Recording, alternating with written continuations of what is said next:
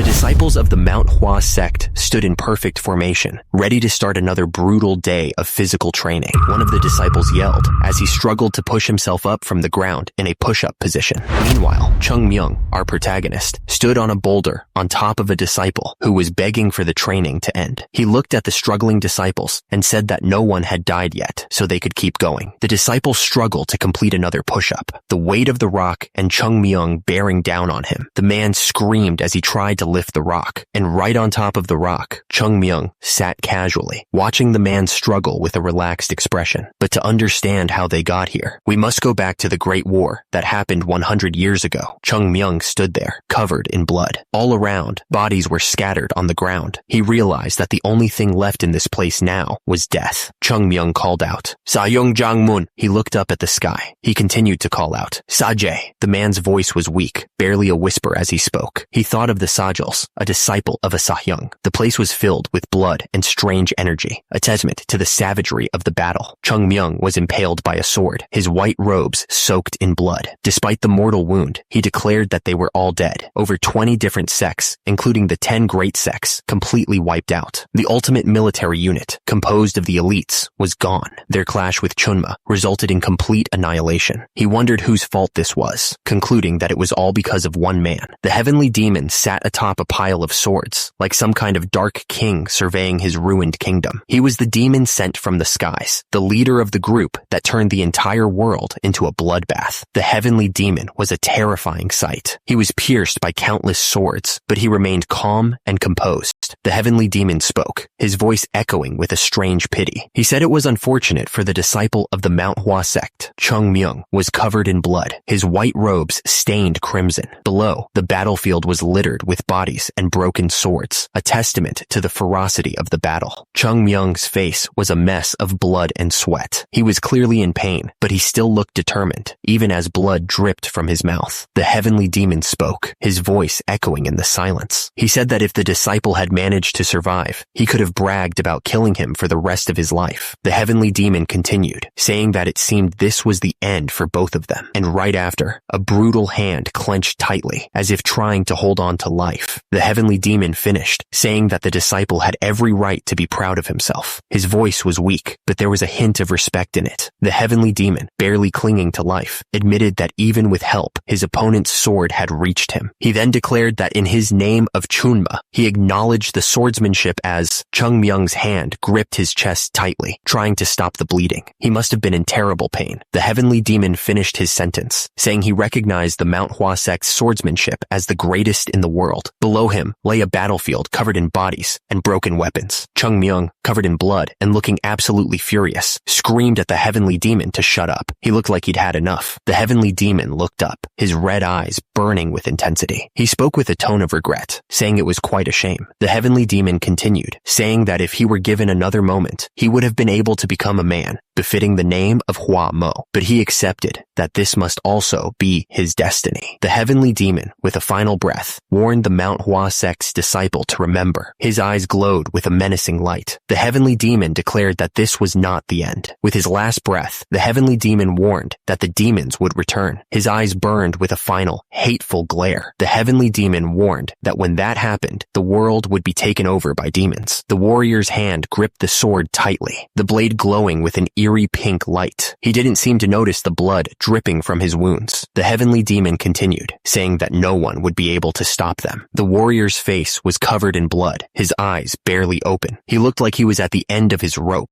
With his last breath, the heavenly demon whispered about the demons. The warrior stood amidst the destruction, his grip tightening on his sword. The heavenly demon stared forward, his red eyes burning with an eerie light. Blood ran down his face, but he didn't seem to care. And immediately, a massive explosion of pink energy erupted. The force of the blast seemed to shake the very ground. Chunma stared down with a cold expression, and immediately, a dark figure plummeted downwards, disappearing into the darkness below. Someone lay defeated defeated on the ground, unmoving. At the same time, another figure walked towards the body, their steps echoing in the silence. The scene showed a figure standing atop a mountain of corpses. The warrior seemed to be the only one left alive in the area. Chung Myung's face was covered in blood and sweat as he cried. He looked like he had been through hell and back. He stood there, gazing up at the sky, which was now glowing with an eerie light. The warrior seemed lost in his thoughts, trying to make sense of the devastation around him. He turned his head, his eyes filled with a deep sorrow. The fighter's face was streaked with blood, a grim reminder of the battle that had just ended. Chung Myung stood atop a mountain of bodies, a grim testament to the battle that had just taken place. He knew that every single member of the Manhwa sect had lost their lives in this place. Not only the members of the Manhwa sect were gone, but their followers too had been killed. The battlefield was now a graveyard. The only ones left were the powerless children, unable to defend themselves. The weight of that truth was crushing. The wind howled through the battlefield, carrying the scent of blood and the whispers of lost souls. It was a mournful song for the fallen. If only he had dedicated himself more to training, maybe he could have saved at least one more life. The thought gnawed at him, a constant reminder of his failure. Broken swords lay scattered across the ground, silent witnesses to the carnage. They were the last testament to a battle lost and a war that had ended in the worst way possible. Chung Myung lay among the dead, the bodies of his comrades surrounding him. He panted, realizing that all of this bloodshed was meaningless. Chung Myung's breath grew shallow, and he felt the life draining out of him. He thought that even a plum blossom bloom must come to an end at some point. With his last breaths, Chung Myung thought of the Manhwa sect. He wondered what would become of it now that everyone was gone. He was the 13th disciple of the great Manhwa sect, one of the 3 great swordsmen, the Plum Blossom Sword, Saint Chung Myung. After killing Chun Ma, who had brought destruction and disarray onto the world, Chung Myung's life was coming to an end. He breathed his last breath there, on top of the heavenly demon sect's mountain. The ground was covered with the bodies of the dead. Turns out, that short story was the only thing he left behind in the world. All the fighting, all the sacrifice, it all came down to that. But then, a baby was born, a new life, completely unaware of the brutal legacy he was about to inherit. At the same time, at the gates of Manhwa, the elders looked down, worried. Below, the sect was a shadow of its former glory. Despite that, the disciples kept training under the plum blossom trees. They were trying their best to keep the Manhwa sect alive, even if they didn't know its true potential. Above, the other disciples watched, but didn't dare intervene. Down below, someone yelled at Chung Myung, calling him a brat. Chung Myung was stunned by the outburst. He wondered if his life was flashing before his eyes. The authority figure lectured the 2 disciples, emphasizing that they should be an ascetic practitioner before a martial artist. He added that power without ethics can only be regarded as violence. Chung Myung looked annoyed. Someone muttered that he was at it again. He was sick of it. Even though he had been a disciple of the Manhwa sect, he hadn't followed its teachings completely. He was getting attention he didn't deserve because of his talents, but he was just a rookie in the Manhwa sect. He wondered why he hadn't realized that back then. He thought about how everything he had came from the Manhwa sect. Then, Jang Mun's voice echoed, asking if he regretted his past. Chung Myung admitted that yes, he regretted his past. Sahyung Jangmun. If only he had been more dedicated to following the teachings from the Manhwa sect, he thought. And if he could have become even a bit stronger than he was, he could have changed the ending of this horrible tragedy. Jangmun looked down at him with a sad smile, trying to comfort him. He told Chung Myung that there was no need to regret anything because the Manhwa sect would continue. The words hung in the air, promising that no matter what happened, the Manhwa sect would find a way. The mountains of Manhwa stood tall, covered in trees with pink flowers. It was a beautiful sight, full of hope. The words echoed again, stating that there would always be the Manhwa sect. It would never disappear. Chung Myung looked up, his eyes shining with a new resolve. He knew what he had to do. The small building stood quietly under the open sky, looking worn. Everything seemed calm for now. Someone reached out, shaking a figure awake. The voice shouted, asking about Chun Ma and how that could be possible since he was supposed to be dead. The person who was sleeping sat up, looking around with a dazed expression. He mumbled the name Chun, as if trying to understand what was happening. Standing over the sleeping figure, someone held a bamboo stick. He yelled that the other person was talking crazy in his sleep, calling him a bum. Now fully awake, the person sat up, his face still showing confusion. He asked why everyone had already left to beg, and what was going on. The man looked absolutely furious. He couldn't believe that he was being threatened after someone someone had the nerve to laugh at him. The man on the ground tried to calm things down. He asked the guy with the bamboo stick to put it down, saying he didn't understand what was going on. But the guy with the bamboo stick just laughed at him. He didn't seem to care at all. The man sitting on the ground was beyond confused. He started laughing too, saying that none of this made any sense. Chung Myung was getting angry. He was Chung Myung, one of the Plum Blossom Sword Saints, someone even the leader of the Beggars Union respected. And yet, this little brat was acting like this. The guy with the bamboo stick was beyond furious. He yelled that the man was dead to him, promising to teach him a lesson. And immediately, he swung his weapon down with full force. The man on the ground wasn't scared at all. He planned to block that slow swing, completely confident in his ability to defend himself. But something was very wrong. The defender's eyes went wide. He was completely confused. Looking down, the defender realized something was horribly wrong. He wondered why his arm was so short. What the hell was going on? He stared at his hand, completely shocked. He couldn't believe it was so small. It just wasn't possible. The defender realized he couldn't block the attack. His arm was too short to even reach. The attacker was beyond angry. He screamed that the other guy was a total bastard. The attacker didn't care if the defender understood or not. He was going to make sure he understood, even if it meant beating him senseless. The attacker shouted that everyone had a limit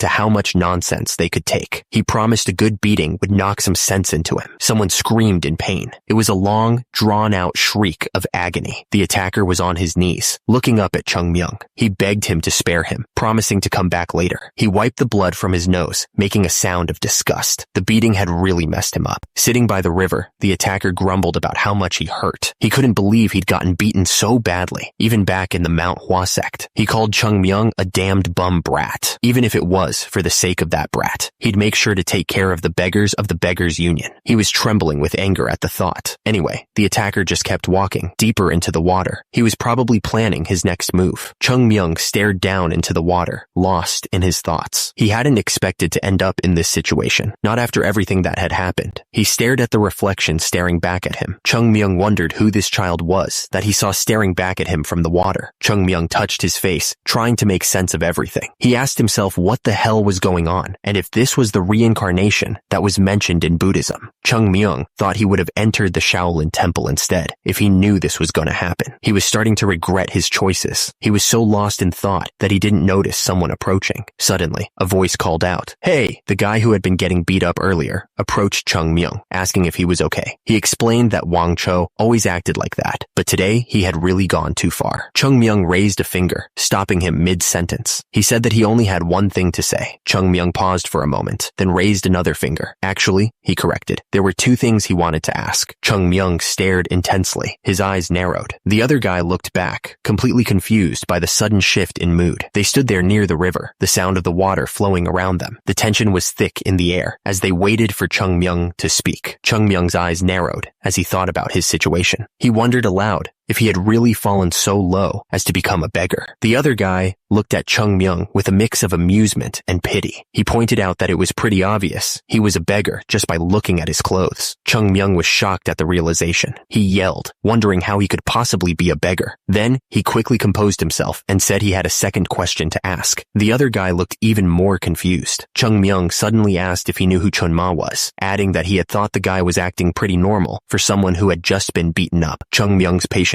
wore thin. He demanded that the other guy just answer him, calling him a bum. Then he sighed, calling him a bum again. The other guy looked up, thinking for a second. Then he said that, yeah, he knew who Chun Ma was. The other guy kept going, asking if Chun Ma wasn't the leader of the Heavenly Demon Sect. He added that Chun Ma had died 100 years ago, or so he thought. Chung Myung's face suddenly went pale, his eyes wide with disbelief. He was clearly shocked by what he had just heard. Chung Myung's eyes narrowed, his shock turning into something more intense. He couldn't believe what he was hearing. Chung Myung shouted, questioning if what the other guy said was even possible. 100 years? That's insane. Chung Myung grabbed Jongmun, his grip tight. He demanded if it had really been 100 years since Chun Ma died, repeating the question in disbelief as he asked what Jongmun was doing. Chung Myung shook Jongmun, needing to know if all of this was true. Jongmun insisted that he was telling the truth, adding that there was no reason for him to lie. Chung Myung's eye widened, his mind racing. He just let out a trying to process everything. Chung Myung said that this was insane, repeating the 100 years in his head. He couldn't believe how much time had passed. past. Chung Myung wondered why he couldn't have been brought back right after he died. He added that this was almost like Chung Myung just stood there, staring up at the sky. He thought that he had been left all alone in this world. Jungmun looked at Chung Myung with concern, asking if he was all right. Chung Myung ignored the question, wondering how things could have gone so wrong, and if the Manhwa sect was also. Chung Myung's eyes darted around, his mind trying to catch up. He just let out a confused, "Huh?" Chung Myung's voice started to rise in panic as he asked about the Manhwa sect. He demanded to know what had happened to them. Jungmun stared at Chung Myung, clearly taken aback by the outburst. He asked what was going on. Chung Myung looked at the other beggar up and down, asking if he wasn't just a beggar too. The other guy just nodded, confirming that he was, just like Chung Myung. Chung Myung's face turned red with anger as he yelled, asking how the guy could be part of the Beggars Union and not know about the Manhwa sect, one of the 10 great sects. He demanded to know if the guy even knew what he was talking about.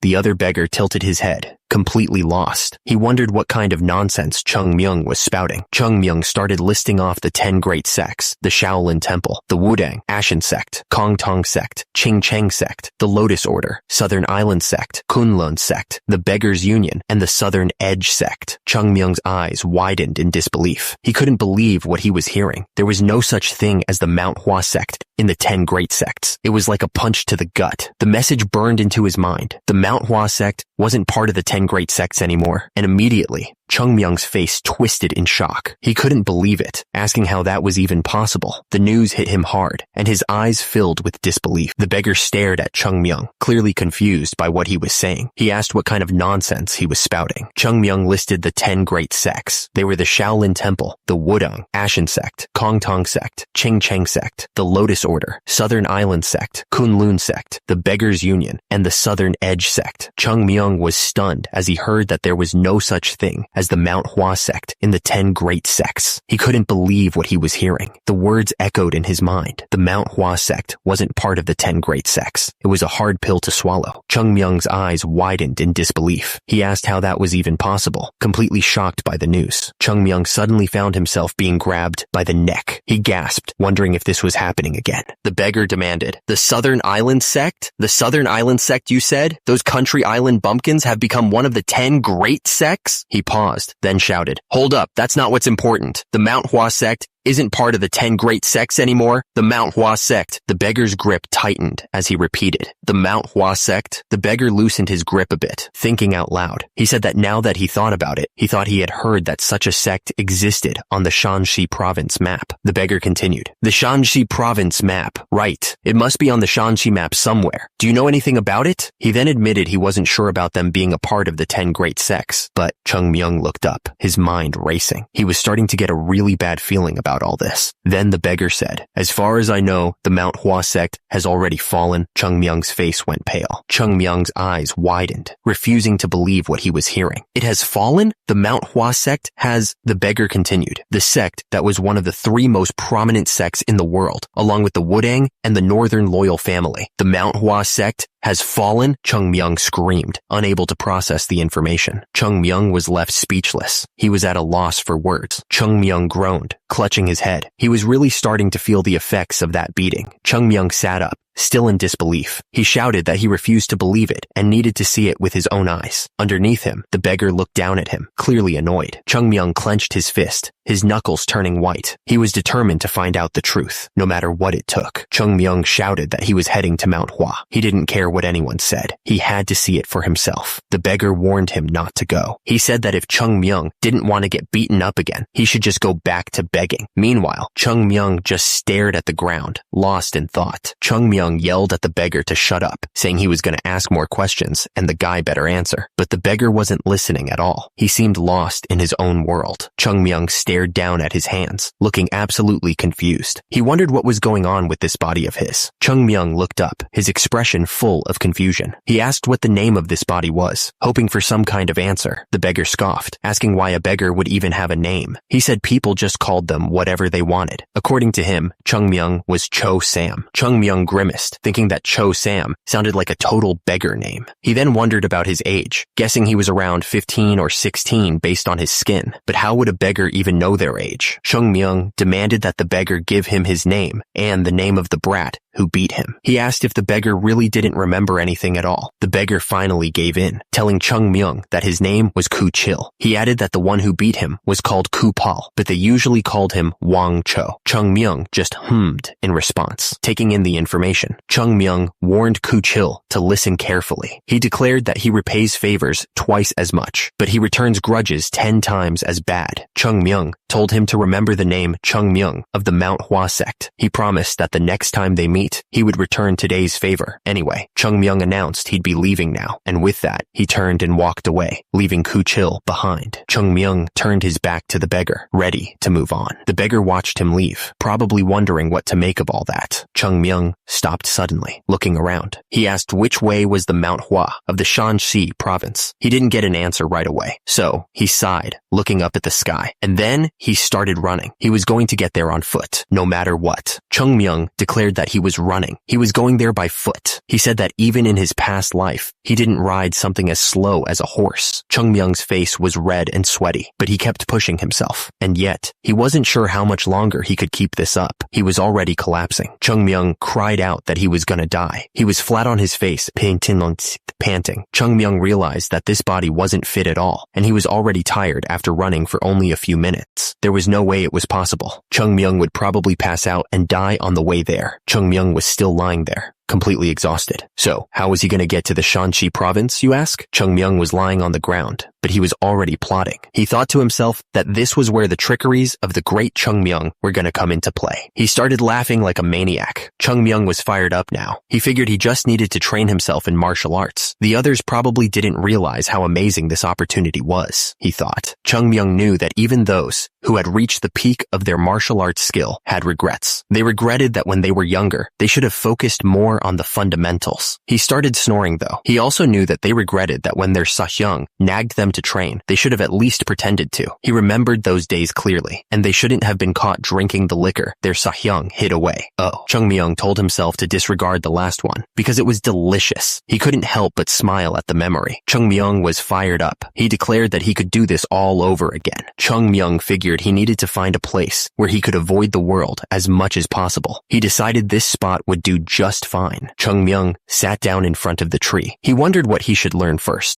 The wind blew through the trees as Chung Myung thought to himself. At the same time, he knew he had countless theories of advanced martial arts techniques stored in his head, and that every martial art technique and the history of the Manhwa sect resided by his side. A leaf fell gently from a tree above. Meanwhile, Chung Myung knew tons of methods of inner chi cultivation techniques, and that if he didn't limit himself to just the techniques of the Manhwa sect, the amount he'd learn would easily multiply. Chung Myung looked up, thinking hard. Of all the martial arts techniques available, he was going to learn one first. Chung Myung paused for a moment, then finally spoke. He decided he would learn equilibrium. What kind of martial arts technique was this thing called equilibrium? At the same time, a book with the word equilibrium was shown. Turns out, it was a technique that was thrown away very cheaply in illegal street stores. As a result, someone paid a few coins for it. Chung Myung looked serious. He explained that his reason for learning this cheaply sold technique was because it wasn't a cheap technique at all. The Manhwa sect buildings stood proudly. It was explained that equilibrium was one of the beginner techniques of the Manhwa sect, taught to every new disciple who joined. The explanation continued. Equilibrium might not make you stronger, but it perfectly cleanses your body, getting rid of all the gunk. It was a fundamental technique, so there was no need to rush things. He needed to take his time. He needed to build a strong foundation. Only then could he build a tower of inner body strength. He focused on his hands as the blue energy swirled around them. This was where it all began. Chung Myung stared at his hands, carefully focusing his energy. He knew he needed to make sure to precisely cleanse the energy absorbed from his surroundings. It was almost like fixing a small misalignment in a big fabric, strand by strand. He had to be patient and precise. Chung Myung closed his eyes and focused entirely on the task at hand. He could feel the energy flowing around him,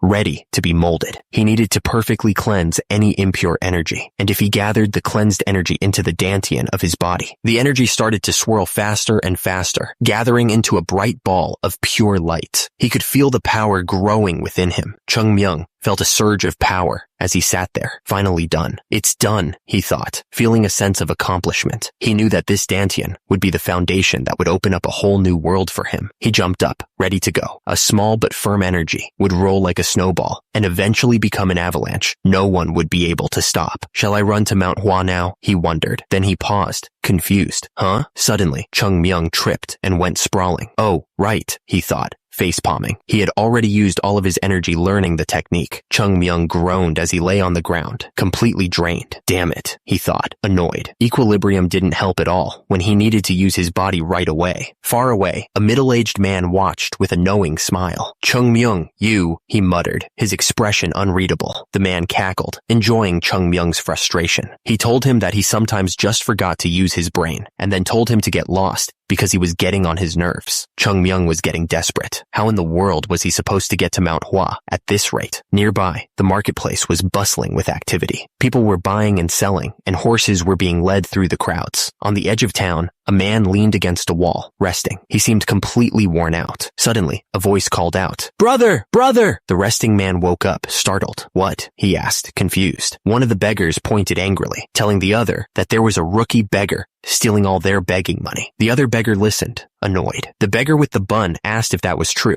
He was clearly not happy about it. The beggar with the bun decided that they needed to teach the rookie a lesson, and immediately, the two of them grinned, ready to cause some trouble. The beggar with the headband spotted Chung Myung and pointed him out. He sounded excited to get started. The two beggars approached Chung Myung, ready to confront him. At the same time, Chung Myung was still sitting on the ground, looking down. One of the beggars yelled at Chung Myung, calling him a little brat and asking if he was deaf. Chung Myung just sat there, not moving an inch. Chung Myung looked up at the beggars, asking if they were talking to him. The other beggars looked at him with annoyance. One of the beggars scoffed, asking if Chung Myung had just spoken informally to him. He figured the kid must have lost his mind so young. The beggar said he didn't know who gave Chung Myung permission to beg there, but since he was young, he'd let him go unharmed. As he said that, the beggar clenched his fist, getting ready to fight. The beggar demanded that Chung Myung leave everything he had and get out of there. But Chung Myung just stared back at him, not looking scared at all. Chung Myung was just trying to eat, but he couldn't help but think about what he had just learned. It was a lot to take in. The other beggars lost it, yelling that Chung Myung had no shame and were those trash were even stealing his food. They demanded to know who he was calling a bum, calling him a little brat. Chung Myung stood up. As a result, the beggars looked absolutely shocked by his sudden movement, realizing this kid was about to cause trouble. Chung Myung threw rocks at the beggars. Right after that, he held his arm, feeling the strain of the movement. Chung Myung muttered that his dantian wasn't perfect yet, but he figured what he just did would be enough for now. Chung Myung told them that he had already gotten used to this body. He said this was pretty bothersome, so they could all come at him at once. The man responded that Chung Myung was weak and couldn't hit very hard. He hoped Chung Myung didn't mind being beaten a little and called him a brat. The man ordered them to go kill him. The others responded, saying yes sir, and charged forward. The attacker immediately threw a punch, aiming to take Chung Myung down fast. Chung Myung took the punch right to the face, staggering slightly from the hit. Chung Myung didn't waste any time. He punched the attacker right in the face, and the sound of the impact echoed through the air. The attacker went down hard. The other guys just stood there, stunned as their buddy crashed to the ground. Chung Myung stood over the fallen man, taking a deep breath. He declared, "I am," Chung Myung shouted, his voice filled with pride, "the Plum Blossom Sword, saint of the great Manhwa Sect." Chung Myung's face was red with anger as he pointed at the others. "You damned bums!" The three men kneeled on the ground, looking nervous. One of them spoke up, apologizing to the guy who'd just beaten them up. Chung Myung looked at the guy, confused. He asked why they were calling a beggar chief. He was starting to wonder what was going on. The man waved his hands, apologizing again. He didn't mean to call Chung Myung a beggar, but it just came out that way. Chung Myung paused, gathering his thoughts. He was about to ask a question, hoping these guys could help him out. Chung Myung asked if any of them knew the fastest way to get to the Shanxi province. He needed to get there as soon as possible. The beggar laughed, finding the question ridiculous. He asked why they'd be living as beggars if they knew the fastest way to get around. The beggars kept laughing, finding humor in Chung Myung's ignorance. Meanwhile, Chung Myung was starting to think he'd asked the wrong people. Chung Myung chuckled, realizing he was barking up the wrong tree. He figured he should try another approach. The beggars kept laughing, not suspecting anything. But at that moment, Chung Myung grabbed one of them by the collar, looking serious. Chung Myung leaned in close, his voice turning cold. He warned the beggar that they might meet again, hinting at something bad. Chung Myung got right up in the beggar's face, looking absolutely furious. He warned that if he asked about something, the guy better have an answer if he didn't want to die. Chung Myung yelled at them to get lost if they understood what he meant. The beggars didn't need to be told twice. They scrambled away as fast as they could, agreeing with him. Far from the chaos by the river, the mountains stood tall and silent. The trees swayed gently in the breeze. High up in the Manhwa Sect, Hyunjong stood by the window, looking thoughtful, and then he spoke, addressing someone outside, calling himself the sect leader. Hyunjong announced that this was Un-am and gave permission for them to enter. At that moment, the door creaked open. The messenger stood in the doorway, looking a little unsure. He reported that a child was asking to meet with him, but that it wasn't important. Hyunjong seemed surprised by the news. He asked who this child could be, and immediately, a young boy appeared, doing some kind of hand sign. Chung Myung grinned, looking up at Hyunjong. He introduced himself as Chung Myung and announced that he wanted to join the Manhwa Sect. Hyunjong stroked his beard, considering the boy's request. He asked if he was serious about wanting to enter the Manhwa Sect. Un-am stepped forward, looking nervous. He admitted to Hyunjong that he had told him they weren't accepting anyone into the sect anymore, but that Chung Myung was desperate to meet him, so he brought him there anyway. Hyunjong and Un-am exchanged glances, unsure what to make of the situation. The room fell silent as they both stared at the kid, who was still holding that weird hand sign. From the outside, Chung Myung seemed to be smiling innocently, but that expression was hiding something. Turns out, Chung Myung was actually very irritated. To find out why, we're gonna have to go back a few moments. The walking stick sunk into the dirt. It was clear he had been walking for a long time, and the journey had taken its toll. Chung Myung was crying, tears streaming down his face. He finally made it,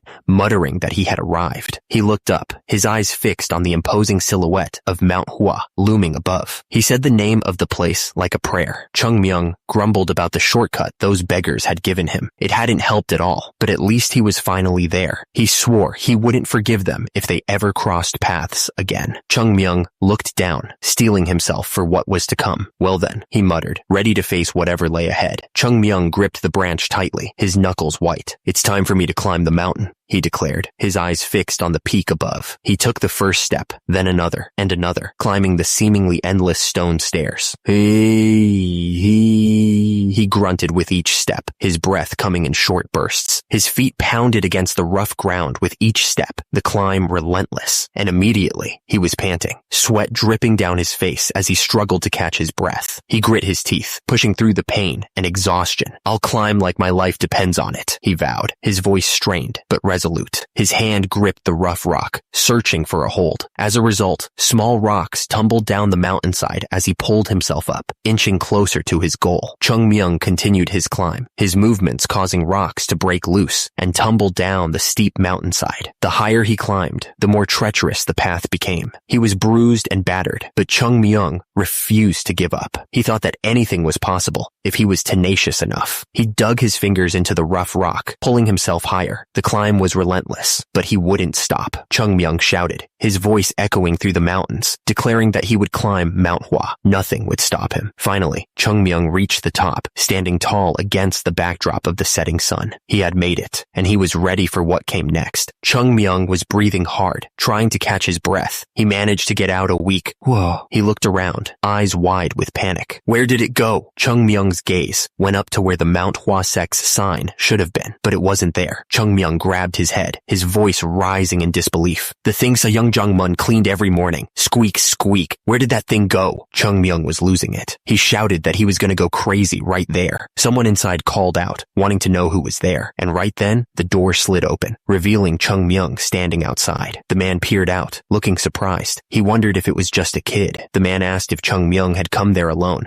and how he had managed to climb all the way up there by himself. Chung Myung replied that he had just climbed up. Chung Myung looked up, trying to catch his breath. He said he had something he wanted to ask. The man was listening intently. Chung Myung asked if he was a martial arts practitioner from the Manhwa Sect. Chung Myung looked up at the man, his eyes shining with determination. He declared that he was right. The Manhwa Sect hadn't disappeared completely. Chung Myung looked surprised as the man spoke. He asked if he could come in for now, then apologized. The man explained that they weren't accepting any outsiders at the moment, but he added that it was probably too late to start climbing back down, and they couldn't let a guest of the Manhwa sect climb back down in the middle of the night. The man at the door gestured for Chung Myung to come inside. He added that Manhwa got very cold when night fell. Chung Myung's face twisted in frustration, and he let out a silent scream. He couldn't believe what he was hearing. Chung Myung stared at the dirt floor of the training grounds in disbelief. He demanded to know what happened to the marble stone floor and what was wrong with the place. Unam tried to calm Chung Myung down, explaining that they were merely pieces of stone. He added that they must have sold them when they were in a dire situation. Unam then tried to reassure him that the training ground was very spacious and nice, but Chung Myung didn't seem convinced. Chung Myung's smile faded. However, he had a feeling there was more bad news coming. Chung Myung's eyes widened as he gazed at the crumbling remains of what was once the heavenly golden palace. He couldn't believe what he was seeing. Chung Myung pointed a shaking finger, stuttering in disbelief. He was absolutely floored by the state of the place. Chung Myung stared at the empty space, a puzzled look on his face. He asked if something was missing there or if it had always been empty. Unam confirmed that it was pretty obvious. He explained that palaces once stood in the empty lot. He knew it was bad, and he was asking where they all went. Hyunjong laughed, trying to brush it off. He said it wasn't something someone of Chung Myung's age would know. Hyunjong admitted that it was pretty embarrassing for a martial arts master to say, but he guessed it was a wound of glory, or some nonsense like that. Chung Myung tilted his head, confused, but Hyunjong quickly said it was nothing, sir. The sect leader gestured for Chung Myung to follow him. He said it was understandable, and it wasn't like it was their fault or anything. He just wanted to show him something. He added that they probably had it the roughest, trying to keep the sect from disappearing until now. Every step was a struggle. They arrived at the Yuyuan temple. The sect leader pointed to it and said that this one seemed to be intact, at least. The Manhwa sect was a martial arts sect, so the guests had their own set of duties. Every member had a role to play. The sect leader told Chung Myung to go on in and prepare to pay his respects to their ancestors. Chung Myung nodded in agreement. Chung Myung stopped dead in his tracks, his eyes wide. Something wasn't right. He had a bad feeling about this place. He looked around the temple and his face fell. It was empty. There was nothing there. He started listing the missing items, his voice rising in disbelief. The golden candlestick that was given to ancestor Daitong Hak by the emperor of the Jin dynasty was gone. The hanging scroll, written by hand by the ancestor, the gold plating decorations, all gone, just like that. And the paintings that used to fill the room were all gone. The place was completely empty, stripped of everything that made it special. Chung Myung's eyes darted around the room, and he looked absolutely shocked. He stammered, barely able to get the words out, wondering if there wasn't something else that was supposed to be there. Chung Myung frantically looked around the room, his eyes scanning every corner. He was looking for a flower, he said, wondering where it could be. Chung Myung turned to Hyunjong, his voice rising with urgency. He demanded to know where the flower had gone and how Hyunjong knew about it in the first place. He looked absolutely furious. Hyunjong watched Chung Myung's outburst with a thoughtful expression. He seemed to be weighing his words carefully before responding. Chung Myung was not letting it go. He insisted that there had been a flower, a plum blossom made out of some strange white metal. He demanded to know where that flower was. The man smiled and casually revealed that they had sold it. He seemed completely unbothered by the news. Chung Myung listened as the speaker continued, explaining that they couldn't find a use for it. Apparently, it didn't suit their temple, and they were troubled about what to do with it. But luckily, they found a merchant who was willing to buy it at a good price. The words hit Chung Myung like a physical blow, and he dropped to his knees. The reality of the situation was starting to sink in. Sahyung Jong-moon looked down at Chung Myung with a sad smile. He confirmed the awful truth. The Manhwa sect had fallen, the white plum blossom of the nocturnal fragrance. It was one of the two sacred artifacts of the Manhwa sect, along with the divine sword of the violet dawn. This type of white plum blossom gave off a sweet scent at night, and it wasn't as showy as gold, nor as flashy as silver, but rather unpretentious. It was a sacred artifact said to hold the righteous spirit of the Manhwa sect. The news hit Chung Myung hard, and he exploded with anger. And these dumbasses sold it off, he shouted. Sahyung Jong-moon noticed that Chung Myung was on his knees and asked if he was all right. Chung Myung was starting to realize the gravity of the situation. He knew he needed to step in as soon as possible before they made an even bigger mess of things. He looked up at Sahyung Jong-moon and begged him to let him meet with the sect leader. He was desperate to get things back on track. Chung Myung looked up and yelled. He wanted to join the Manhwa sect more than anything, and with that, everything was about to change. Alright, so the story jumps back to the present. Chung Myung was standing there with the sect leader and another guy in front of Manhwa. The sect leader was saying something about him wanting to join the Manhwa sect. Chung Myung looked at the sect leader and confirmed that he knew about the Manhwa sect. He figured it wouldn't be easy to get in, but he had a plan. Chung Myung smirked to himself. He knew he had an entire scenario ready to go. He was going to make sure he got in. The thing is, Chung Myung was going to use the name of Chung Jin, who was lost in the middle of a war. He was ready to tell them the story he had come up with. Chung Myung's story was that Chung Jin fell off a cliff. Then a lumberjack found him and treated his wounds. It was all part of his plan to get into the Manhwa sect. Chung Myung's story continued, explaining that even though Chung Jin couldn't move right away because of his wounds, he still taught the lumberjack the Manhwa sect's martial arts techniques to thank him. And immediately, Chung Jin treated the lumberjack as his disciple. Chung Myung grinned, revealing his master plan. He declared that he, Chung Myung, was the lumberjack's descendant. This was it, the moment of truth. Chung Myung thought to himself that the best thing about this whole story was that he could set his own position in the sect. After all, if the lumberjack was his grandfather, then he'd technically be on the same level as the sect leader. He thought it was an amazing plan, if he did say so himself. Chung Myung smirked, thinking that he should be in a higher position than the youngsters. He was ready for them to reject him or ask him for a reason. The sect leader surprised everyone by saying he approved Chung Myung's entry to the sect. Chung Myung looked completely lost for words. He wondered what was going on, and all he could manage to say was, huh? Chung Myung was still trying to understand what he was hearing, but the sect leader interrupted him, saying that if he really wanted to join the sect, he should let him do as he wished. The sect elder was completely baffled. He reminded the sect leader that he had said he wouldn't accept any more entries to the sect, but the sect leader just brushed it off, saying he had changed his mind. The sect leader continued, saying that maybe this was their destiny. Chung Myung looked even more confused as the sect leader told the sect elder that they needed to show more suspicion towards strangers before accepting them into the sect. The sect leader finished, saying that whatever the reason this child had, he came looking for the Manhwa sect. He seemed to have made up his mind. Hyunjong smiled, saying they don't chase away a bird that has come to the eaves to avoid the rain. He added that they hand out food to animals who come looking for food in the winter. How could they deny a child who seeks entry into the sect so desperately? Hyunjong then ordered Unam to provide the child with a place to stay and prepare for the entrance ceremony. Unam agreed immediately, saying he would prepare everything right away.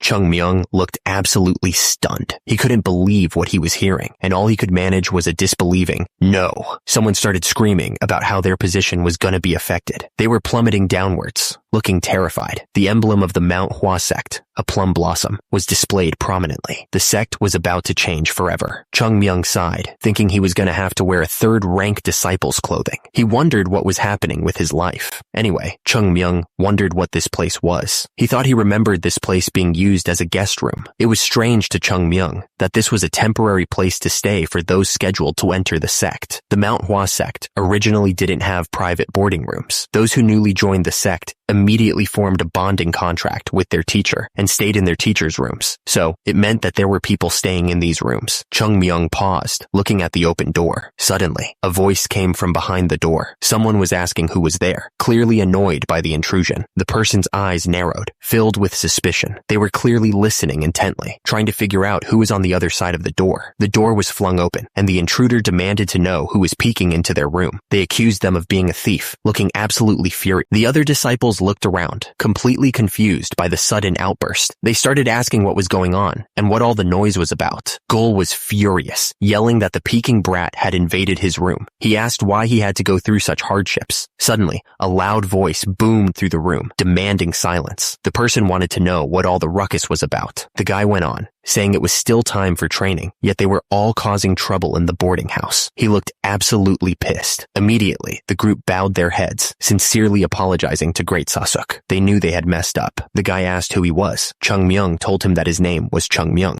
Great Sasuk told Chung Myung that he must be the newcomer in the White Plum Blossom boarding house. Great Sasuk told him to get some rest for the day since it was already late, and to make sure to participate in training starting tomorrow. Great Sosik dismissed the rest of the group, telling them to come back downstairs. They all replied, "Yes, sir." Jo-gul looked absolutely furious. He glared in Chung Myung's direction, clearly not happy about the interruption. Gul was furious that someone had been peeking into his room. He yelled that he would deal with the intruder later and make sure to teach him a lesson. Jo-gul just stared back silently, not sure what to say. Chung Myung just stood there, taking it all in. He figured he'd just have to deal with it. Chung Myung looked at the group, calling them the cute little successors of the Manhwa sect. He said that he would make sure to give them proper attention. Chung Myung smirked, adding that his kind of giving proper attention might be a bit different from others. He let out a little heh, as if he was planning something evil. He figured it was their problem, not his. Outside, the White Plum Blossom boarding house stood silently under the moonlight, unaware of the hell that was about to be unleashed upon its residents. Jo-gul stared right at Chung Myung, a strange smile on his face. He told him to take them off. Chung Myung looked confused, tilting his head slightly. He asked what he was supposed to take off. Jo-gul, surrounded by the others, didn't hesitate. He told Chung Myung to take off everything he was wearing. Jo-gul went on to explain that this was how men got closer to each other. He said they'd take off all their clothes, dance, get beaten up a little bit, and wouldn't that strengthen their affection towards their seniors? Jo-gul finished his weird explanation and stared at Chung Myung expectantly. He told him that if he understood, then he should hurry up and take them off. Chung Myung looked around at the group of guys. He had a question to ask. Chung Myung asked where the boarding house advisor, Eun-gum, was at. He added that the advisor didn't usually train in the afternoon. Jo-gul looked furious. He said that this little brat just couldn't stop talking. He changed his mind, deciding that they'd start with a little beating. Jo-gul stared down at Chung Myung. He told him to flex his neck muscles. Jo-gul cocked his fist back. He punched Chung Myung right in the face, sending him flying. The roof of the building shook violently from a powerful impact. The whole structure groaned under the sudden force. A crowd of people watched in stunned silence, their mouths hanging open in disbelief. What was going on? And immediately, the floorboards splintered as Chung Myung stood tall. The other students were sent flying, crashing to the ground around him. Chung Myung's face twisted in anger. He thought to himself, "Start with a little beating, you say?" The crowd of students recoiled in terror at Chung Myung's outburst. He screamed at them, calling them scumbags. The night air filled with screams of agony. The sound was so intense that it felt like the very sky was cracking. Suddenly, Chung Myung's voice cut through the screams. He called out, "Sahyung Yoon Jong." Chung Myung told them to put a little bit more effort into the massage. He said he was giving them special treatment because Yoon Jong was the great Sakyung there. One of the students replied that he would do his best. Chung Myung then turned his attention to someone else. He asked, "And you, Sahyung Jo-gul?" Chung Myung told him he wasn't going to hurt him, so he should come out. He looked absolutely furious. Chung Myung started asking questions, saying he still wasn't used to the situation in the Manhwa sect, and immediately, the subordinate replied nervously, saying that Sir Sajay could ask him anything. Chung Myung asked what happened to the Heavenly Golden Palace. He also wanted to know why the Manhwa sect was in such a mess. He looked serious, waiting for answers. The subordinate started to answer, but he was clearly nervous. He stammered, trying to find the right words. Chung Myung then asked if Sir Sajay knew of the Plum Blossom Sword Saint. He didn't wait for an answer before declaring that he was the Plum Blossom Sword Saint himself. The subordinate looked shocked. According to the Sasics, the Plum Blossom Sword Saint took a major role in defeating Chunma. The image of the legendary warrior loomed over the battlefield, a symbol of hope and strength. But after that, the remaining groups of the Heavenly Demon Sect went completely nuts and stormed into the Zhongyuan region. And for some reason, they forced their way all the way up to Mount Hua and set the entire mountain on fire. And because of the severe damage they took back then, they still haven't recovered the prowess they used to have. Chung Myung paused, trying to process the information. Wait, so that means the reason why the Manhwa sect fell is because of me? I hate my life. The elders had been discussing the Tai Yi Flummox sword technique, and it wasn't looking good. Turns out, the technique lacked Taoistic aspects and wasn't very powerful either.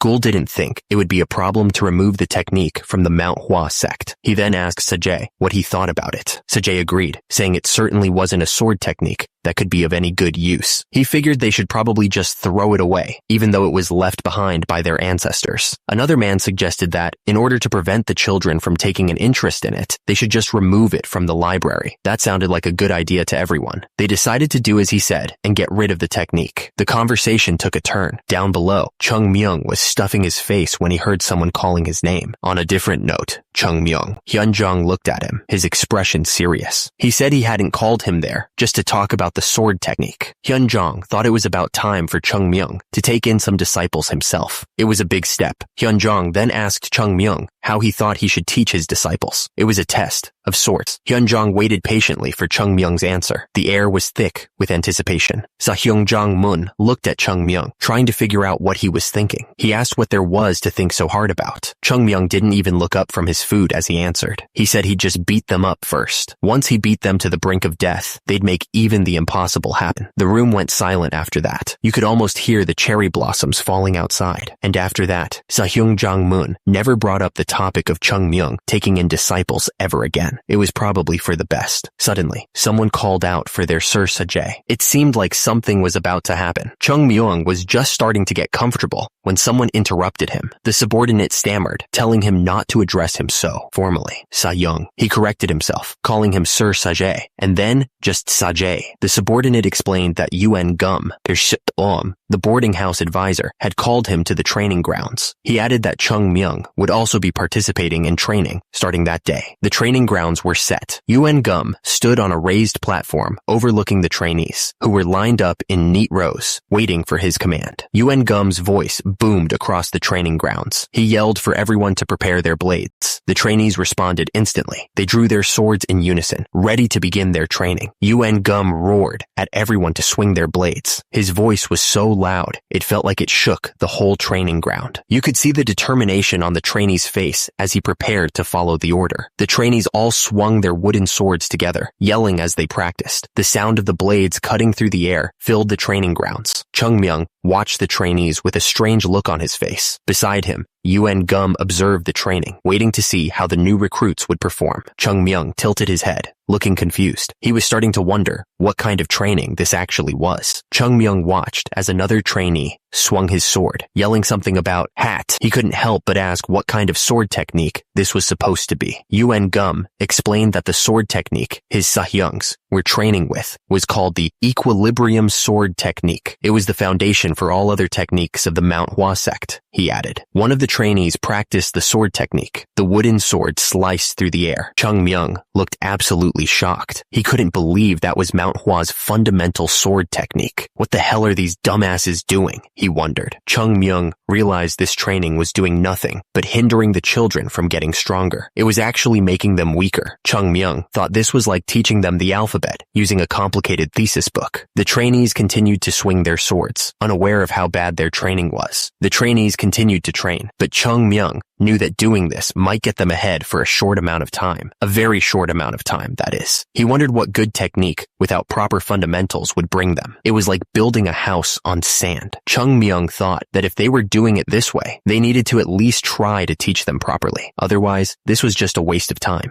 Chung Myung stared in disbelief. He looked absolutely furious. He looked up at the sky. Look how beautiful the blue sky is. The clear and cloudless sky is like the nothingness of the future of the Manhwa Sect. Chung Myung looked up, completely lost. He didn't even know where to begin with these guys. Suddenly, someone called out, "Sahyung." Jo-gul looked around, completely startled. "Yes?" The voice asked what else he was learning other than this technique. Jo-gul looked even more confused. Oh. The voice continued, explaining that after learning the equilibrium sword technique, they learned the sword technique of the 7 sages. And after that, they graduate from the Plum Blossom House and learn the Lesser Ching sword technique. Chung Myung closed his eyes, taking a deep breath. After learning all the basics, they were finally able to learn the sacred technique of the Manhwa Sect. Turns out, the technique was called the Tai Yi Flummox sword technique. Chung Myung looked completely lost and asked, "What?" The man then added that the Tai Yi Flummox sword technique lacked Taoistic aspects and wasn't very powerful either. Chung Myung, still eating, said that it was certainly not a sword technique that could be of use and they should probably just throw it away. Chung Myung suddenly yelled, reminding them that this was what they had agreed on. And yet, the technique they were learning was the Tai Yi Flummox sword technique? Are you kidding me? Chung Myung was absolutely furious and yelled, asking what happened to the 24 movement plum blossom sword technique and called them retards. Suddenly, a voice boomed from above, demanding to know who was chattering again. and ordering them to come up there immediately. The voice seemed to come from the main building. It was Joe Ghoul, looking back nervously. He mumbled that it was him, Sahyung Joe Ghoul. Joe Ghoul, trying to sound tough, told Chung Myung not to be so formal with him. He repeated, "Yes, Sajaya," in a less formal tone, trying to act like he was in charge. Chung Myung asked Joe Ghoul to do him a favor, but Joe Ghoul seemed a little unsure. He asked what kind of favor Chung Myung had in mind. Joe Ghoul then told Chung Myung to tell everyone to gather in front of the White Plum Blossom boarding house at 5 a.m. the next morning. He seemed to be enjoying bossing people around. Joe Ghoul continued, telling Chung Myung to also prepare the things he was about to tell him. He seemed to be getting more and more confident with each order. Joe Ghoul finished by telling Chung Myung to prepare 5 of those items per person. It was pretty wild seeing Chung Myung being ordered around like this. Joe Ghoul seemed a little unsure about what he was hearing. He asked if Chung Myung really wanted him to prepare those things. Chung Myung stared back at Joe Ghoul, a slight smile on his face. He asked if Joe Ghoul didn't think he could handle it. Chung Myung said he liked Joe Ghoul's enthusiasm, as expected. He then told Joe Ghoul that he could go now, waving his hand to dismiss him. Chung Myung watched as Joe Ghoul left the room. He had a lot on his mind. The system flashed a grim warning. Currently, the Manhwa sect had neither wealth, technique, nor talent. It wouldn't be surprising if the whole sect collapsed overnight because of that.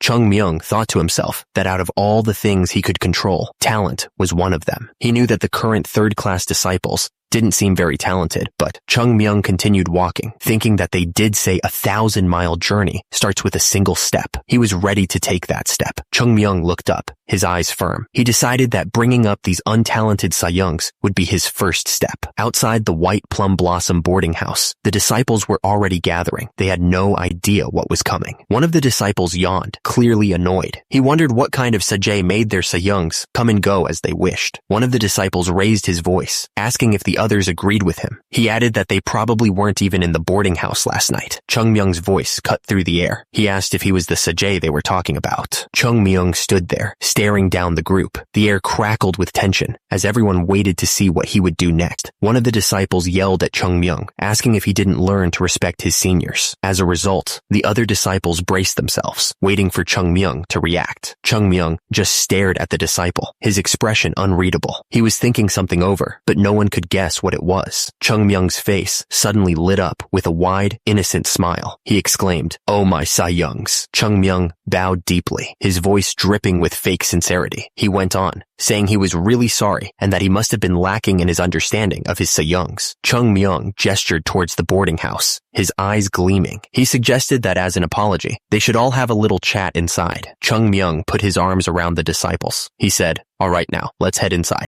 The door slammed shut with a loud bang. The sound echoed through to the boarding house, cutting off the outside world. The disciples stood outside the White Plum Blossom boarding house, unaware of what was about to happen. At the same time, inside the boarding house, the disciples looked around, confused by the sudden commotion. The boarding house started to shake violently. It was clear that whatever was happening inside was putting a lot of stress on the building. The boarding house building was starting to shake, just slightly at first. At the same time, one of the disciples looked up, his eyes wide with shock as he realized what was happening. The shaking got worse. The whole building felt like it was about to fall apart. Suddenly, the doors of the boarding house burst open, and the disciples went flying out like they were shot from a cannon. They were all screaming. Ghoul turned to the other disciples, trying to keep things under control. He told them to be quiet, or else they'd wake the great Sasuk. Someone stepped forward, the sound of their boots echoing slightly in the quiet morning. It was time to get started. Ghoul grinned, his eyes shining with excitement. He announced that every morning at this time, they'd all be training together, addressing them as his Sayungs. The sun peeked over the mountains, painting the sky with the colors of a new day. It was going to be a tough one. Inside the building, someone was listening to the commotion outside. He wondered what all the noise was about. Ghoul frowned, realizing that no one had come to give their morning greetings. He sighed, assuming it meant everyone in the White Plum Blossom boarding house was still asleep. Ghoul started walking, his footsteps echoing in the quiet building. It suddenly hit him. There was a newcomer in the house. Ghoul figured they must still be asleep,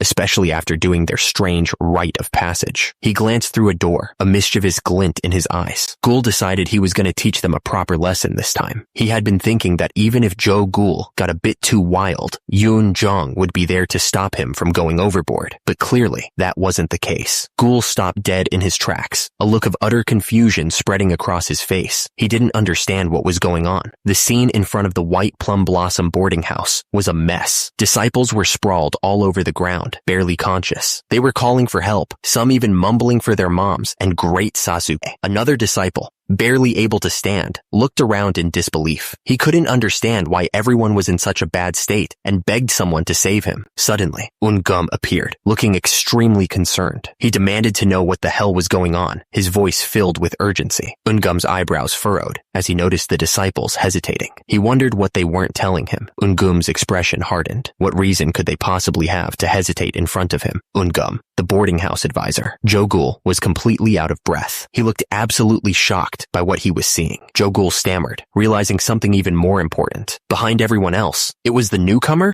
Chungmyung's hands gripped the wooden pole tightly. The muscles in his arms were straining with the effort. Chungmyung staggered under the weight, his breath coming in ragged gasps. He was pushing himself to the limit. Chungmyung's face was contorted with effort, sweat pouring down his forehead, and right below, his legs trembled, barely holding him up under the immense weight. The rock fell from above, picking up speed as it hurtled towards the ground. The sound of its descent echoed through the air. Chungmyung struggled under the immense weight of the rocks, his muscles screaming in protest. He grit his teeth and counted. Chungmyung was at his limit, sweat dripping from every pore. He was pushing himself harder than anyone I'd ever seen. Someone called out, "Oh, great Sasuke!" And right below, another man looked down, thinking, "This kid." The voice continued, explaining that Sasuke was so worn out that his legs were shaking, and that was easy to see. His legs were trembling under the weight. The guy yelled for someone to bring Sasuke some water, right now. But then he immediately dismissed the idea, saying that wasn't necessary. After Sasuke gulped down the water, the man asked him to speak now that he'd quenched his thirst. What in the world just happened here? One of the disciples cried out, begging someone to save him from this nightmare. Chungmyung just smiled, saying it was nothing much. Chungmyung explained that it was just a little morning exercise they decided to do together. Since it was the first day, everyone must have been hyped up and pushed themselves a little too much. The man looked absolutely shocked, asking if they were really that hyped up. Chungmyung just turned around and walked away, leaving the man speechless. He didn't seem to care about the mess he'd caused. What was going on here? The man wondered why they were acting so scared of the kid. The man scoffed, asking if they really called themselves disciples of the Manhwa Sect, and yet they were scared of a mere newcomer. The observer thought he should probably give the newcomer a warning. The man confronted Chungmyung, asking how he dared. The White Plum Blossom boarding house had its own set of regulations. Meanwhile, Chungmyung just stood there, listening. The man yelled, asking who told him that he could sacrifice sleep time for training. He stared down at Chungmyung, waiting for an answer. Chungmyung suddenly said he'd stop. Then he looked up, confused. The man looked at Chungmyung, clearly not expecting that. He was probably wondering what was going on. The man's face turned red with anger. He decided to focus on the fact that Chungmyung had threatened his Sayungs. Chungmyung just smirked, seemingly enjoying the situation. He looked like he was up to something. The man hesitated, then said he couldn't do that. It would make everyone look like an idiot. The man thought that the third-class disciples were already idiots for letting a newcomer pressure them into training. He'd be the biggest idiot of all if he actually taught those idiots anything. Suddenly, the man paused, thinking about something. He spoke one phrase, 1 month. The man looked at Chungmyung and asked him to give them 1 month, calling him Great Sasuke. He seemed determined to prove something. Chungmyung smiled, full of confidence. He said he'd make sure to bring results within a month, no matter what it took. The man watched his Sahyungs training hard. He highly regarded their determination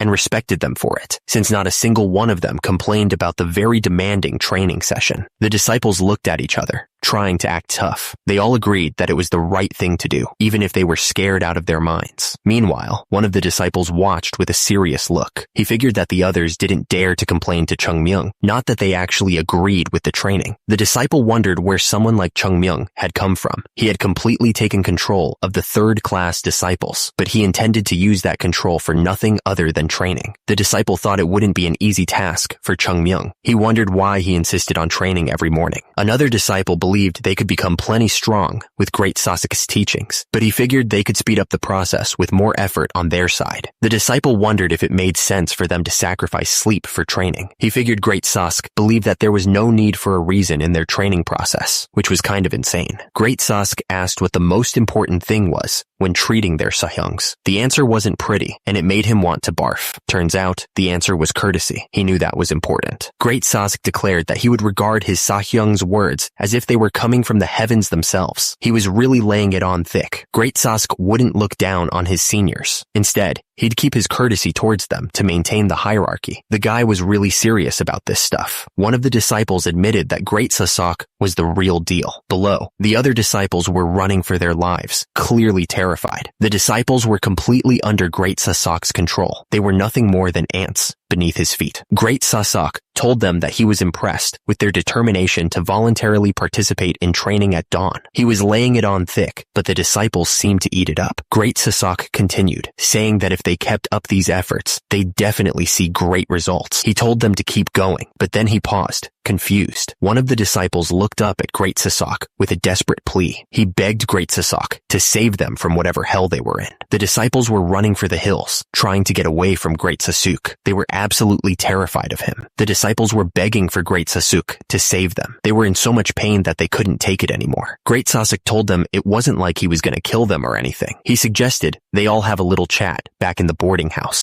The disciples looked absolutely shocked. They didn't know what to expect from Great Sasuke, but it probably wasn't going to be good. My dear Sakyungs, a few days passed by. Chungmyung sat cross-legged, completely still. A blue glow surrounded him as he focused his energy. He could feel his dantian, still small and weak, but at least it was starting to settle. It was progress, even if it was slow. While he was doing that, Chungmyung thought about what he'd learned about the Manhwa sect. Firstly, there was the White Plum Blossom boarding house. As he expected, it was basically a private dormitory. The boarding house had been thrown together in a hurry because there weren't enough people to form proper master-disciple contracts. Secondly, there was the sect leader and the Yun pedigree. Putting aside their personalities, they were weak. Their strength couldn't even be compared to the Manhwa sect from 100 years ago. Because their masters were so weak, the disciples were weak too. And on top of that, most of the third-class disciples had only joined the Manhwa sect to make friends. But Chungmyung was still focused and glowing with energy. He wondered why any of this would even matter. He knew that things were going to change now that he was here. After all, the great Chungmyung was back. Chungmyung tapped his foot impatiently against the floor. He was ready to get started. He looked up, his eyes full of determination. Becoming the strongest sect wasn't just a dream. It was going to happen. After that crazy training, the disciples tried to eat. They were all sitting at the tables in the dining hall, but they were so tired that even holding chopsticks was a challenge. The chopsticks trembled, unable to grip the food properly, and as a result, the poor vegetables slipped right off and fell back onto the plate. One of the disciples groaned, complaining that they shouldn't have to train so hard, that they couldn't even eat. He was clearly not happy about any of this. Another disciple shouted, begging Sahyung Jogul to say something to Chungmyung. He hadn't been able to use chopsticks for days, and it was driving him nuts. Jogul looked over at them, clearly annoyed. He told them they were talking too much, wondering what their problem even was. Someone started tapping their fingers on the table. They were clearly getting impatient, waiting for an answer. Jogul looked absolutely furious. He yelled, asking if they thought their Sahyung was their errand boy. The other disciples sat there, stunned by Jogul's outburst. He continued, asking why they didn't just go talk to Chungmyung themselves, since it wasn't like he was avoiding them or anything. Jogul lowered his head, trying to calm himself down. He knew he shouldn't have lost his temper like that. Yoonjong spoke up, asking if great Sahyung Sasuke could spare a bit of his time. He looked determined to get an answer. Sasuke agreed to speak with Jogul. The White Plum Blossom boarding house stood silently, as if waiting for what would happen next. They walked together through the garden, the cherry blossom trees providing a bit of shade. The air was calm, but the silence was heavy with unspoken questions. Sasuke turned to the disciple and commented that he looked refreshed. There was something strange in his tone, like he already knew what was coming. One of the disciples simply said, Sahyung, acknowledging Sasuke's comment. He seemed nervous, like he was trying to avoid the real topic. Sasuke asked what he thought of the Manhwa sect. The disciple hesitated, saying that it was a difficult question to answer. He was clearly choosing his words carefully.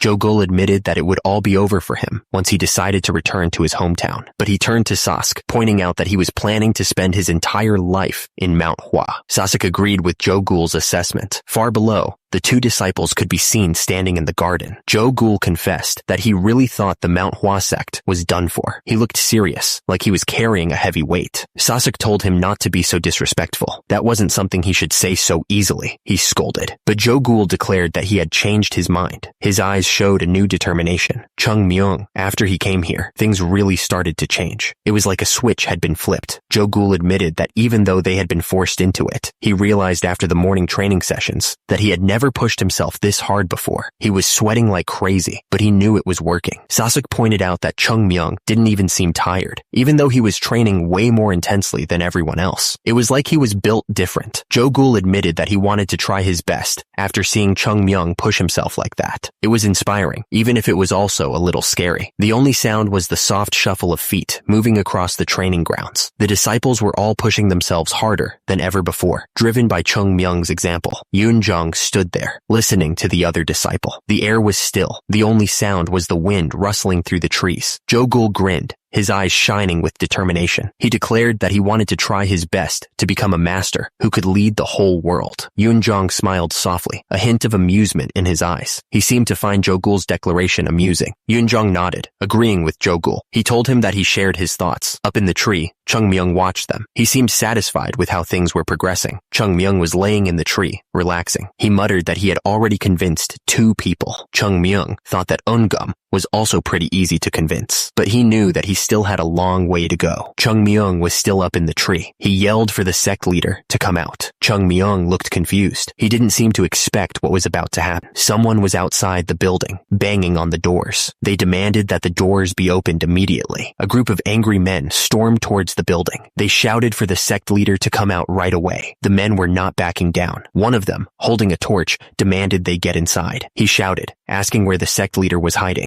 The intruders pushed past the disciples, not caring who they shoved aside. One of the disciples tried to stop them, but they just yelled at him, asking if he had just touched them. Up in the tree, Chung Myung watched the chaos unfold below. He was surprised that they had actually broken through the gate of the Manhwa sect. He wondered what the hell was going on. The men continued to push forward, ignoring the disciples' protests. They yelled that they had waited long enough and couldn't afford to wait any longer. The attacker screamed, demanding to know when they would get their money back. He kept yelling, asking if they were going to pay them back at all. The air hung heavy with the unspoken question. Could the Manhwa sect really be in debt? It was a ridiculous thought. The sky seemed to darken as the words echoed. Could they really be in debt in this situation? The thought was terrifying. The mob outside the building was getting angrier. They screamed at the sect leader, demanding if he had no shame. They told him to stop running away and come out at once. The mob kept yelling for the sect leader, their voices echoing through the building. All that could be seen was the sect leader's feet, hidden behind the closed door. Outside, the angry men stood with their torches, waiting impatiently. Their faces were grim, lit by the flickering flames, as they waited for the sect leader to appear. Suddenly, Chung Myung's voice cut through the air, asking what brought them here so late at night. He stood above them, looking down with a cold stare. There's no doubt about it, he thought to himself. That man was indeed the sect leader of the Manhwa sect. Chung Myung's eyes narrowed, ready to deal with whatever came next. The sect leader stood there, radiating a sophisticated aura with every move and word. It was as if he was trying to act cool, but everyone knew he was just putting on a show. The sect leader was trying to act cool, but everyone knew he was just putting on a show. The sect leader was trying to act cool, but everyone knew he was just putting on a show. He was clearly trying way too hard. Someone from the crowd spoke up, asking the sect leader how he had been. The sect leader didn't seem too pleased to see them. The sect leader replied that he hadn't expected the pavilion owner Kong to come himself. Kong chuckled, saying he felt uneasy having to visit for something like this. Pavilion owner Kong started to explain that he didn't want to climb Mount Hua again if he could avoid it, but he added that many people had been asking him to come there, so he hoped that the sect leader would understand.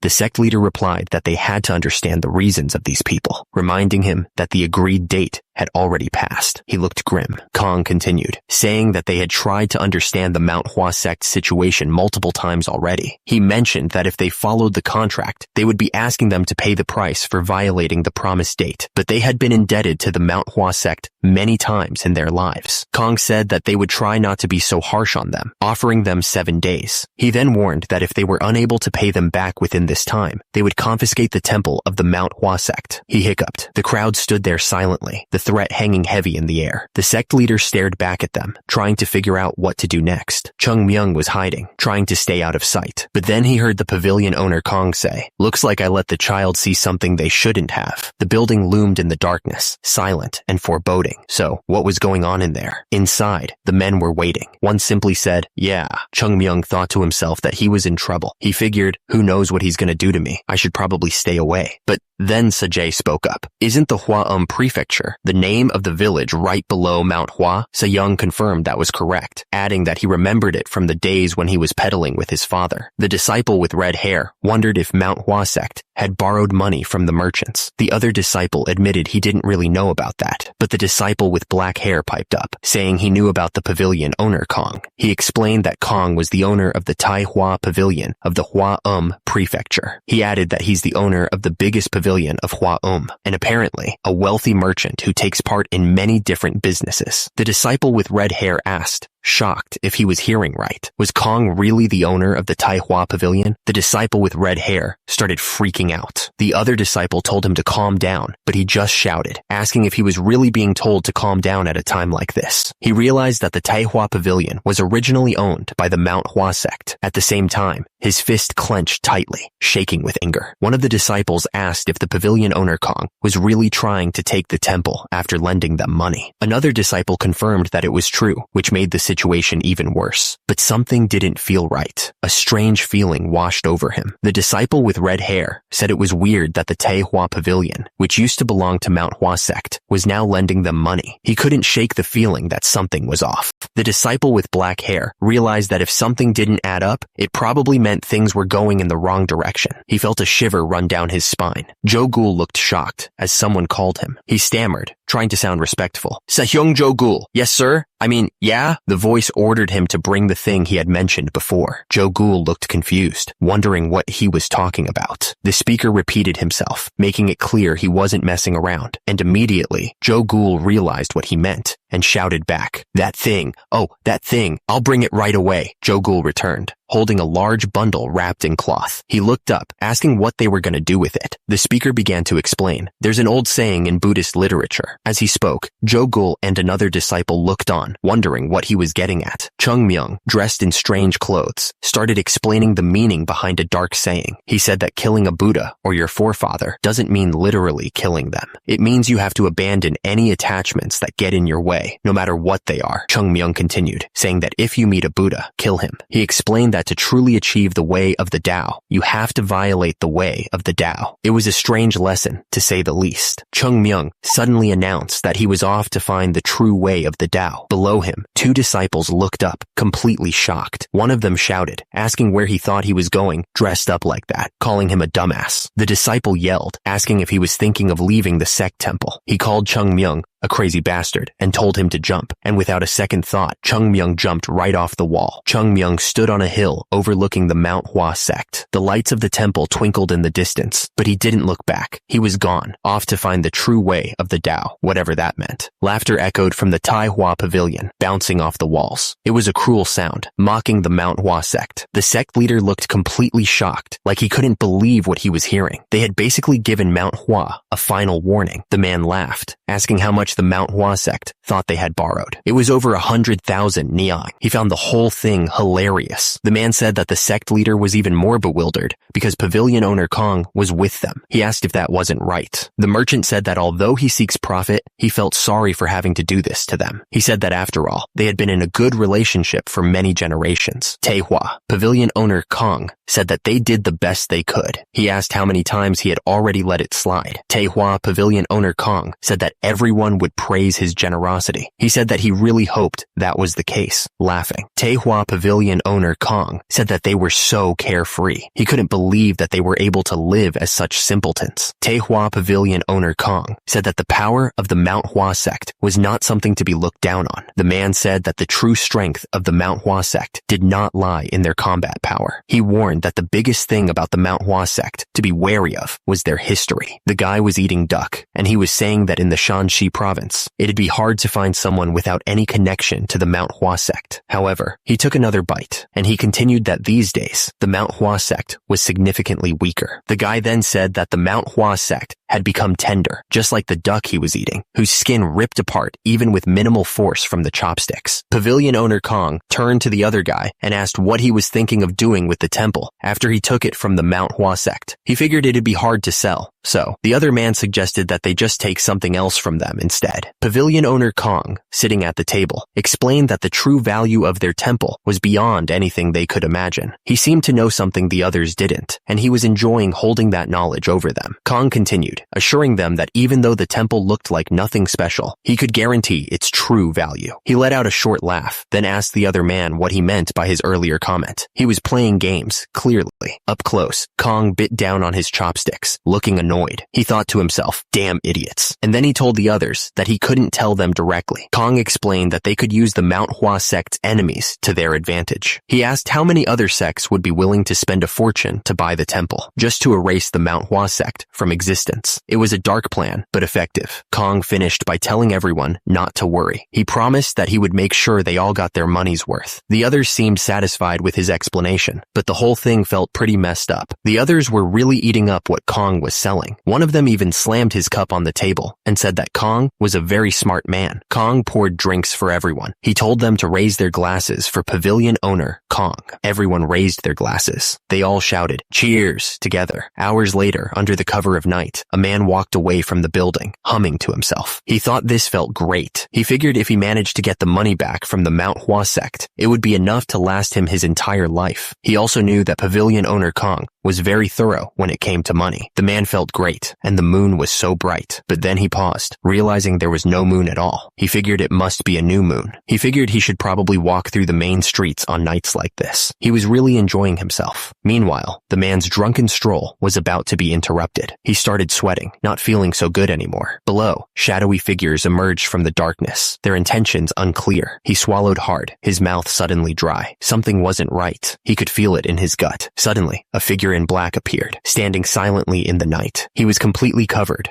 like a ninja from the stories. Suddenly, a voice called out, stopping him in his tracks. The figure in black looked up, startled by the sudden shout. The man stared at the burglar, completely thrown off by his outfit. He thought the guy looked like he'd walked straight out of a drawing, and he was also way too small. The man wondered if burglars usually wore such obvious clothes. He thought it was annoying that they were basically advertising their job to the entire world. Below, he asked the burglar if that was actually what he was. The burglar looked up, listening carefully. He said he wasn't interested in money. He just needed some answers, and he'd let him go unharmed. The man looked back at the burglar, a bit annoyed. He said it wasn't like he wanted to answer, but he didn't really have a choice. The burglar smirked, letting the man know that he had quite a few friends with him, you see. He seemed pretty confident, like he had everything under control. He went on to say that they didn't even let him walk around alone. Turns out, a whole group of men were standing behind him, all wearing similar hats and dark clothes. Someone watching nearby figured they must be high-class bodyguards. The guy's eyes were sharp, like he was ready to jump into action at any moment. One of the men wondered what they should do. He even suggested killing him, but another guy in the group thought they should at least hear him out and then capture him, making sure he could still talk. The burglar spoke up again, saying he wasn't a fan of violent scenes. At that moment, I was wondering what he was planning, since he was the one who broke in here in the first place. The man in green robes looked around, reacting to the sound he had just heard. He mumbled, "That's right." He suddenly yelled out, letting everyone know that the last hit seemed a bit too much. As a result, the face of one of the attackers was shown. The man in green robes stood over the burglar, looking down at him. He questioned if the others were listening when he told them to make sure the guy could at least talk. The man looked surprised, as if he hadn't realized the burglar was in such bad shape. He asked, "Oh, is that so?" The ninja stood over the bodies of the men who had attacked the Manhwa sect. It was a brutal scene, with bodies scattered everywhere. The man in green robes thought that people really needed to understand what others said to them, but there were some who just refused to do so, and immediately, the burglar was shown on the ground, beaten. The man in green robes called the burglar over, telling him to come closer. He was clearly setting a trap. The man in green robes repeated that if the burglar answered his questions, he would let him go unharmed. The burglar was scared and agreed. The burglar was caught off guard and shouted, asking what the hell was going on. He didn't expect to be attacked after agreeing to answer the questions. The man in green robes explained that if the burglar had just answered his questions when he first asked, he would have let him go unharmed. But since he tried to fight, this was what he deserved. The man in black clothes loomed over the burglar, who was still on the ground. He promised that he'd make sure the guy could at least talk. The burglar burglar tried to speak, but his face was so swollen he couldn't get the words out right. It came out as a slurred mess. The ninja warned him to fix his pronunciation before he hit him again, clearly not in the mood for games. The burglar, terrified, promised to speak clearly. The ninja asked if he was saying that he had loaned more than 100,000 yangs to the Manhwa sect. The burglar confirmed that was right. The ninja sighed, clearly not buying it. The burglar, seeing his reaction, looked even more scared and nervous. The ninja pointed out that even if he sold everything the burglar had, right down to his underwear, there was no way he'd make 10,000 yangs, let alone 100,000. The ninja wanted to know if he was claiming to have loaned 100,000 yangs to the Manhwa sect, which was supposedly collapsing. Trying to save his skin, the burglar stammered that he could explain everything. The burglar explained that it was just how high interest rates worked. He said if you loan money with a high interest rate, as long as they didn't pay it off, the interest just kept getting higher. The burglar continued that if you just gave it a little time, the interest became way higher than the original loan. Meanwhile, the ninja was trembling, barely able to contain his fury. The ninja struck the burglar hard, sending him flying. He shouted that taking money that way wasn't something to be proud of. The burglar coughed, blood splattering on the ground. He managed to choke out that he was also the owner of the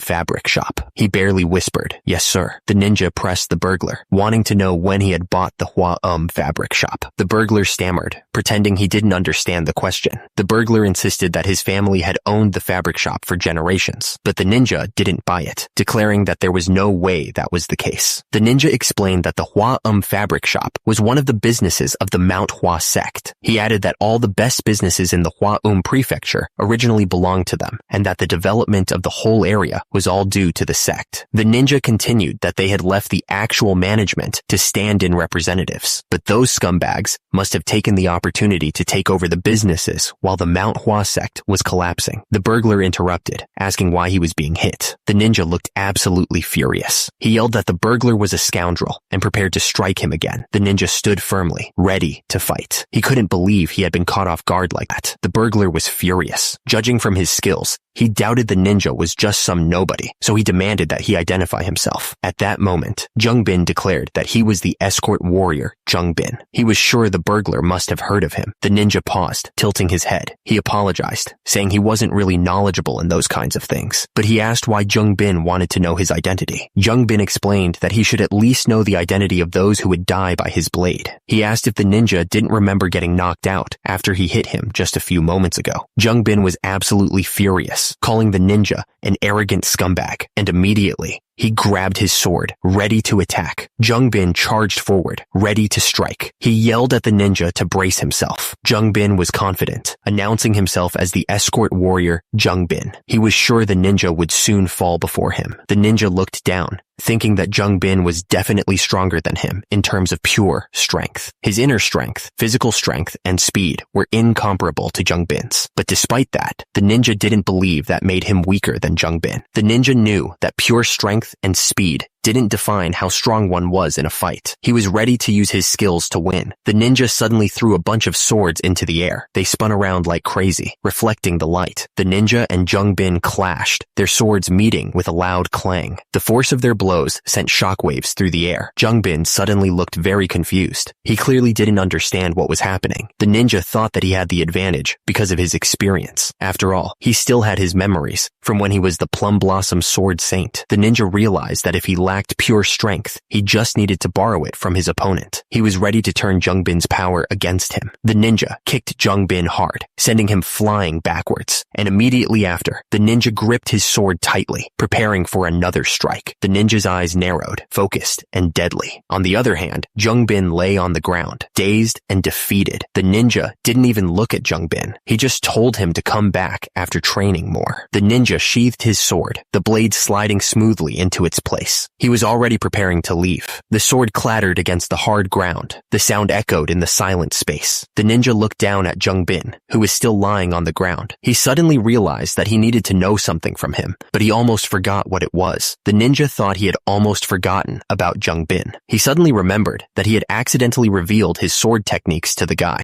The ninja wondered if Jung Bin had figured out who he was. He recalled that he even drew the plum blossom flower buds, so Jung Bin must have figured it out, right? The ninja realized realized that Jungbin had a polished and beautiful sword technique and a high level of martial arts. But most of all, Jungbin could faintly sense the pure chi emitting from him. The ninja thought that this was really bad. The injured man, his face swollen and bruised, asked if the ninja was from the Southern Edge sect. Huh? He mumbled, barely able to speak through the pain. The ninja stood among the fallen bodies, the silence broken only by the wind. It was a grim reminder of the deadly efficiency he possessed. The ninja's eyes widened as he realized the injured man might have figured out his identity. And immediately, the injured man exclaimed, "That's right! Chung Myung, level 15, Southern Edge sect! I knew it." The injured man, desperate to save himself, offered to answer any questions the ninja had. "Please, ask me anything. I will answer everything to the best of my abilities." Yeah, alright, thanks, I guess. The building loomed above, casting a long shadow over the scene. Something felt off, like a storm was brewing. Joe Ghoul was getting anxious, tapping his foot impatiently. "What's taking him so long?" he asked, clearly worried. But Sa-young tried to calm him down, telling him to just relax. Joe Ghoul was still worried, but Sa-young tried to reassure him. "But Sa-young," Joe Ghoul protested. But Sa-young insisted that he knew Chung Myung wasn't an idiot and could handle himself. Sa-young looked at Joe Ghoul with confidence. He said that Chung Myung would be back, sooner or later, so there was no need to worry. Sa-young's face turned to worry. He muttered that as long as Chung Myung didn't get into an accident, everything would be fine. The door creaked open, breaking the silence. It sounded like someone had just arrived, but who was it? The door swung open with a bang, and Chung Myung walked in, looking around. "Did anything happen while I was out?" he asked, his voice loud. "Sajay!" He didn't wait for an answer, but walked right in. The door creaked open wider as someone else entered the room. Yoon Jong and Joe Ghoul turned to look at Chung Myung, a little surprised. "That's something we should be asking you," Yoon Jong said, sounding calm. "Did anything important happen outside?" Joe Ghoul added that not much had happened. Chung Myung smirked, holding up his hand to show off a few coins. "I was treated very well," he said, sounding pleased with himself. "And I even got some spare change on top of that." Suddenly, a man with puffed up cheeks and a suspicious look on his face spoke up. "Are you from the Southern Edge sect?" he asked, his voice full of doubt. "Huh?" Chung Myung thought it was probably a good thing that the guy couldn't figure out who he was. Still, it left a bitter taste in his mouth. The plum blossom sword techniques were lost, so it wasn't the symbol of the Manhwa sect anymore. Even so, Chung Myung thought that Jongsan Yu, who had lived his entire life in the Hwa-Um prefecture, couldn't think of the Manhwa sect after seeing his sword technique. Joe Ghoul asked Chung Myung what he had been doing outside of the temple. Chung Myung said it wasn't something a child like him should know about. Joe Ghoul pointed out that Chung Myung was also a child. Chung Myung brushed it off and told him to gather everyone, because they needed to train now. Joe Ghoul looked surprised and asked if they were really going to train again, since they had just gotten back. He seemed tired already. Chung Myung, looking serious, told Sa-young to listen up carefully. He was about to make a big announcement. Chung Myung declared that, starting that day, they wouldn't miss a single day of training, no matter what. He shouted that even if the Manhwa sect fell, they wouldn't take a single day off. Joe Ghoul, all fired up, said he was ready for this and would gather everyone right away. But then Chung Myung casually said he wouldn't be participating that day because he had something else to do. Sajay pointed out that the training session was only possible when Chung Myung was there. It seemed like they relied on him way more than he let on. Joe Ghoul pointed out that they could train on their own that day, but he also mentioned that if they really wanted the other disciples to try hard, Chung Myung needed to show up too. He added they should just look at his face to see how tired he was. Then Yoon Jong said they were heading out. Joe Ghoul agreed and waved goodbye, saying they'd see him later. Chung Myung was now alone. He flopped onto the bed with a clearly exhausted. He lay there for a moment, staring at the ceiling. Then he started thinking about what he should do next, since the situation was, he remembered that the stand-in representatives had taken over the businesses. It looked like they were settling in. The account books that could have proven Manhwa sect's ownership of the businesses had been burned down by the Heavenly Demon Sect members, along with Manhwa itself. After all, there was no way any of this would have happened if the account books were still around. Chung Myung wondered if he should just assault them and wipe out all the merchants. He imagined himself doing it, cutting down the merchants in a rage. Chung Myung was lying down, thinking about the situation. He decided he shouldn't give in to violence, because everyone would think the Manhwa sect pushed a small child into wrongdoing, so he just needed an excuse. He needed an excuse for the Manhwa sect to not pay back the merchants options, and he needed evidence to prove that the businesses were originally owned by the Manhwa sect. But the problem was that Chung Myung didn't know where to find the excuses and evidence. He lay there, frustrated by the lack of options. Chung Myung was still lying there, lost in thought. The silence was only broken by the sound of his own breathing. Then it hit him. He suddenly remembered the account book. Come to think of it, he thought, I remember seeing Sahyung Jang-moon write in it a few times. He then remembered that whenever he came in, Jang-moon would hide a few volumes of the account books they had. The guy was always acting sneaky. He paused, his eyes widening. He was onto something. He could feel it. He sat up, his mind racing. Were there only a few volumes of those books? He suddenly had a bad feeling about this. Chung Myung's eyes went wide. He realized that Jang-moon must have hidden the rest of the account books somewhere else. There was no way that Manhwa sect only had a few volumes of account books when they managed so many businesses. The secret storage, which only the sect leader could enter, that's where the account books must be. Sahyung must have put them there. He'd heard a few rumors about it before. If there really was a secret storage, then its entrance was most likely inside the sect leader's residence. Chung Myung needed to think. The sect leader's residence hadn't changed from the past. It was somewhere in Manhwa, where many martial art masters resided, and was hidden somewhere close to the sect leader's residence. Chung Myung stared intently at the hills behind the sect leader's residence. That had to be it. He figured the storage must be underground. If they built it under the hills, there was no way anyone could ever figure out where it was. Chung Myung smiled, ready to start some unprecedented treasure hunting. He was gonna find those books, no matter what. He quietly slid open a window, slipping into the sect leader's residence. He had to be sneaky about this. Chung Myung jumped from the building, already apologizing to Sahyung Jang-moon in his head. After all, saving the Manhwa sect had to be his first priority, right? The ninja thought to himself that he'd hand it over to the sect leader without getting his hands on it, if he could. And immediately, he started running across the roof, heading towards his target. Meanwhile, Chung Myung was running with a stick over his shoulder, a huge smile on his face. He was gonna find those books, no matter what it took. Chung Myung thought to himself that he'd hand it over to the sect leader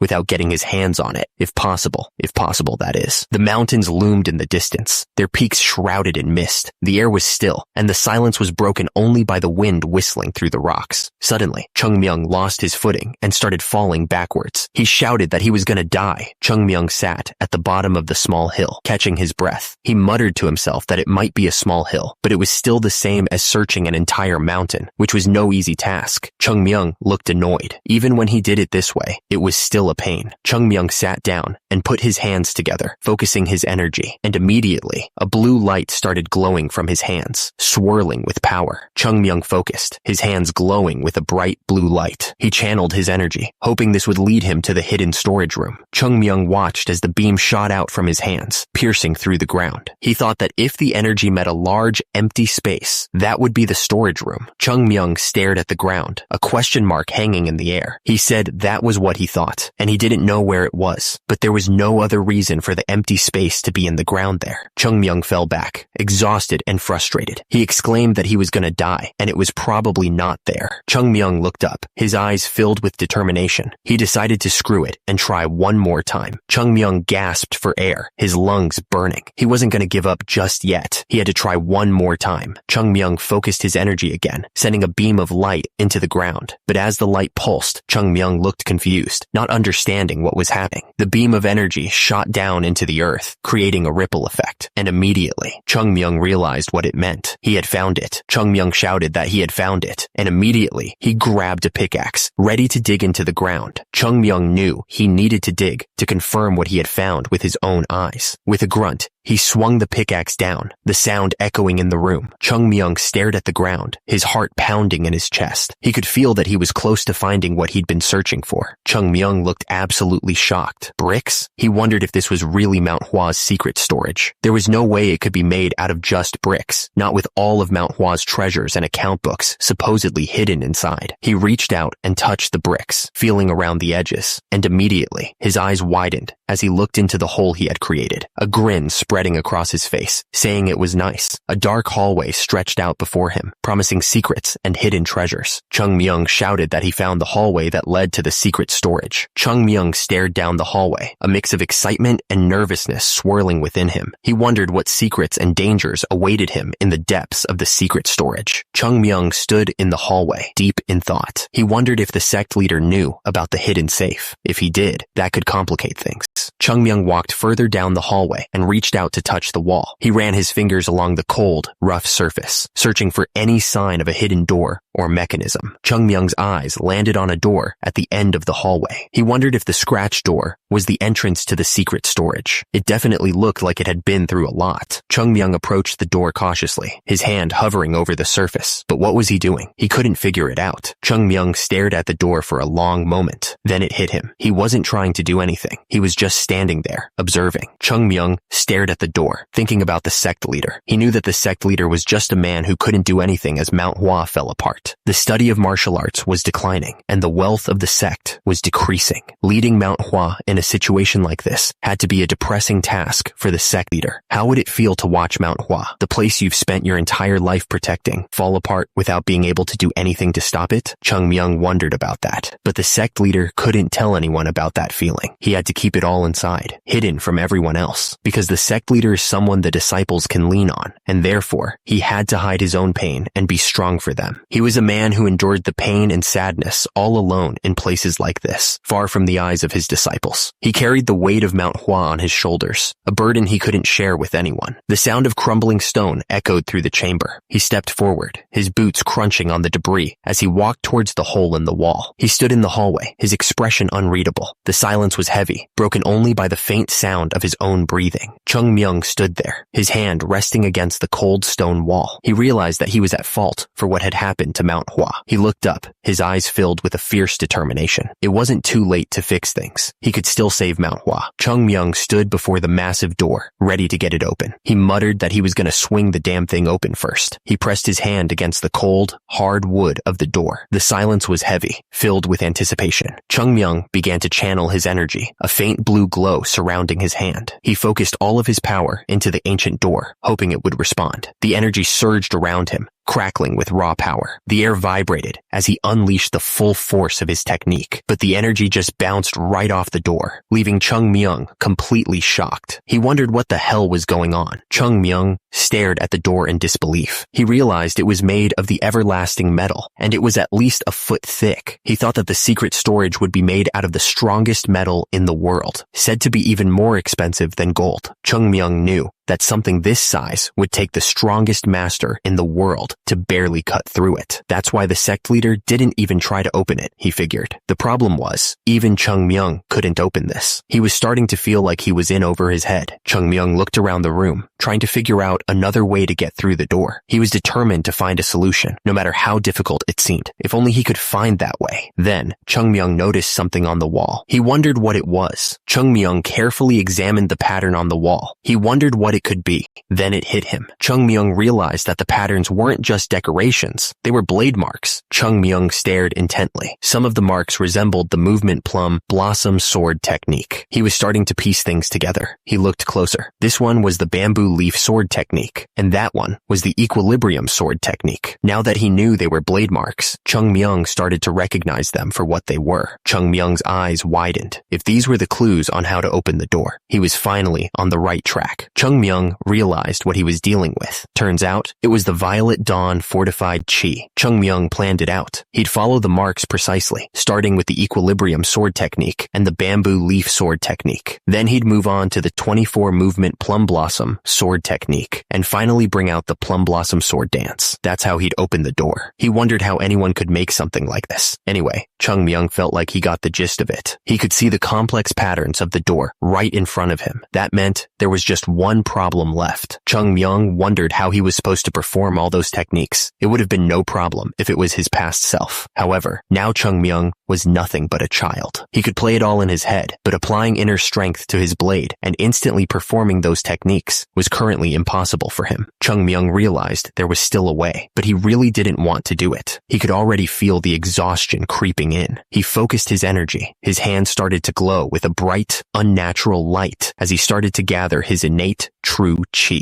Chung Myung figured he'd just take a break for about a month, maybe longer. He knew this would take a lot out of him. He told himself he'd only use a little bit of it, just a little bit of his innate true chi. He really hoped that would be enough. Chung Myung released the energy. A bright light surrounded his body as he started to perform the sword techniques. The innate true chi. It's something everyone has since they're born. It's the energy that keeps you alive. Basically, it's a life force. Chung Myung knew that if he used it, he'd have to brace himself for the consequences, but he didn't have a choice right now. Chung Myung was surrounded by a bright purple light as he performed the sword techniques. He had to focus all of his energy. The sword glowed with an unnatural light as Chung Myung poured his energy into it, but at the same time, he spat out blood, feeling the strain on his body. Chung Myung wasn't sure if it was even possible, but he told himself it had to be. He figured his body was just acting weird because it wasn't used to stuff like this. He stomped down hard, knowing there was no turning back now. Chung Myung declared that there were no second chances. He swung the sword with all his might, the blade cutting through the air. The purple aura of innate true chi swirled around him as he focused on the task at hand. Blood trickled from Chung Myung's mouth as he pushed his body to its absolute limit. At the same time, his hand trembled as he gripped the sword, feeling the immense strain on his muscles. He refused to give in, clenching his fist so hard that his knuckles turned white. Chung Myung knew he was close, and he wouldn't let his body betray him now. Chung Myung took another step forward, ignoring the pain and exhaustion. He wouldn't stop, no matter what it took. The sword moved so fast, it was almost impossible to see. The blade danced between the equilibrium sword technique and the bamboo leaf sword technique. He didn't stop there. From the bamboo leaf sword technique, he transitioned into the movement plum blossom sword technique. Not a single pause. Chung Myung's face was a mask of concentration as he channeled his energy. The air crackled around him, the intensity building with each movement. He roared, declaring that he was the plum blossom sword saint. The words echoed through the room, filled with power. With a final surge of energy, Chung Myung completed the sequence. The sword moved in a blur,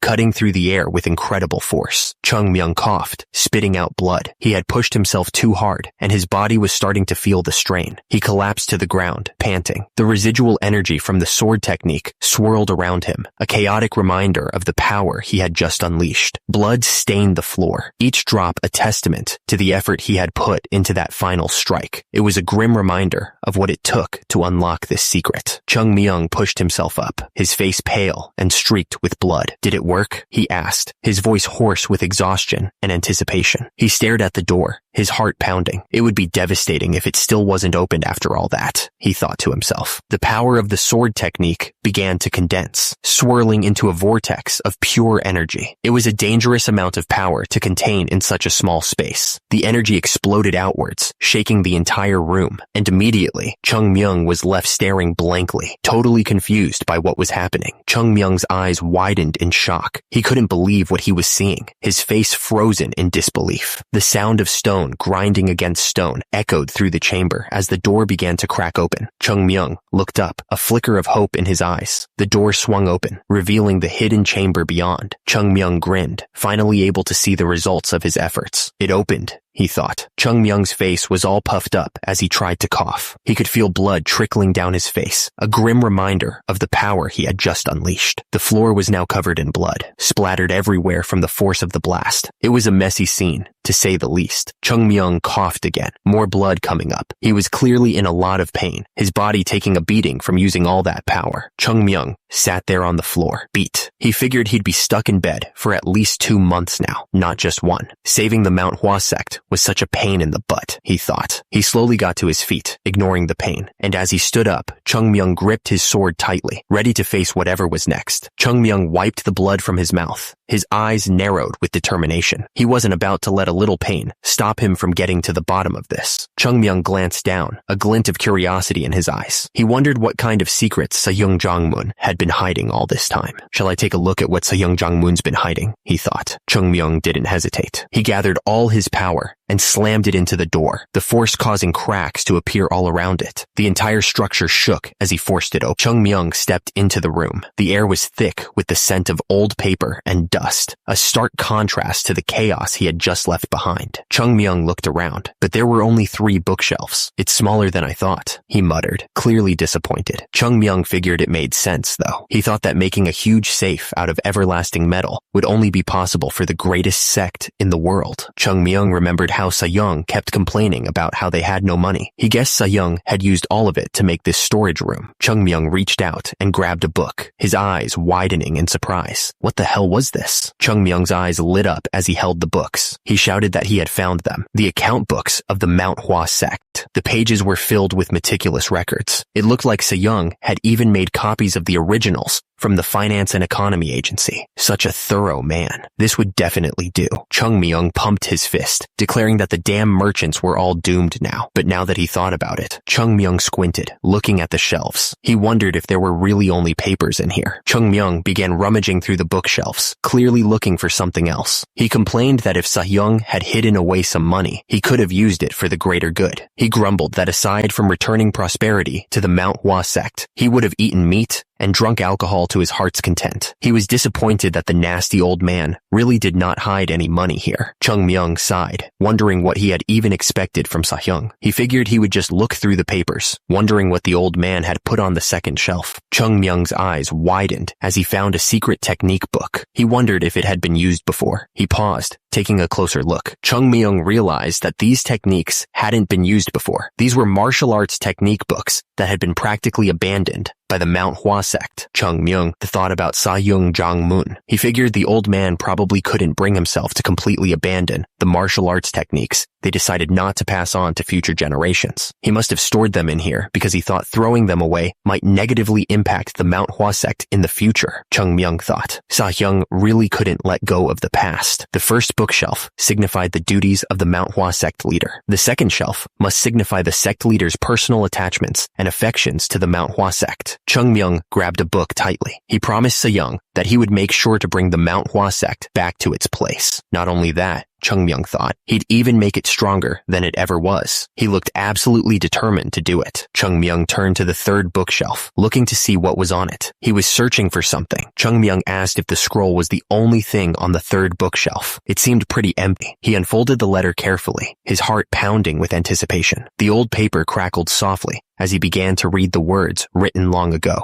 Chung Myung looked up, surprised. The letter was from the sect leader. He continued reading, his eyes scanning the ancient script. If anyone was reading this right now, it meant the next generation sect leader had been decided. He turned the page, his expression thoughtful. The sect leader humbly left his words in this letter. The role of the Manhwa sect leader wasn't simply to lead the Manhwa sect. If the reader was already a sect leader, they surely must know this already. The letter went on to say that those who truly lead the Manhwa sect are none other than its own disciples, the children who would grow to carry its legacy. He could almost see the sect leader carefully writing these words, each stroke filled with the weight of responsibility. The sect leader continued, saying that the job of anyone leading the sect was simply to protect and motivate the disciples. They needed to ensure everyone could chase their dreams, nothing less. The letter stated that the Manhwa sect was just the Manhwa sect. It was full of a will and spirit that no one could ever control or lead. Whether it was on the rise or in decline, the Manhwa sect would always be itself, the letter said. It was a promise and a warning all in one. The sect leader's final words were about ensuring the will of the Manhwa sect was passed on to future generations, unchanged. The key to that was fostering those future generations and continuing their legacy. The letter spoke of a great responsibility left behind by the writer, a duty passed down from ancestor to successor. The letter identified the writer as Chung Mun, the 21st sect leader of the great Manhwa sect. Chung Myung continued to read, feeling the weight of those words. He muttered that the guy seemed to like nagging others, even from beyond the grave. Yu Iseol stood near the doorway, quietly observing him. She figured she didn't get much out of this trip, but it should be enough. What really mattered was that she finally had the account books in her hands. She started walking back the way she came. Chung Myung thought that with these, he could bring back Manhwa's stolen businesses. But then he paused. Something didn't feel right to him. Chung Myung looked around the storage room, his eyes narrowing. Something was definitely off about the way this place looked. He stared around, his face showing his confusion. This was strange, really strange. Chung Myung remembered that the Sahyung Chung Moon he knew had terrible OCD. He was someone who kept 2 lamps in his room, directly on his right and left, to keep the symmetry of his room. Chung Myung looked at the 3rd shelf, now almost empty. He wondered how someone like Chung Moon could have left it like this. Chung Myung stared up at the shelf, his eyes widening.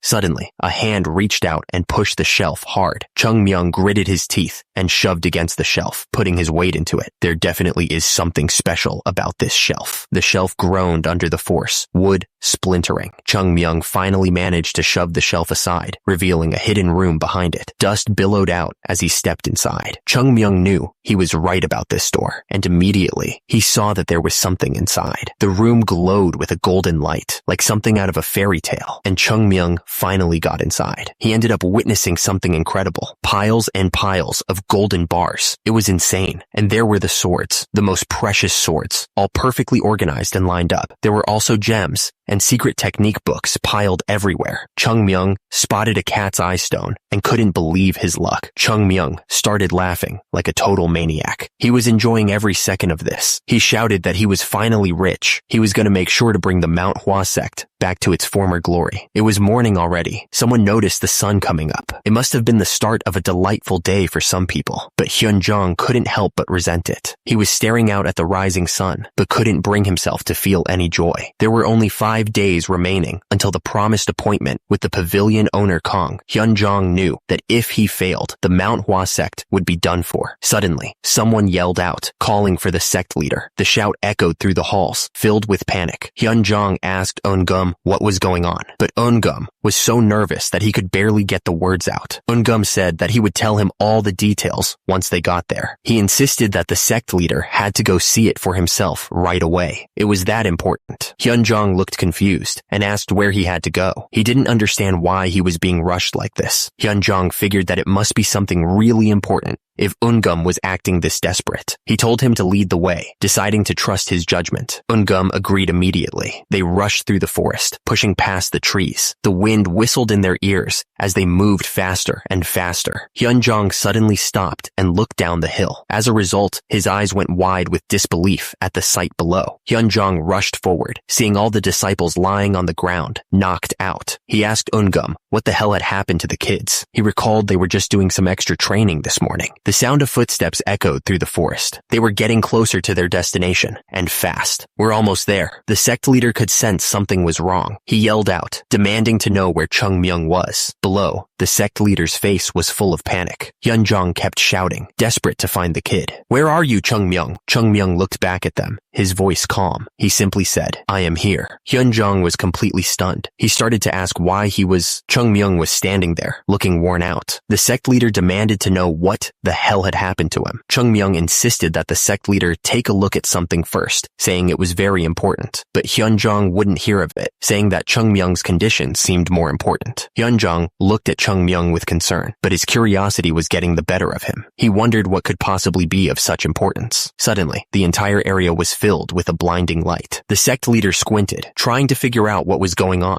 Hyunjong's eyes widened in disbelief. He couldn't believe what he was seeing in front of him. Chung Myung looked back, a wide smile spreading across his face. He couldn't believe what he had just stumbled upon. A treasure chest overflowed with gold bars and ancient books. Chung Myung realized he had discovered this by accident. Hyunjong was absolutely shocked. He stammered, asking how Chung Myung had found this place. He was sweating from exhaustion. Hyunjong quickly told Chung Myung to go back and rest, saying he wouldn't ask any more questions. Chung Myung's shoulders slumped as he tried to catch his breath. He was completely drained. The shiny golden bars seemed to stretch on forever. Chung Myung stared in awe, completely speechless. Hyunjong's eyes widened as he looked at the contents of the chest. He muttered, realizing realizing there was something even more important inside. Lying inside the chest were the account books. Hyunjong realized they were the Hua Prefecture business account books of the great Manhwa sect. Hyunjong slapped his forehead, suddenly understanding the situation. He had almost forgotten about these books. Hyunjong knew that if he carelessly opened the books, they might crumble apart, and he'd be uneasy for the rest of his life. On top of that, there was something else that caught his attention.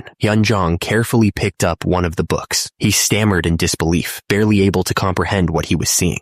Hyunjong's eyes went wide as he read the words in the book. He couldn't believe what he was seeing. The shock of what he was reading was too much for Hyunjong. He fell backwards, overwhelmed. 2 members of the sect saw Hyunjong fall. They ran towards him immediately, shouting for their sect leader. Hyunjong looked up, dazed. He mumbled something unintelligible. Hyunjong finally managed to get the words out. He announced that these were the 7 Plum Blossoms Sword Technique records. Hyunjong suddenly sat up in his bed. He looked around, clearly disturbed by something. Someone shouted, asking if they had brought the chest with them. He was relieved that the sect leader was awake, and immediately demanded that Hyunyoung, the leader of the Finance and Economy Agency, be brought to Hyunjong. The person stared intently at the book. He seemed shocked by what he was reading. Hyunyoung declared that they were all real, confirming the authenticity of the items. Hyunjong asked if he was sure. The other man confirmed that he was completely sure. He added that he had also secured the verification documents that were under the treasures. Hyunyoung held up the documents, explaining that they were from the government itself. He said that with these, they could not only prove that the account books were real, but also, Hyunyoung continued, saying that they could immediately bring back the businesses of the Taihua Pavilion and the Hua Prefecture, which had originally been under the Manhwa sect. He added that the treasures that came with these documents easily exceeded 100,000 nyangs. Hyunyoung sighed in relief, clearly overcome with emotion. He said that it was a relief and that there was only good news. The room fell silent as everyone took in the news. The implications of this discovery were starting to sink in, and a sense of hope filled the air. Someone thought about that kid, Chung Myung, to think that the decision to accept him would bring them such prosperity. It was unbelievable. Someone said that the kid was the harbinger of fortune in the Manhwa sect. It was a lot of pressure to put on a child, but they weren't wrong so far. More importantly, someone slammed their hands on the table, making a loud noise. It was a sign that a decision was being made. The elder stood up from his chair, turning around. He thought that if the account books were real, he would have to confront them. Hyunjong yelled for them to bring in all personnel related to the Great Manhwa's Hua Prefecture business account books. He looked absolutely furious. A few days had passed since the sect leader had demanded the account books. The story was about to move forward. Someone shouted, complaining about being pushed and warning that he was going to fall. He looked absolutely furious. The man stated that they weren't too far from the Manhwa sect and told everyone to keep moving. He then replied to someone with, "Yes, sir." At the top, one of the guys was thinking that after he got his money, he was never coming back to this mountain. And immediately below, another guy was breathing heavily, looking exhausted. The men wondered why the sect leader had suddenly called them to Manhwa. They questioned if he had already prepared the money. The group made their way up the mountain path, each step bringing them closer to Manhwa. One of the men muttered that 100,000 nyangs wasn't exactly pocket change, highlighting the significant debt at stake. One of the creditors figured that Haegun Jeong was probably calling them to beg for mercy. He didn't think there was any way the sect leader could get that much money in such a short amount of time. Another man speculated that there was no point in dragging things out until the promised date. That was probably why Haegun Jeong was calling them in early, he thought.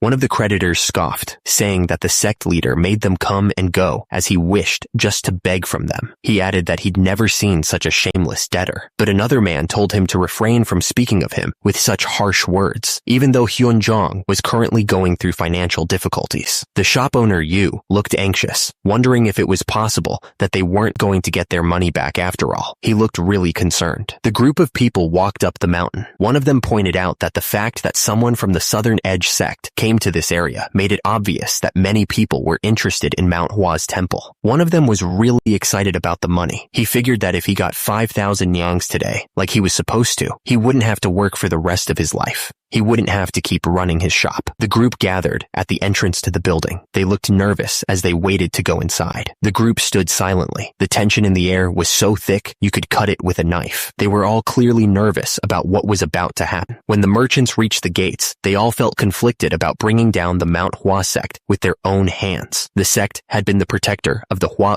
Prefecture for hundreds of years. If they didn't give in to the sect leader today, the Manhwa sect wouldn't even last 7 more days. Knowing this, they climbed up Mount Hua with heavy hearts. They were there to receive their debt, which had increased to a substantial amount of money over time. Shop owner Yu had a serious look on his face as he walked up the stairs. He seemed determined to get what he was owed. The group continued to walk towards the building. They were about to meet with the sect leader, and the tension was building with every step. A man greeted them with a deep bow. He announced that they had arrived and were expected. The man explained that the sect leader was waiting for them. He asked them to follow him that way, to where Hyunjong was waiting. The sect leader paused for a moment, lost in thought. He seemed to be considering his next words carefully, knowing the weight they carried. The merchants finally arrived at the sect leader's residence, ready to discuss the debt. The air was thick with anticipation, and everyone was eager to hear what he had to say. One of the merchants bowed deeply, showing respect to the sect leader. He announced that they humbly greeted him, signaling the start of the meeting. The sect leader welcomed everyone, thanking them for answering his call and climbing up the mountain. Immediately, one of the merchants replied that it was no problem at all. One of the merchants said that even though they were busy, they could never be busier than the sect leader. He added that it was a given that they were the ones to come visit him. The sect leader chuckled, suggesting they have a cup of tea since they must be worn out from climbing. The merchants were all lined up, bowing low. The sect leader was facing them, listening intently to what they had to say. One of the merchants spoke up, explaining that they were just lowly merchants and wanted to get straight to the point without any extra stuff. He seemed eager to get the meeting underway. Hyunjong listened to the merchant, a slight smile forming on his face. He seemed to be considering their request, his expression thoughtful. The sect leader replied that he understood, saying he might have been a little inconsiderate. He seemed to be adjusting his approach based on their directness. Hyunjong then explained that the real reason he had called them all the way up there was to tell them the Manhwa sect's official position on their business. He was about to lay down the terms. From a distance, the Manhwa sect looked peaceful, but things were not good. Someone explained that they had contacted many people, but they still couldn't find anyone willing to lend them money. Hyunjong sighed heavily. He admitted that he wouldn't be able to repay the debt when it was due. Hyunjong stood silently, listening to all of this. The sect leader's expression was unreadable, but the situation was clearly tense. One of the merchants stepped forward, telling the sect leader that they had already given him more than enough time. He explained that they were merchants who needed to make a living and couldn't afford to wait any longer. The merchant looked directly at Hyunjong. He emphasized that this was precisely why he was bringing all of this up. One of the merchants spoke up, saying that even though they couldn't repay the entire debt, they could at least repay part of it. He hoped that would be enough to satisfy them for now. The merchant continued, wondering if anyone there would be willing to delay the repayment date. He was clearly hoping for someone to show them some mercy. Another one of the merchants pleaded with them to do the Manhwa sect a favor and show them some mercy. He bowed deeply, hoping to sway their decision. The atmosphere in the room was getting weird. Down below, one of the merchants looked nervous and uncertain. The narrator said that the atmosphere had started to flow in a strange direction. Everyone was on edge, waiting to see what would happen next. The group of merchants stood outside, waiting. The person in front of them was thinking hard, trying to figure out what to do next. The person watching thinks to himself, wondering if that's how Hyunjong is handling things. He looked a little surprised, as if he hadn't expected this. He still didn't understand what was going on. The guy looked completely lost in thought. He wondered if Hyunjong was trying to push the merchants into a corner, or if he was just being nice. It could honestly be either one, he thought. But one thing he knew for sure was that Hyunjong wasn't as simple as he looked. The guy seemed deep in thought. The most important thing a sect leader needs is to be calm. The scene then shifts to a building. Even though the Manhwa sect is a place where many Taoists live, martial arts are the base of the sect. So, making smart choices should come naturally, especially for the sect leader. The back of a man's head is shown. Does Hyunjong have what it takes to be a good sect leader? The man stared intensely. Hyunjong explained that he had already said he couldn't give them any more time. He asked them not to misunderstand him. The merchant clarified that he wasn't just talking to pavilion owner Kong. He seemed serious about whatever he was saying. Hyunjong explained that even though the Manhwa sect owes 100,000 nyangs, he owes a unique amount to everyone there. He was trying to be reasonable. Hyunjong paused for a second. He seemed to be thinking about what to say next. Hyunjong then asked if anyone would be kind enough to let them delay the repayment date. The sect leader was trying to appeal to their good nature. The man thought that Hyunjong was resorting to pitiful trickery. He looked annoyed. The man asked if that meant Hyunjong was able to immediately repay those who refused to comply with his request. He seemed to be calling calling Hyunjong's bluff. Hyunjong explained that even though the Manhwa sect has decayed significantly compared to the past, that didn't mean they had nowhere to turn. He added that even though they couldn't prepare the entire 100,000 neongs, they could prepare a portion of it. He was trying to sound confident. Hyunjong then pleaded with them. He promised that in the name of the Manhwa sect, they would make sure to repay the debt of those who were willing to show mercy on them today. He looked desperate. One of the merchants spoke up, questioning if Hyunjong even knew what he was talking about. He asked if it meant that if they delayed the repayment date, he would repay them in the future. The merchant looked skeptical. Hyunjong confirmed that was precisely so. He seemed determined to make it happen. Another merchant spoke up, asking Hyunjong something. He pointed out that it wouldn't be strange for the Manhwa sect to collapse any day soon, and surely he himself and everyone there realized that. He seemed to be doubting the sect's future. One of the merchants pointed out that trusting Hyunjong's words and delaying the repayment date would come with the risk of potentially not receiving their payments. He looked at the others for confirmation. Another merchant chimed in, asking for what reason anyone would comply with his offer. The man seemed to be pressing Hyunjong for a good answer. The merchant stared intently, waiting for a response. He wasn't going to let Hyunjong off the hook easily. Hyunjong didn't say anything for a moment. Looking down, the tension in the room was thick enough to cut with a knife. Hyunjong finally spoke, saying that he was asking for them to do it for the name of the Manhwa sect and for its history. He looked up, his eyes filled with determination. One of the merchants grinned, asking if that wasn't enough. He laughed, clearly not impressed by Hyunjong's appeal. Another merchant yelled at Hyunjong, calling him sect leader. He looked absolutely furious. One of the merchants asked if Hyunjong wasn't being a bit too unreasonable. The man looked like he was about to explode with anger. At the same time, the other merchants were yelling at Hyunjong, clearly backing up the first merchant's point. Hyunjong paused, looking down for a moment. He then asked if they were saying that he was being unreasonable. The sect leader's eye twitched, showing his rising anger. Hyunjong said that he would like to answer their question with another question. He was clearly not backing down from this confrontation.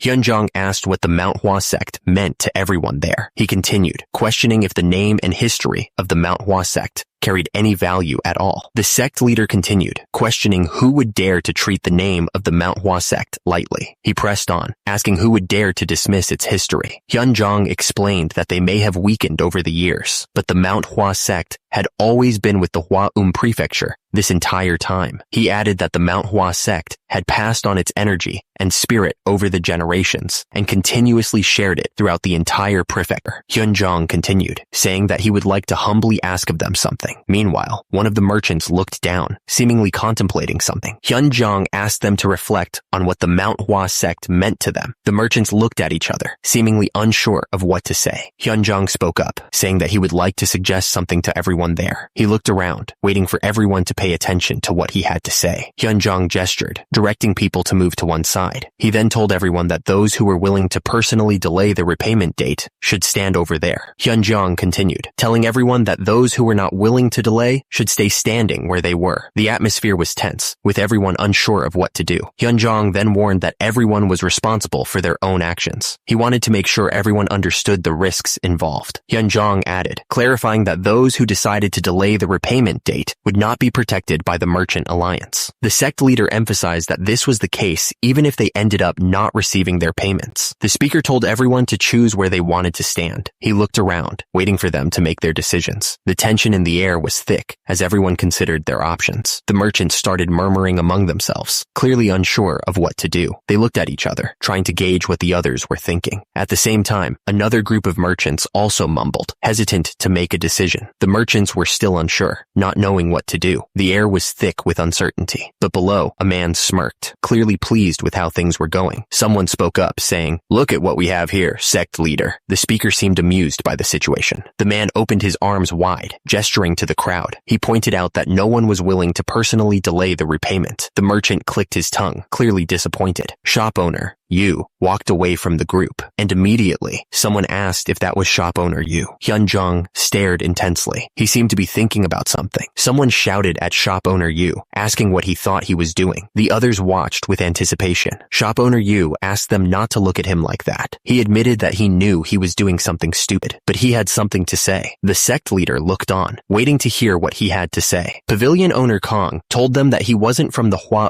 prefecture. He had a serious look on his face. Since since he didn't have any connection to the Manhwa sect. He said they probably didn't realize something. There was a fire in his eyes. He continued, saying they didn't understand what the Manhwa sect really meant to the Hua prefecture. He looked like he was about to explain. He explained that everyone who grew up in the Hua prefecture grew up hearing stories about the Manhwa sect. The man's expression was serious. He added that they always heard the phrase, "You also need to enter the Manhwa sect and become the world's greatest martial arts master." He seemed to be making a point about the sect's importance. Pavilion owner Kong looked serious, like he was about to drop some truth. His expression was intense, as if he was remembering something important. And even if people realized they weren't good enough to join the Manhwa sect, they still heard stories. The speaker said they kept hearing how the Manhwa sect protected this world. Shop owner Yu suddenly interrupted, asking what they were talking about. He added that he wasn't the only one who grew up hearing those stories. Shop owner Yu explained that it was the same for his father and grandfather. Because of that, he said the Manhwa sect was the pride of the Shanxi province and the Hua prefecture. Shop owner Yu warned that if they left after taking the money, it would be over for them. He said there were many places like Hangzhou City where they could spend their money. Shop owner Yu wondered where he would even go with the money he got. He had lived his whole life in the Hua prefecture. He asked if they were giving up such a large sum of money for something so small. Hyunjong told him he would regret his choice. He seemed confident in his words, like he knew something they didn't. Shop owner Yu admitted that he had only looked forward to getting his money and not having to work ever again. He looked conflicted, like he was having second thoughts. Shop owner Yu was thinking that he must have gone crazy to say such things. He seemed to be struggling with his decision. At the same time, his fist clenched tightly, showing his inner turmoil. Shop owner Yu trailed off, lost in thought. It was clear he was wrestling with something important. Shop owner Yu stepped forward, addressing the group. He said that he already made enough money to live comfortably. He seemed pretty confident in his position. Shop owner Yu continued, making his point clear. He added that even if he didn't get the money, he could just see it as a small regret. The shop owner seemed determined to stand his ground. Shop owner Yu then declared that he would regret causing the Manhwa sect to fall apart. He said he would feel that regret until his dying breath, even if he got a ton of money. The man seemed to be speaking from the heart. Shop owner Yu looked up, his expression firm. He stated that he didn't want to live a life filled with that kind of regret. It was clear that he had made up his mind. Hyunjong smiled slightly, listening to the man's words. He told shop owner Yu to do as he pleased. The sect leader said it wouldn't change anything if just one person decided not to take the money. The man's face was shown in a close-up. He asked who said there was only one person. He seemed to be hinting that more people would refuse to take the money. As he spoke, a group of people walked down the hallway. The sound of their footsteps echoed through the building. They were heading towards where Hyunjong was. The group of people stood together, wearing serious expressions. At the same time, one of the men looked up, a question mark floating above his head, clearly surprised by something. Hyunjong stood tall, his expression unreadable, as he faced the people before him. The sect leader was flanked by two individuals, their faces partially obscured, adding to the tension in the room. Hyunjong closed his eyes, a deep breath escaping his lips. The sect leader seemed to be steeling himself, bracing for whatever was about to happen. The man in green looked at the others and said that he was plenty satisfied with the fact that there were still those who held a meaningful connection to the Manhwa sect. He looked hopeful that they could come to an agreement. Hyunjong called out to Onam to bring it there right away. Onam agreed immediately, acknowledging the sect leader's command. A box filled with books was placed on the ground with a thud. The sound echoed slightly in the room. The books were old and worn, but they were neatly stacked. Someone gasped, realizing what they were looking at. Someone recognized them as the business account books of the Hua prefecture. The man looked shocked and confused. One of the men addressed the crowd and said that the Manhwa sect had been generous to them and their families for many generations. He seemed to be reminding them of their past. The man's expression changed as he accused them of betraying the sect instead of paying what they owed. He looked absolutely furious. The man's face was covered in sweat as he looked utterly terrified. He looked like he was about to have a heart attack. A foot slammed down, emphasizing the threat. The man declared that, according to the account books, the Manhwa sect would be taking over their businesses. He continued, saying that they would also be taking all the wealth they had gained through those businesses, down to the very last coin. The merchants looked stunned as the man walked. One of the men shouted at the sect leader, demanding what he was talking about. The crowd looked on, waiting for an explanation. Another man stepped forward, accusing the sect leader of taking over all the businesses. He said it was just as he had predicted. Another man told the sect leader that his joke had gone too far. He looked serious, not finding any humor in the situation. The Sect leader replied that it was a shame that they thought he would have the time to joke around with them. He looked annoyed by their accusations. Another voice spoke, but the Sect leader cut him off. He slammed his hand down on some papers, looking absolutely furious. The man looked at the account books in his hands. He asked how they could prove that the account books were real. The speaker looked at the group of people. He asked if they were saying that the Manhwa sect had forged the evidence, adding that he was sure the Manhwa sect would never do that. The Sect leader spoke to the man, trying to reason with him. He asked how he could be so sure that he wasn't being tricked by what were presumably fake account books. The man listened to the sect leader's words. He replied that he understood where he was coming from. The sect leader ordered Unam A to bring the leader of the finance and economy agency to him. Unam replied that he would. Sect leader. The man looked closely, thinking about the account books. He said the validity of the account books was something they had to consider. Hyun Young agreed with the man. He said that it was certainly something they had to take into account. Another man chimed in, agreeing with Hyun Young. He added that even the leader of the finance and economy agency agreed, saying it was as expected of pavilion owner Kong. But the man with long hair paused, turning to look back at the group. He seemed to be thinking hard, then said, "However," the man continued, looking down thoughtfully. He explained that since they had expected something like this to happen, Hyun Young raised his hand, explaining that they had already sent half of the account books to the Hua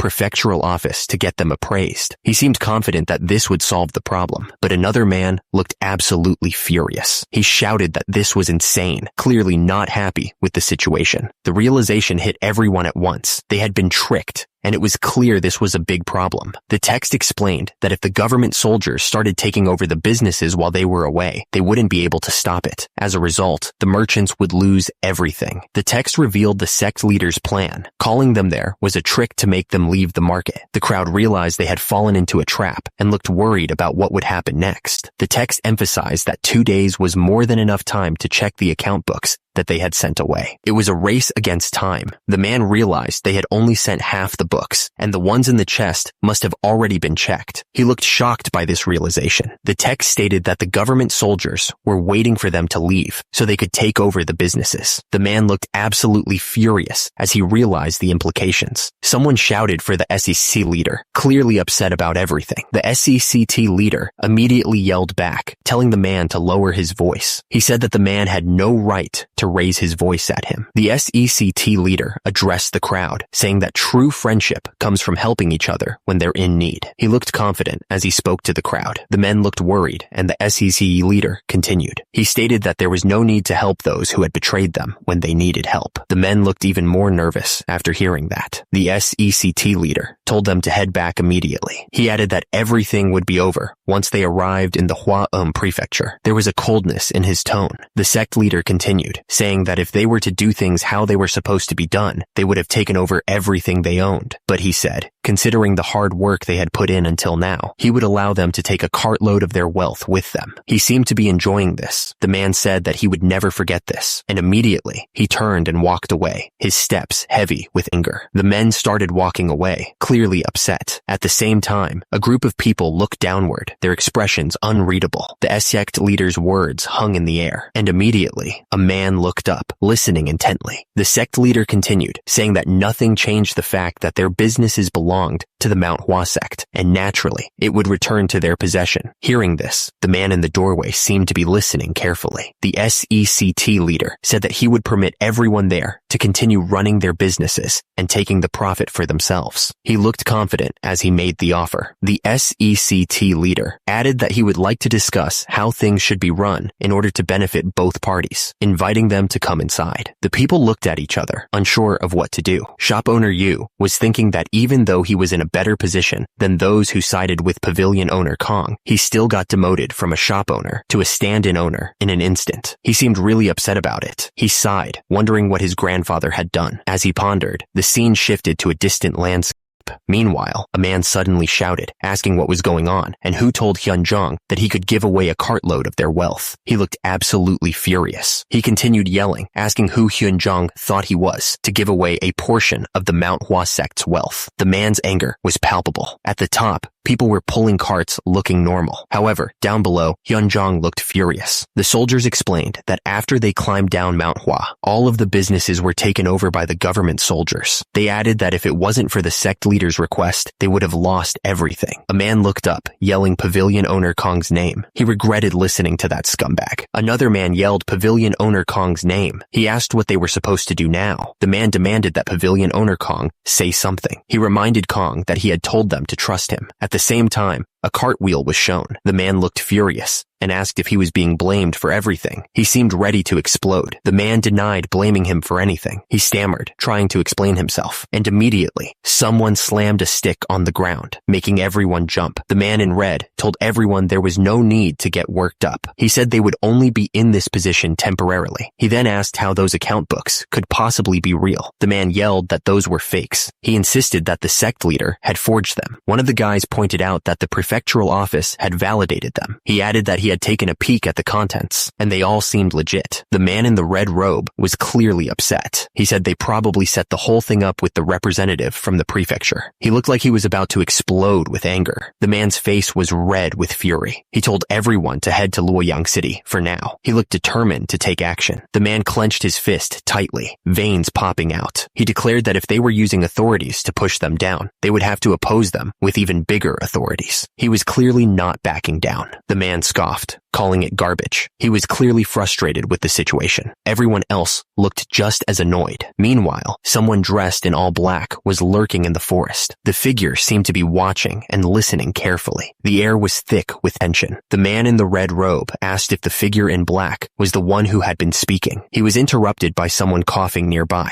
The coughing man wanted to know who else was there. The coughing got worse. The guy in charge pointed out that the person was wearing a thief's costume in broad daylight. He wondered if the bent back meant he was an old man. The man in the red robe warned the thief that he should just leave if he was aiming for their wealth, or he would lose his life for nothing. He seemed serious about the threat. The thief asked if he was talking about his wealth. The thief yelled that he wasn't trying to steal someone else's wealth. He was just trying to get back his own. He sounded absolutely furious. The man in the red robe looked confused by this statement. He seemed to be thinking about what the thief had just said. The man in the thief's costume asked if they were from the Manhwa sect. He looked like he was waiting for an answer. The thief grinned, saying that it was good timing because now he could get revenge on them. He seemed excited about the prospect. Suddenly, a group of men in black thief costumes charged forward. They looked like they were ready for a fight. The eyes of one of the men narrowed as they prepared to attack, and immediately, the group swarmed the wagon, swords raised. One of the men in black looked down at his target. His eyes were filled with a cold fury.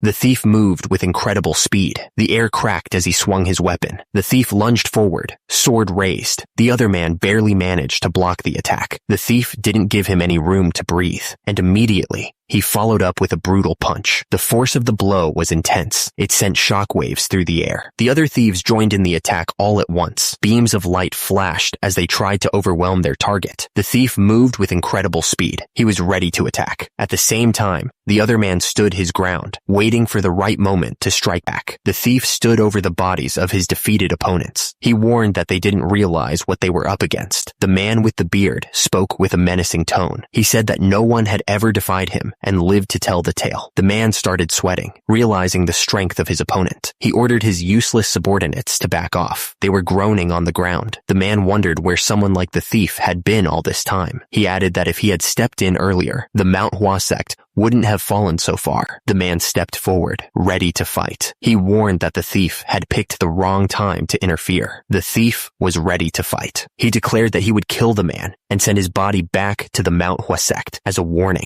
The man with the glowing hands spoke with confidence. He said that the sect leader would be sad to hear that someone like the thief died by his hands. The man shouted, telling the thief to prepare himself. He looked absolutely furious. The thief realized that the man had been hiding his true power. He knew that there was no way someone who just owned an inn could be this strong. He was impressed. The man spoke to the thief with a smirk. He warned that he wouldn't beat up the thief's mouth too badly. He looked confident, and immediately, the thief was sent flying through the air. The force of the blow was so strong that it looked like he was launched from a cannon. The man added that he needed the thief to be able to speak at least. He was clearly planning something. Suddenly, a massive explosion ripped through the forest, shaking the ground. The trees were torn apart, and the air filled with smoke and dust. Someone was channeling energy into their hands, preparing for a fight. He thought that he certainly didn't let his guard down. The man was struggling to get back on his feet, clearly hurt. He thought that the #1 rule for martial arts practitioners is that they must not look down on their opponents. The man was sweating and panting, pushing himself to his limit. He thought that it is said that tigers give their best even when they hunt mere rabbits. The man stared intently, his body tense. He remembered watching that masked man single-handedly take down all the escort warriors, and he wouldn't even think about letting his guard down. The man was still channeling energy into his hands. His face twisted in anger. He pointed out that his opponent was making a face as if he was getting bored. The man didn't waste any time and attacked, promising to fix that bored expression of his opponent. The force of the blow sent the man flying through the air. He crashed through the trees, leaving a trail of broken branches behind him. The attacker didn't give him a chance to recover and pressed his attack. He swung his sword down with incredible speed. The man managed to block the sword, but the force of the impact was immense. His arms trembled as he struggled to hold his ground.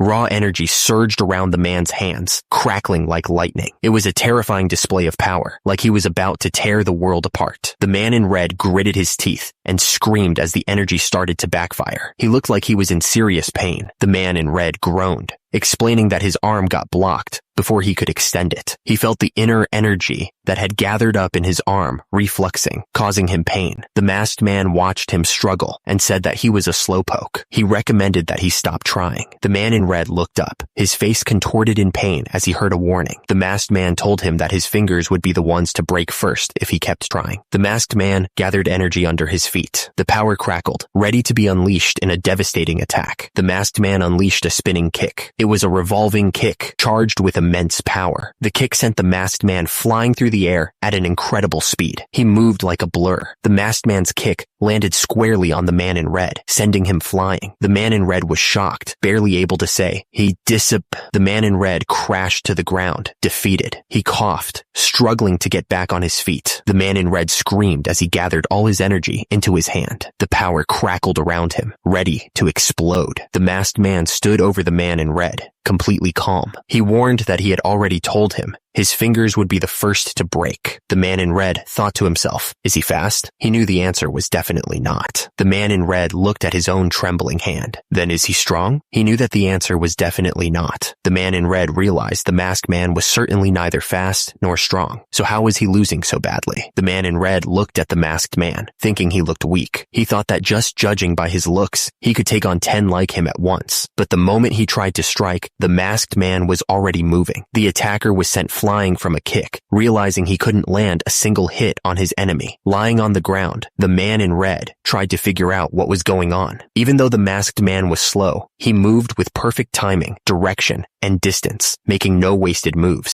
The man in red started to get scared, feeling like he was fighting something not human. It almost felt like the masked man was a goblin. Completely out of breath, the man in red knew he was in deep trouble. The masked man was seeing through all of his moves, and he realized that this man was a monster, far more dangerous than he could have imagined. The man in red was panting, sweat dripping down his face. He admitted that he didn't think he could keep fighting like this for much longer. The masked man stood there, barely breaking a sweat. He said he wanted to play a little longer, but that he was also running out of energy. The man in red looked up at the masked man, his voice strained. He asked why someone like him hadn't helped the Manhwa sect all this time. Suddenly, the legs of the masked man moved with incredible speed. The ground crunched beneath his feet as he dashed forward. The masked man stood tall, his sword now drawn and glinting in the light. He asked why he should tell anything to someone like the man in red. The man in red scoffed, sweat dripping from his brow. He told the masked man that blabbermouths like him lived in strange delusions and that he shouldn't answer anything he asked. The masked man countered that he should be the one asking questions. He wondered why someone with such skills would waste his life running an inn in the Hwaom prefecture. The man in red shot back, asking if there was a law that stated strong martial artists weren't allowed allowed to run an inn. The masked man insisted that there definitely wasn't a law like that. But with the man in red's skills, there were probably many other ways to earn money without running an inn, he said. The masked man quickly denied having a secret scheme or any bad intentions. He insisted that he hadn't received an order from anybody. It was his own decision. The masked man scoffed, saying that was correct. He knew it, and that's what they all say. He thought how uncreative the man in red was being. The masked man pointed a finger, declaring that he had one last question to ask. The masked man asked the man in red if he knew what he did to people like him to get answers. The man in red wondered how he would know. The masked man stated plainly that he beat the hell out of them. The man in red looked confused, not sure what to make of the masked man's words. The masked man figured there was no point in wasting time trying to dig out information from those who weren't going to speak anyway. So he said there just needed to be a little compromise between him and them. The masked man made it clear. If the man in red made sure not to tell him the information he needed, he would make sure to beat him up enough to satisfy himself for not getting to hear it. The masked man then launched a kick at the man in red. The man in red realized the masked man was aiming for his left knee. He braced himself, sweat dripping down his face. The man in red thought that at this speed, he could block the masked man's attack. He tensed his muscles, preparing for the impact. The masked man's kick slammed into the man in red. The force of the blow sent the man flying backwards, crashing into a nearby table. The man in red screamed, wondering why his shoulder was hurting. He was so sure the masked man was aiming for his knee, so why the sudden change of target? The man in red looked up, his face twisted in pain. He couldn't believe what was happening to him. The masked man didn't give him a chance to recover. He was already coming down with another kick, this time aimed straight at the man in red's head. The man in red screamed, realizing the next attack was coming for his head. He was sure of it. The masked man's foot connected with the man in red's head. The force of the impact echoed through the room. He could feel the blood trickling down his face, but he couldn't even focus on it. All he could do was look up. The man in red screamed, choking on his own blood. I could clearly see the attacks with my own 2 eyes. He managed to cough out. The masked man was still moving, still attacking, and yet the man in red wheezed, trying to get air into his lungs. He knew what was coming. He could see it, but his body wouldn't respond. I could not dodge a single blow, he shouted, his voice cracking. The man in red felt his strength leaving him. He knew it was over. I will most definitely die at this rate, he thought, accepting his fate. The masked man stared intently at his opponent, focusing on his eyes. He thought he knew something just by looking at them. The masked man's eyes narrowed as he examined his opponent's face. He realized that he was facing the eyes of a killer, someone who had slaughtered countless people. The masked man didn't waste any time. He moved with terrifying speed, his sword a blur of deadly motion. The man in red looked up, fear etched across his face as he saw the blade coming down. He begged for his life, not wanting to die. The masked man didn't even look back. He simply turned and walked away, his job done. The man in red screamed as the attack landed, the force of it making him cough. He couldn't believe what was happening to him. The energy erupted from the point of impact, tearing the earth apart. The force of it was massive. The air cleared, revealing the sky above the trees. The quiet was almost deafening after the explosion. A hand crackled with energy, the source of the devastating attack. The air around it shimmered with heat. The man gasped, sweat pouring down his face as he focused the energy. It was taking a lot out of him. The man's eyes widened in disbelief as he recognized the technique. Tai Yi godly palm technique, he asked, shocked. The man in red robes stared down at the masked figure, trying to understand what was happening. He could only manage to say, "You." The masked man looked up, his eyes glowing with a strange light. He demanded to know if the man in red was from the Southern Edge Sect. The masked man spoke with a cold edge to his voice, pointing out the ridiculous coincidences. He asked if the man ran an inn in the Hua Prefecture, led merchants to collect debts from the Manhwa sect, and just happened to be a practitioner of the Southern Edge sect's martial arts. The masked man stood over the man in red robes, his voice hard. He wanted to know if the man had been sent from the Southern Edge sect. The man in red robes cursed under his breath. He realized he shouldn't have used the Tai Yi godly palm technique, especially in front of someone from the Manhwa sect. The man in red robes' face twisted in frustration. He knew he'd made a critical mistake. The man in red robes tried to explain himself. He said if the masked man hadn't suddenly pulled out a sword and tried to cut him down, he wouldn't have used the technique out of panic. The masked man wondered how far ahead this whole thing had been planned, if it was intentional. When the man in red robes refused to answer, the masked man just tilted his head. The masked man said that was fine, and that the man's loyalty was respectable in some sense. He said that it was a very respectable choice. The masked man said he couldn't look down on the Southern Edge sect, even though there had been tensions between the Manhwa sect and the Southern Edge sect for a long time, he couldn't ignore the fact that the Southern Edge sect was prominent and held a firm position as one of the 10 great sects. The masked man scoffed, saying there was no way such a sect would take care of things so poorly. He seemed to find the whole situation ridiculous. The masked man figured the man on the ground probably didn't know much about the details himself. Even if he did, there was no way to make sure his information was valid. All the masked man needed to know was that he was related to the Southern Edge sect. The masked man spat out his words, full of rage. He cursed them, calling them bastards. The masked man continued, saying that even in the worst times, the martial arts world wasn't this dishonorable. He asked if one of the great sects was really trying to steal not just techniques, but the entire sect itself, and by scamming no less. He scoffed at how low they'd sunk.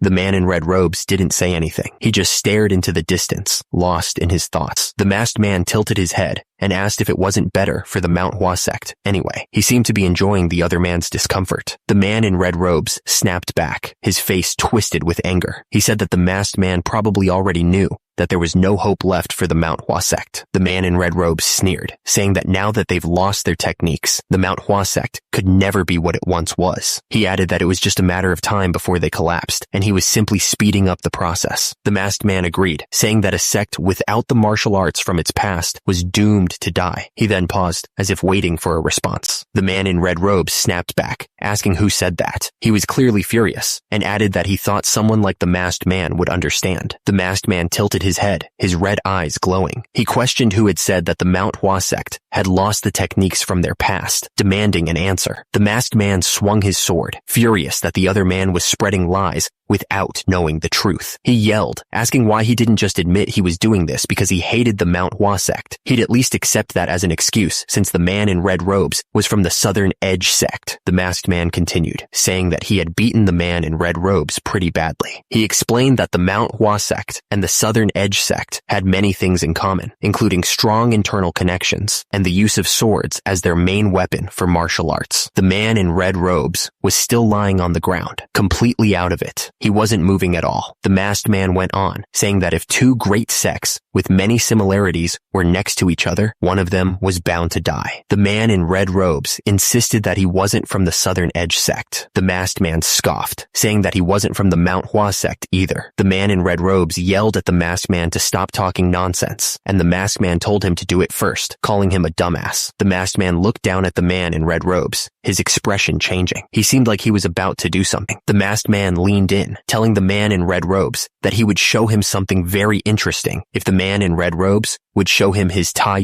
godly palm technique. Down below, the man in red robes was being held at sword point by another person in black. The man in red robes was sweating, with the masked man's sword pressed against his throat. The masked man continued, saying that if the man in red robes knew what he was talking about, it would be a very interesting experience. The masked man tilted his head, the sword still at the man in red robes' throat. He added that it would be a shame if the man in red robes didn't know what he was talking about. The masked man stared intensely, telling the man in red robes to deliver what he said to the person who sent him there. In a flash, the masked man's sword moved, making a slicing sound. The man in red robes was absolutely terrified. He could feel the cold sweat running down his face as he realized the danger he was in. The masked man moved like a whirlwind, spinning so fast that he became a blur. His sword cut through the air with deadly precision. The man in red robes went flying through the air, completely helpless. The force of the blow knocked the wind out of him. The man in red robes was struggling to keep up with what was happening. He thought to himself that the masked man was so fast. Just swinging his sword created such a strong wind. The man in red robes was still trying to figure out what the masked man was doing. He wondered why the slashes weren't reaching his body and what the masked man was trying to do. The masked man was bleeding, but he didn't care. He declared that plum blossoms give off their strongest scent when they bloom in the snow.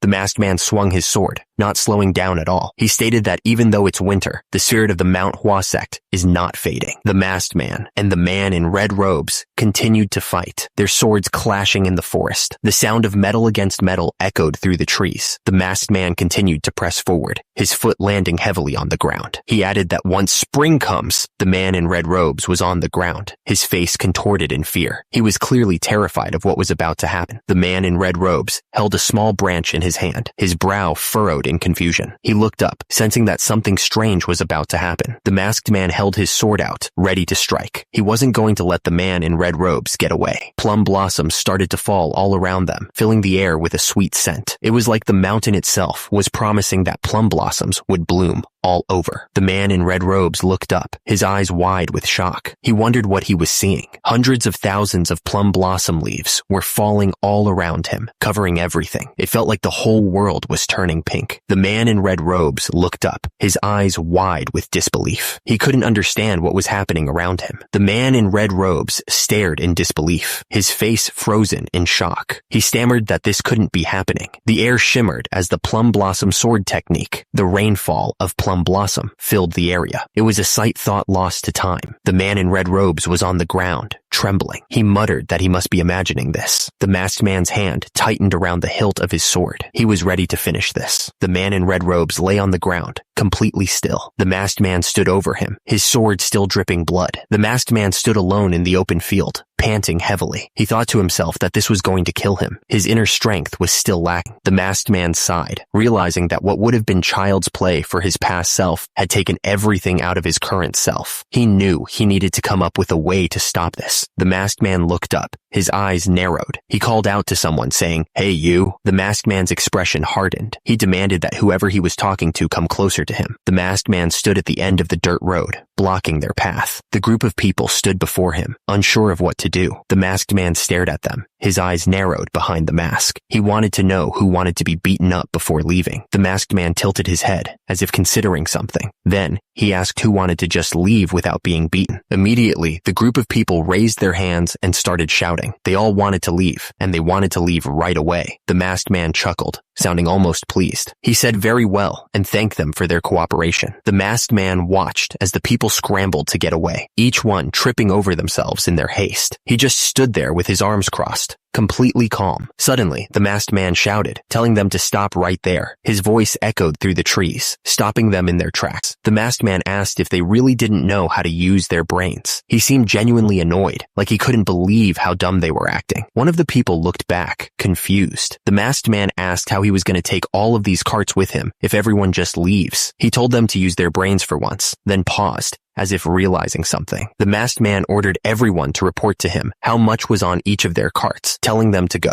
The people immediately responded with a loud, "Yes, sir." The people started shouting out the amounts of money they had, desperate to save themselves. One guy yelled that he had 1,800 niangs. Another claimed 2,300, and the last one nervously squeaked out that he had 8,000 niangs. The masked man scoffed, asking if they really had that much money. He told them that it wasn't important right now, calling them dumbasses.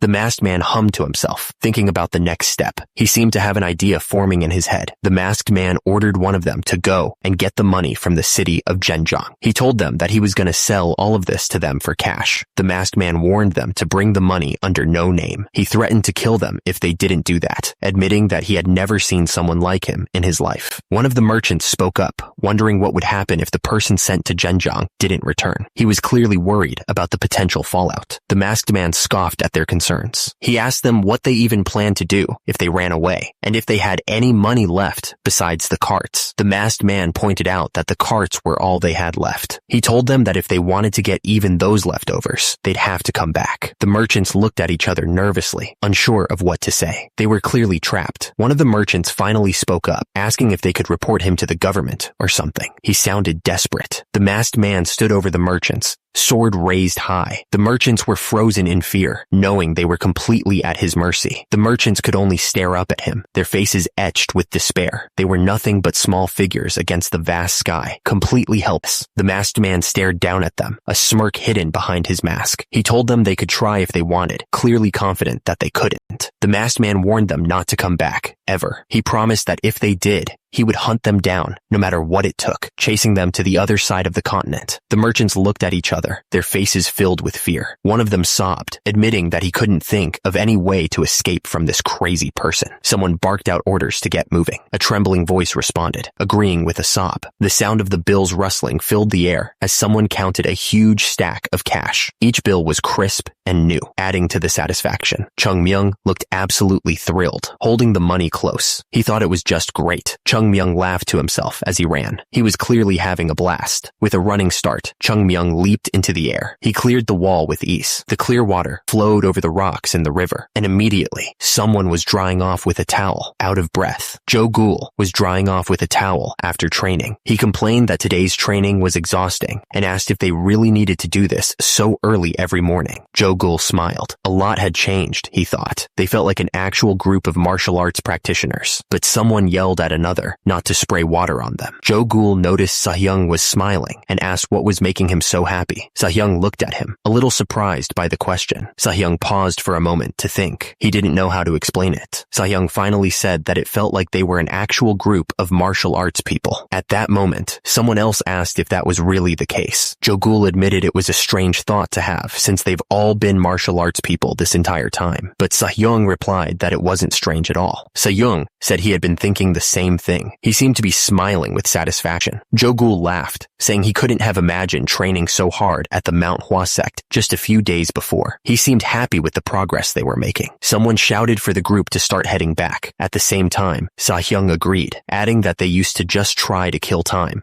until it was time to climb back up the mountain. He sounded grateful for the change. Yoon Jong looked off into the distance, saying he could feel that things were changing. The young man seemed thoughtful as he spoke. Joe Ghoul commented that it was probably all thanks to Chung Myung. He seemed to be acknowledging the impact Chung Myung had on the group. He added that the guy was undoubtedly bringing changes to the Manhwa Sect. Joe Ghoul seemed impressed by the impact Chung Myung was having. The scene showed a landscape of trees and mountains. At the same time, it was said that although it's only a small breeze as of now, no one knows whether it will remain the same. The text continued, explaining that no one knows whether it will turn into a massive storm that will shake up the entire Manhwa Sect. But whatever the outcome, these changes will surely impact the future of the sect. Someone ran and shouted that they couldn't put that over there. He ordered them to keep it coming. Immediately after, another man yelled that he told them they would start putting things together after getting all the materials inside first, asking if they were deaf. The man continued to yell, warning that if they broke anything, they wouldn't be getting paid for the next month. He told them to come on and carry them faster. As a result, some workers were carrying materials. The same man continued to shout at the workers. At the same time, the workers were carrying the materials. Someone wondered what was happening and who all these people were. Meanwhile, workers were carrying materials into the temple. Someone shouted that something needed to go over there, not here. He seemed really angry about it. The man wondered about Great Sasuk. He looked really confused. Yoon Jong had returned. Someone asked what was going on there, looking surprised. The man realized they were all laborers. He seemed surprised by this. The man explained that they were planning to get the entire temple repaired. He added that the temple was old and not in the best shape. At the same time, two men were listening to him. The roof of the building looked old and worn. It was clear that it needed some work. The man asked what was holding them back. He seemed impatient, waiting for an answer. The man questioned why they weren't helping the workers. He pointed out that they seemed worn out from bringing the carts all the way there. He looked annoyed. The man shouted at them to hurry up and get to work immediately. The two men looked terrified and agreed right away. Chung Myung told the guys to get to work, laughing as he watched them. He seemed to enjoy bossing them around. Suddenly, the sound of murmuring came from inside the building. It was unclear what was going on, but something had clearly caught their attention. The disciples inside were staring at a whole cooked chicken on a plate. It was like they couldn't believe their eyes. The disciples wondered if they were dreaming. They couldn't believe they were seeing meat on the sect's dining table. How was this even possible? The disciples were absolutely amazed by the sight. Their mouths were hanging open in disbelief, completely shocked by the sudden change. The disciples cheered wildly, raising their arms in the air. They were shouting that it was meat, overwhelmed with joy at the sight of the feast. At the same time, someone lifted a piece of meat with chopsticks, savoring the moment. It was like a dream come true after so long. Sahyung thought to himself that the changes Chung Myung brought to the sect might be happening faster than anyone expected. Under the moonlight, someone muttered that they never thought something like this would happen. He was clearly still processing the sudden change in fortune. Meanwhile, a stack of new sect uniforms sat neatly folded. Another disciple added that they had suddenly started constructing construction work to repair the temple. Below, 2 disciples were wearing the new uniforms, looking quite pleased. One of them said that they saw meat on their dinner table, and on top of that, they even got 2 new sets of the Sect uniform, adding that he could still taste the meat in his mouth. Soo-young was smiling to himself, and someone asked him what he was thinking about. He looked pretty pleased with himself. Soo-young turned and replied that he was thinking about how great money was, laughing like a maniac. He was clearly enjoying the newfound wealth. Someone else said that they were amazed by it too. Although they had suddenly gotten their hands on a large sum, it was still hard to believe. Another disciple chimed in, saying that he never thought the higher-ups would bring sudden changes like these. He was still processing the rapid shift in their circumstances. Someone wondered if the leaders had enjoyed being broke the entire time. He added that they had been living poor because they had no choice in the matter. Someone commented that they had never seen Great Sask laugh so brightly. He was laughing so hard that they thought he didn't even know how to laugh. It was a pretty rare sight, apparently. Soo-young was then asked what they should do from now on. The guy seemed to be looking for guidance. Soo-young replied that he was sure they already knew that Manhwa Sect had been going through rapid changes. He added that they should be prepared for what more was to come. Someone else repeated, a bit unsure, that they should prepare for changes. He seemed to be thinking about it. Another disciple chimed in, saying that this wasn't just a matter of financial prosperity. She looked thoughtful. Someone asked if the other had seen the secret martial arts books inside the chest. The other guy confirmed that he saw them too. Chung Myung tripped over a pile of chests and gold bars. He pretended it was an accident, but he revealed the hidden stash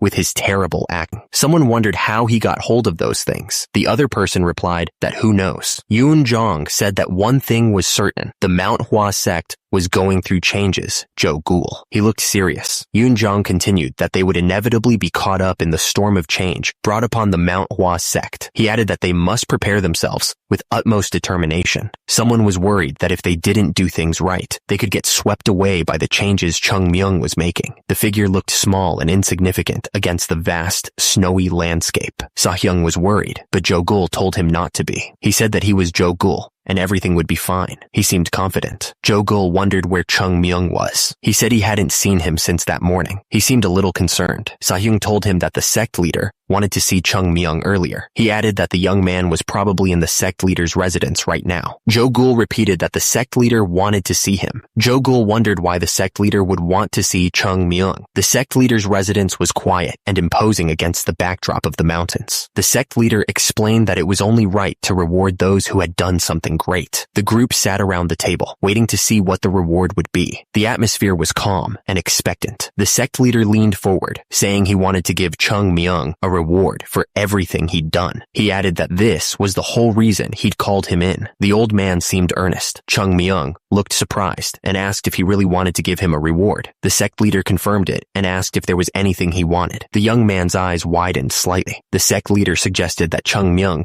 might still want the money he'd given to the Manhwa Sect. He offered to return some of it if he wanted. He seemed to be considering the offer. Chung Myung said he wasn't really interested in wealth. The sect leader asked if he was sure he didn't want it. He explained that he wouldn't have anywhere to spend it on Manhwa anyway. The sect leader thought that Chung Myung understood the way of the Tao. He added that it wasn't easy to let go of attachments to wealth. The old man seemed impressed by the young man's lack of interest in money. At the same time, Chung Myung was thinking that the sect leader probably couldn't give him much wealth anyway. He already had more than enough in his secret storage. The young man looked uninterested. The sect leader suggested that Chung Myung could tell him something else he wanted. He offered to allow him to learn an advanced technique that he normally wouldn't be allowed to learn yet. But Chung Myung replied that he didn't really want techniques either. The sect leader asked if Chung Myung didn't want them either. He seemed surprised and asked if he wasn't interested in learning advanced techniques. The old man was clearly trying to find something to offer. Chung Myung said that there must be a reason their ancestors established an order in which they learned the techniques. The sect leader realized that he was right. He agreed that there was a proper order to things. Chung Myung scoffed at the idea of following the traditional order. He thought that he should be the one teaching the sect leader advanced techniques. The young man seemed annoyed by the whole situation. He knew that there were so many techniques that he needed to teach them. The young man wanted to give them all the techniques he knew. He wondered how he could hand them over the techniques naturally. Chung Myung was starting to get a headache from thinking so hard. He didn't think he should have to think so hard about something like this. He wondered what he wanted as a reward. The young man also thought about what else he could do for the Manhwa sect, of which only its name remained. He was determined to help the sect. Suddenly, the sect leader had an idea. He seemed to have realized something important. Chung Myung asked if he could go to the Hwa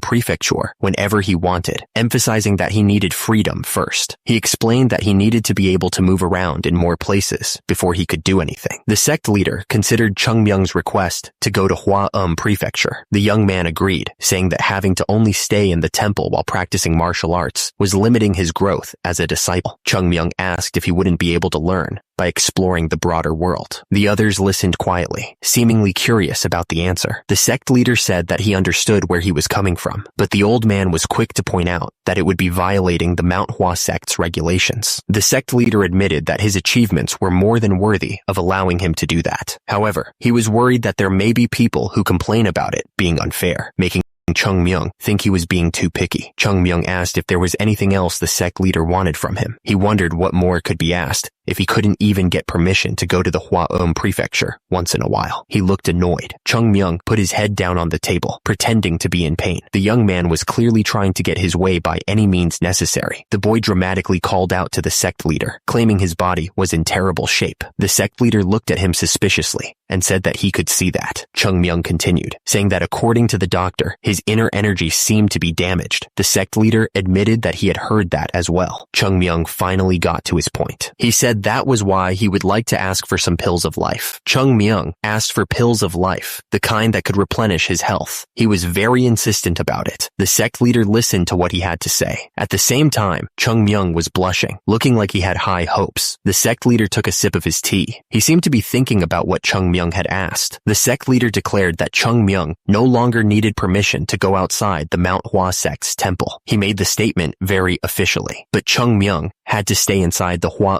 prefecture. The boy was confused because the sect leader had said he wouldn't allow that. The sect leader said that Chung Myung would need to take full responsibility for what happened when he was outside the Manhwa sect's temple. He finished with, "That's all," and immediately, Chung Myung was at the door. He asked the sect leader about the pills of life. Chung Myung was still standing at the door, waiting. He looked confused because the sect leader wasn't answering. Chung Myung shouted, asking what the hell. He demanded the sect leader give him some pills of life because he was dying out there. But the sect leader responded that he didn't even have pills of life for himself, calling the young man a brat. He said he'd rather die than suffer like that. The sect leader put his hand on the door, ready to leave. He asked what the other person thought about Chung Myung. He was curious about their opinion. Hyun Song replied that Chung Myung definitely understood the way of Tao. He added that the sect leader felt that as well. He seemed confident in his assessment. The sect leader said that although Chung Myung was a young child, he could sense his wisdom from the way he spoke. He was clearly impressed by the boy's maturity. The others listened intently. Hyun Sang agreed that even though he came off as rough at times, considering his young age, it was understandable. He nodded in agreement. He thought that Chung Myung's behavior was acceptable. Hyun Sang continued, saying that when he talked to Chung Myung, it didn't feel like he was a young child. He seemed to be in awe of the kid. The man was very impressed. The sect leader thought to himself that it wasn't just the way Chung Myung spoke that was so striking. He couldn't sense any childishness from the boy. He was trying to find the right words to describe it. The sect leader continued to ponder, admitting that he could sense the spirit of a Taoist from him. To think that he could feel that from a child was unbelievable. He couldn't find a better way to describe it. The sect leader turned to Hyun Sang and asked what he thought about Chung Myung. He looked at him expectantly. Hyun Sang seemed surprised by the question. Hyun Sang replied that he didn't really have an eye for evaluating people, especially not like the sect leader. However, he figured that the sect leader must have felt something special when he saw Chung Myung, right? The sect leader thought about it for a moment. He mused that Chung Myung was like a child that was not childish. He seemed to be deep in thought. Hyun Sang looked thoughtful as he spoke. He said that the sect leader wasn't the only one who felt that way about the kid. He seemed to be agreeing with the sect leader's assessment. The sect leader listened intently. He explained that children who are deep thinkers or have lived hard lives tend to develop such characteristics. He gestured slightly with his hand as he spoke. The sect leader continued, his expression serious. He clarified clarified that it wasn't just about being mature for his age. He felt that the way Chung Myung talked and acted made him seem like an actual adult, even an old man. Hyun Sung paused, a concerned look on his face. He asked if that meant Chung Myung was corrupt inside, but he immediately added that he didn't mean it that way. He seemed to be thinking something over. The sect leader didn't reply immediately. He just stared off into the distance, deep in thought. The silence hung heavy in the room. The man with his back turned said he understood the sect leader's point. He told them not to read too much into things, reminding them that Chung Myung was just a kid. The sect leader agreed with him immediately. The sect leader explained that the Manhwa sect existed to nurture people, not to use them. He added that if they found a great talent, they needed to help them grow and guide them through any problems they faced. Hyun Sang replied that he was absolutely right. He seemed to be agreeing with everything the sect leader said. The sect leader then turned to Onam, asking how the construction was coming along, but he trailed off with a simple "oh" as he waited for the report. Onam reported that because the mountain was so steep, they were having trouble getting enough wood for the construction. Down below, workers struggled to cut and move the heavy logs. The worker smoothed out the log with his plane. He explained that even though they were cutting down all the trees they could find, it still wasn't enough. He added that they would still need a few more days to dry and trim the trees they had already cut down. The sect leader, Hyun Jong, listened intently and just said he understood. Onam then asked if the sect leader was upset that he cared so much about the temple's appearance, especially since they finally had some money to spare. He seemed worried about how his efforts were being perceived. Hyun Jong laughed, telling him not to worry and to understand that he had good intentions. He added that the Manhwa sect needed to be rebuilt after all. The sect leader explained that when people made new resolutions, they needed to organize their surroundings and correct their behavior. He said that this was the most effective way to communicate those resolutions to the disciples. Hyun Jong clasped his hands together and agreed, saying that the sect leader was absolutely right. He looked calm and collected as he spoke. Hyun Young then turned to Se-young, asking him to finish interpreting the new techniques they had acquired as soon as possible. The other man, Sa-hyung, turned to face him and listened intently. Hyun Young warned that they couldn't afford to make any mistakes because the fate of the entire Manhwa sect depended on how well they taught those techniques to the disciples. The weight of responsibility was heavy on their shoulders. Hyun Sung clasped his hands together, bowing his head slightly. He promised that he would make sure not even the slightest mistake was made during the interpretation. The sect leader looked at both Hyun Young and Hyun Sung. He told them that he was putting his full trust in the two of them to get the job done right. Hyun Jong wondered if he should tell him right now. He was deep in thought, his brow furrowed with concern. The sect leader seemed to be weighing his options carefully. He thought that the technique books were strangely new, considering it had been at least 100 years. The sect leader looked doubtful as he considered the possibilities. Hyun Jong continued thinking that he hadn't noticed when they first discovered it because he was in shock, but there were even ink marks, almost as if someone was in a rush writing the books. The sect leader then thought that he would be going too far. After all, the contents of the books were without a doubt the real deal. He shook his head, dismissing the idea. Hyun Jong realized that meant there was someone who was helping the Manhwa sect, but had to keep their identity a secret. The sect leader wondered who would do such a thing. Chung Myung was furious. He couldn't believe the sect leader had kicked him out just because he didn't want to give him a pill of life. He stomped his foot, muttering under his breath. Chung Myung was still angry, asking what good it was for him to rewrite all the technique books before handing them over. He glared at the book, clearly annoyed by the whole situation. He continued to write, complaining about the damned sect that not even a beggar would want to take over. The young man's face was red with frustration. Chung Myung, seeing the sect leader's expression, knew he had lost the recipe for the pill of life, along with all the money the sect had. He thought that this sect was done for. Chung Myung looked down, admitting that this was really a pain in the butt. He sighed, realizing the trouble he was in. Chung Myung was surrounded by swirling pink energy, trying to recover. He admitted to himself that he expected there to be side effects to a certain degree, but this was proving to be more difficult than he thought. Chung Myung looked frustrated, putting a hand to his head. He realized that the side effects were way more severe than he had imagined, and he was starting to get worried. Chung Myung looked down, sighing deeply. He realized his body wasn't healing as quickly as he thought it would, and at this rate, it might take half a year for complete recovery. The young man was not happy about that. Chung Myung stood still, deep in thought. He knew it was very bad for someone as young as him to lose out on an entire half a year of training. It was a critical time for building inner strength. Chung Myung's expression hardened with determination. He knew that once you missed this ideal period of time, it would never come back. The young warrior needed to find a way to recover, and fast. Chung Myung knew there were basically two ways to recover his pure innate chi. He could either eat a pill of life life, or get help from someone who could transfer their chi to him. But the thing is, there was no way for him to find someone who could transfer their chi to him at the moment. It wasn't like he could just ask anyone. Chung Myung remembered that back in the day, pills of life were everywhere around the sect. Well, maybe he was exaggerating just a little bit. He could practically feel the smooth texture of the pill in his hand, like it was yesterday. Chung Myung even used to take the plum blossom pill as a hangover cure. He couldn't believe how much things had changed. Chung Myung remembered how effective the pills were. He admitted to himself that he really wanted a drink now. He thought back to the days when he could drink as much as he wanted without getting caught by Se-young. He would just pop a pill,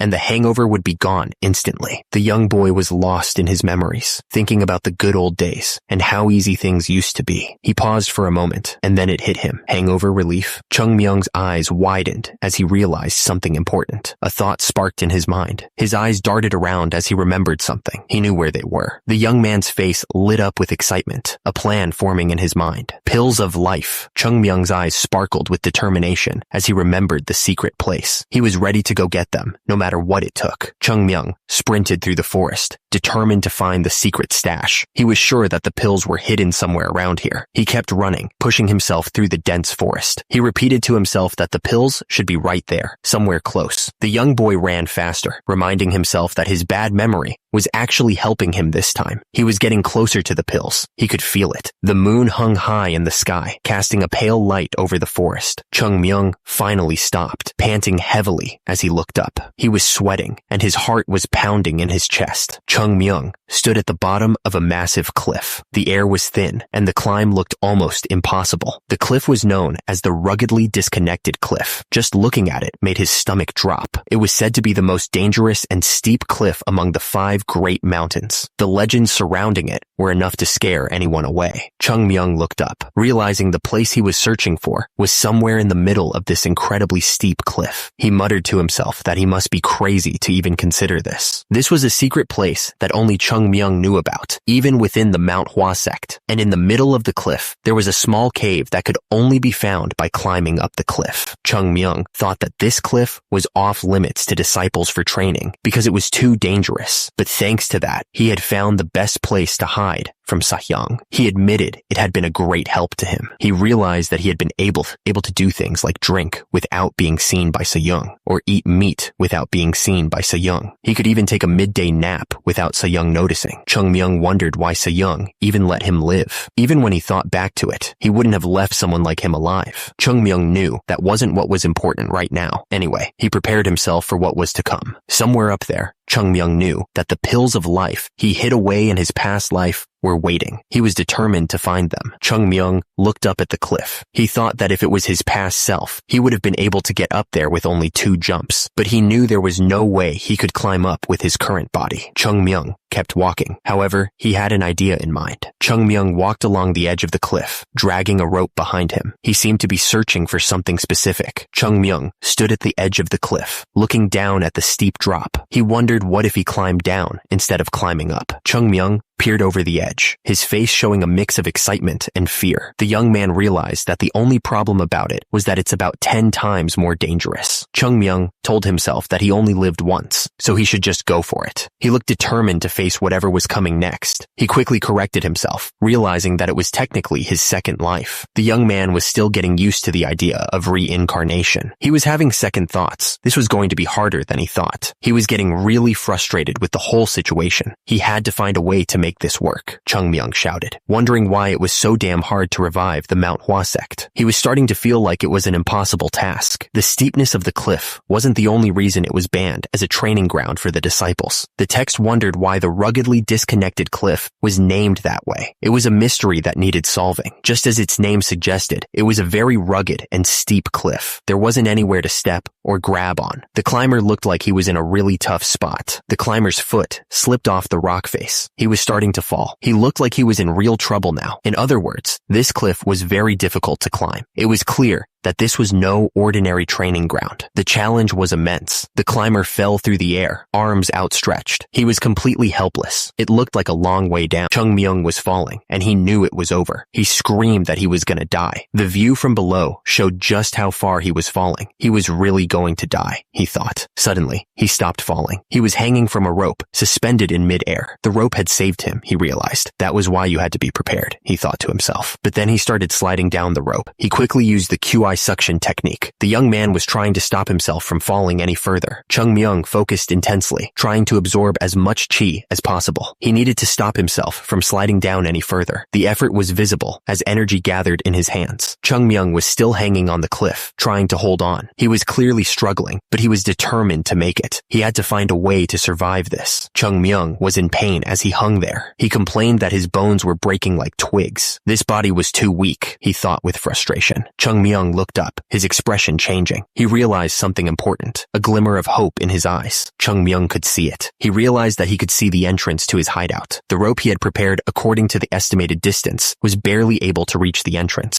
Chung Myung was thinking fast. He realized that he'd need to grab onto the cliff on the other side first. He looked determined, knowing this was his only shot. He knew what he had to do. Chung Myung realized he first needed to stop using his chi suction technique. The young man needed to gain some momentum if he wanted to survive. The rope was starting to stretch dangerously thin. It looked like it was about to snap at any moment. He swung through the air, relying on the rope. Chung Myung was flying, hoping his calculations were correct. He was putting everything on the line. He stretched out his hand, desperate to grab something. Chung Myung was reaching for the cliff face, his fingers outstretched. Landing this was going to be close. He timed it perfectly. Chung Myung shouted, knowing this was his last chance to grab onto something. But the rope couldn't take the strain anymore. It snapped, sending pieces flying in every direction. He was falling faster than ever. Chung Myung looked up, confused by what he was seeing above him. He realized something was wrong. The young man shouted that this wasn't the cliff he was aiming for at all. He didn't have time to think. Chung Myung yelled, using his chi suction technique, but screamed in frustration. What the hell was going on? Chung Myung was falling down the cliff, completely out of control. He was spinning around and around as he fell. Suddenly, he slammed into the side of the cliff. The young man grunted in pain. At the top, the rope finally snapped under the strain. As a result, Chung Myung started sliding down the cliff face. He managed to grab onto another rope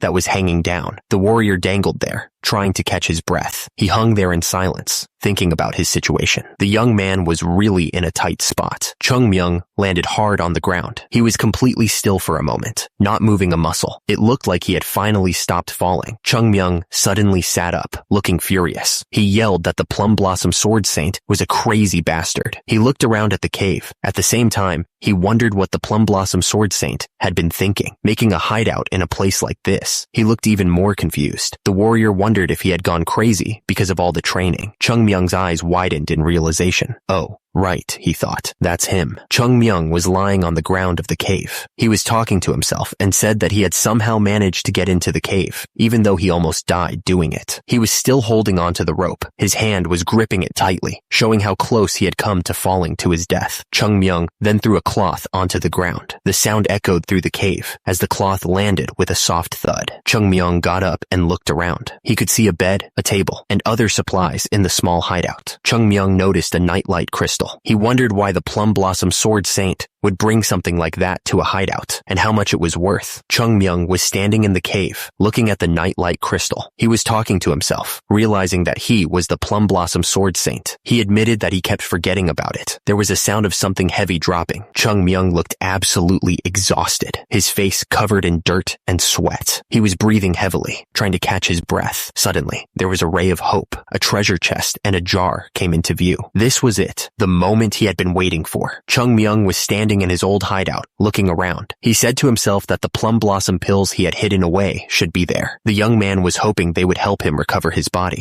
The sound of the jar opening echoed through the cave. Chung Myung looked surprised, his eyes widening. He didn't expect to find what he was looking for so easily. Chung Myung approached the chest, and as soon as he opened it, a rich plum blossom fragrance filled the air. It was as if fully bloomed plum trees were right there in the cave. He couldn't believe it. The chest contained snow blossom pills. He had even hidden away the snow blossom pills, which were way more expensive than the plum blossom pills. And there was more. This other chest was full of plum blossom pills. The plum blossom sword. Saint really was a madman, he thought. Chung Myung sighed, hoping no one would get too angry at him for hiding all these pills. At least he didn't hide the most expensive pill of life here, he thought with a nervous chuckle. Chung Myung knew what he had to do. He needed to completely recover his body first, before anything else. Chung Myung figured it would be great if he managed to build up a bit of inner strength while he was at it. He held the pill between his fingers, looking at it intently. There was no need for hesitation, he thought. He would take a snow blossom pill first. The young man swallowed the pill without a second thought. The pill started to take effect, and a soft glow began to emanate from within him. The light pulsed gently, spreading warmth throughout his body. The energy condensed into a small, bright orb. It floated in the darkness, a beacon of hope in his current situation. The energy focused on his back, converging at a single point. He could feel the power coursing through him, slowly revitalizing his body. The pill melted in his mouth before he could even chew, and a sweet smell spread throughout his body. He could feel the effects almost immediately, but he didn't have time to enjoy the scent, he thought. He needed to focus on the task at hand. The young man knew he had to get this right. First, Chung Myung thought, he needed to make sure the chi from the snow blossom pill didn't escape from his body. He had to be careful. He repeated to himself that he had to hold it in. He focused all his energy on keeping the chi inside. The warrior was determined to succeed. The energy began to condense into a small, bright orb. It was a sign that his efforts were paying off. Chung Myung knew he couldn't use the pill to recover his inner strength in its current state. It was too impure, he thought, and he frowned at the realization. Turns out, even though snow blossom pills were the pride of Manhwa Sect, they had way too many impurities for him to store inside his body. He grimaced, realizing the problem. Chung Myung knew he needed to purify it. Although he would need to throw away most of the chi that was stored inside the pill, he felt he had no other choice. He looked determined. After all, he was taking the long way to build up the most complete and perfect foundation he could ever get. He knew it wouldn't be easy. Although it wasn't an easy decision to make, he decided he couldn't let his impatience get the best of him. He had to be patient. Chung Myung decided he would throw away everything other than the purest chi. The energy swirled around the small crystals, ready to be discarded. He looked down at the small pile of crystals, thinking about how much of the original pill was now gone. It was such a waste, he thought to himself. Chung Myung decided he would take the small pieces remaining after filtering out the impurities. The crystals glowed softly. He would store them inside his dantian. The crystals began to glow brighter. The young man planned to send the crystals all the way into the deepest parts of his dantian. He wanted to reach the innate, pure chi. The crystals began to glow even brighter, pulsing with a soft, pink light. The energy seemed to be resonating with something deep within him. Suddenly, the crystals started to crackle with energy, little sparks flying off them. The air around them seemed to vibrate. Then, all the energy focused into one small ball of pure pink light. It pulsed gently, like a tiny heart beating. The ball exploded outward, sending waves of energy in every direction. The raw power was almost blinding. The energy rushed into a dark cave, illuminating the stone walls with a faint glow. It felt like something significant was about to happen. Suddenly, a surge of raw energy exploded outwards. The force of it was immense, shaking the very ground beneath him. The energy swirled around him like a raging storm, and immediately, the ground beneath him began to crack and split from the force. Chung Myung was at the center of it all, meditating as the energy continued to pulse. He sat there calmly, despite the chaos around him, his face contorted in pain as the energy surged through his veins. He could feel the power coursing through him, almost too much to bear. Chung Myung screamed. Chung Myung was thrown back onto the bed from the force. He looked to be in pain as the blue energy continued to pulse around him. His hands were shaking as the energy surged through his body. The young man's veins were glowing blue. He clenched his fist, trying to control the wild energy. It felt like his body was about to explode. The force of the energy had blasted a hole in the cave ceiling. Dust and rocks rained down from above. Chung Myung's eyes snapped open. He looked like he had reached some kind of new understanding. Chung Myung's eyes glowed with an intense light. He was focused, trying to control the energy surging within him. The fractures and scars on his body were healing at an incredible rate. It was like they were disappearing right before his eyes.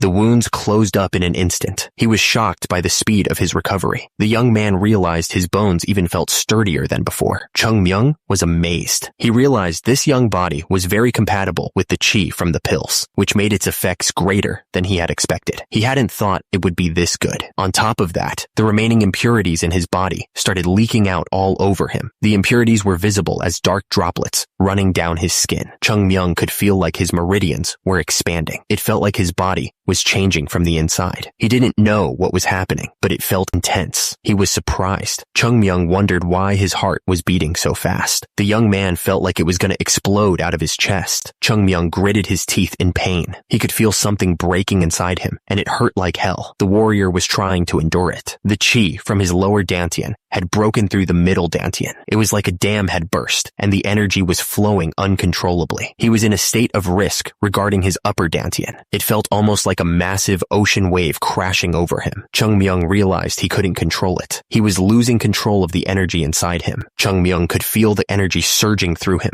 He realized that if it broke through his upper dantian, his inner strength would become uncontrollable. The young man knew his upper dantian was where his brain was, and he was in trouble. Chung Myung knew he had to do something fast. He shouted that he needed to stop the energy from flowing. The warrior reached out with his hand, trying to grab the wild energy. Chung Myung felt like he was about to explode. He grabbed his chest, trying to contain the energy inside. The young man gritted his teeth, enduring the pain. Chung Myung screamed out loud. He was in so much pain that tears started to form in his eyes. The warrior was desperately trying to control the chaotic energy. Suddenly, a voice echoed in his mind. It asked if he was a Taoist or a martial artist. Chung Myung was confused, wondering who was talking to him. Chung Myung was still struggling with the energy inside him. He wondered if it was Sahyung who was speaking to him. Sahyung continued, explaining that martial artists try to force and control the flow of things, but those who follow the path of Tao just let things be. Sahyung asked if he really thought he could do anything to the flow of the world by trying to stop it. At the same time, a stream of water flowed peacefully. Sahyung explained that if he built a dam to try to stop the water, it would just go over the little structure and keep flowing. Below, a waterfall cascaded down the rocks.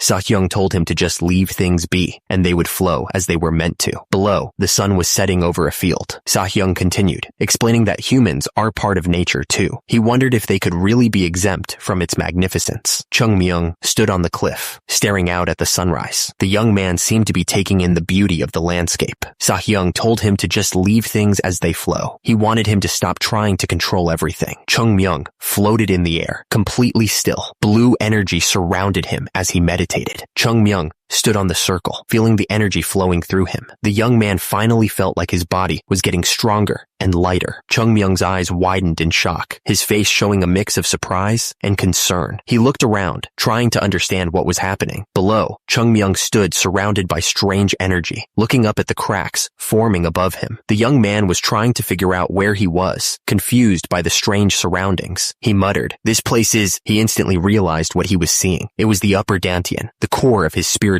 energy. Chung Myung knew intuitively where he was. The warrior understood that he was inside his own body, a place he hadn't expected to see so damaged. Chung Myung stared at the cracked wall in front of him, realizing it was the entrance to his upper dantian. The young man wondered just how badly his body had been damaged. Chung Myung reached out, his hand touching the dark, cracked surface. The tension in the room was heavy, and he could feel the unstable energy building up behind the wall. Chung Myung focused his energy, a bright blue light emanating from his hand. He looked determined, trying to assess the situation and control the chaotic chi. Chung Myung could feel the vibration growing stronger. He realized that he could sense a massive vibration coming from beyond the wall. Chung Myung realized it was only a matter of time before the chi broke through to the upper dantian. As a result, the energy inside was already reaching critical levels, threatening to burst out. Chung Myung knew it was in a riskier state than he had thought. On one hand, if he didn't open the wall, it would eventually collapse, but if he did it too quickly, the upper dantian would be swept away by the chi.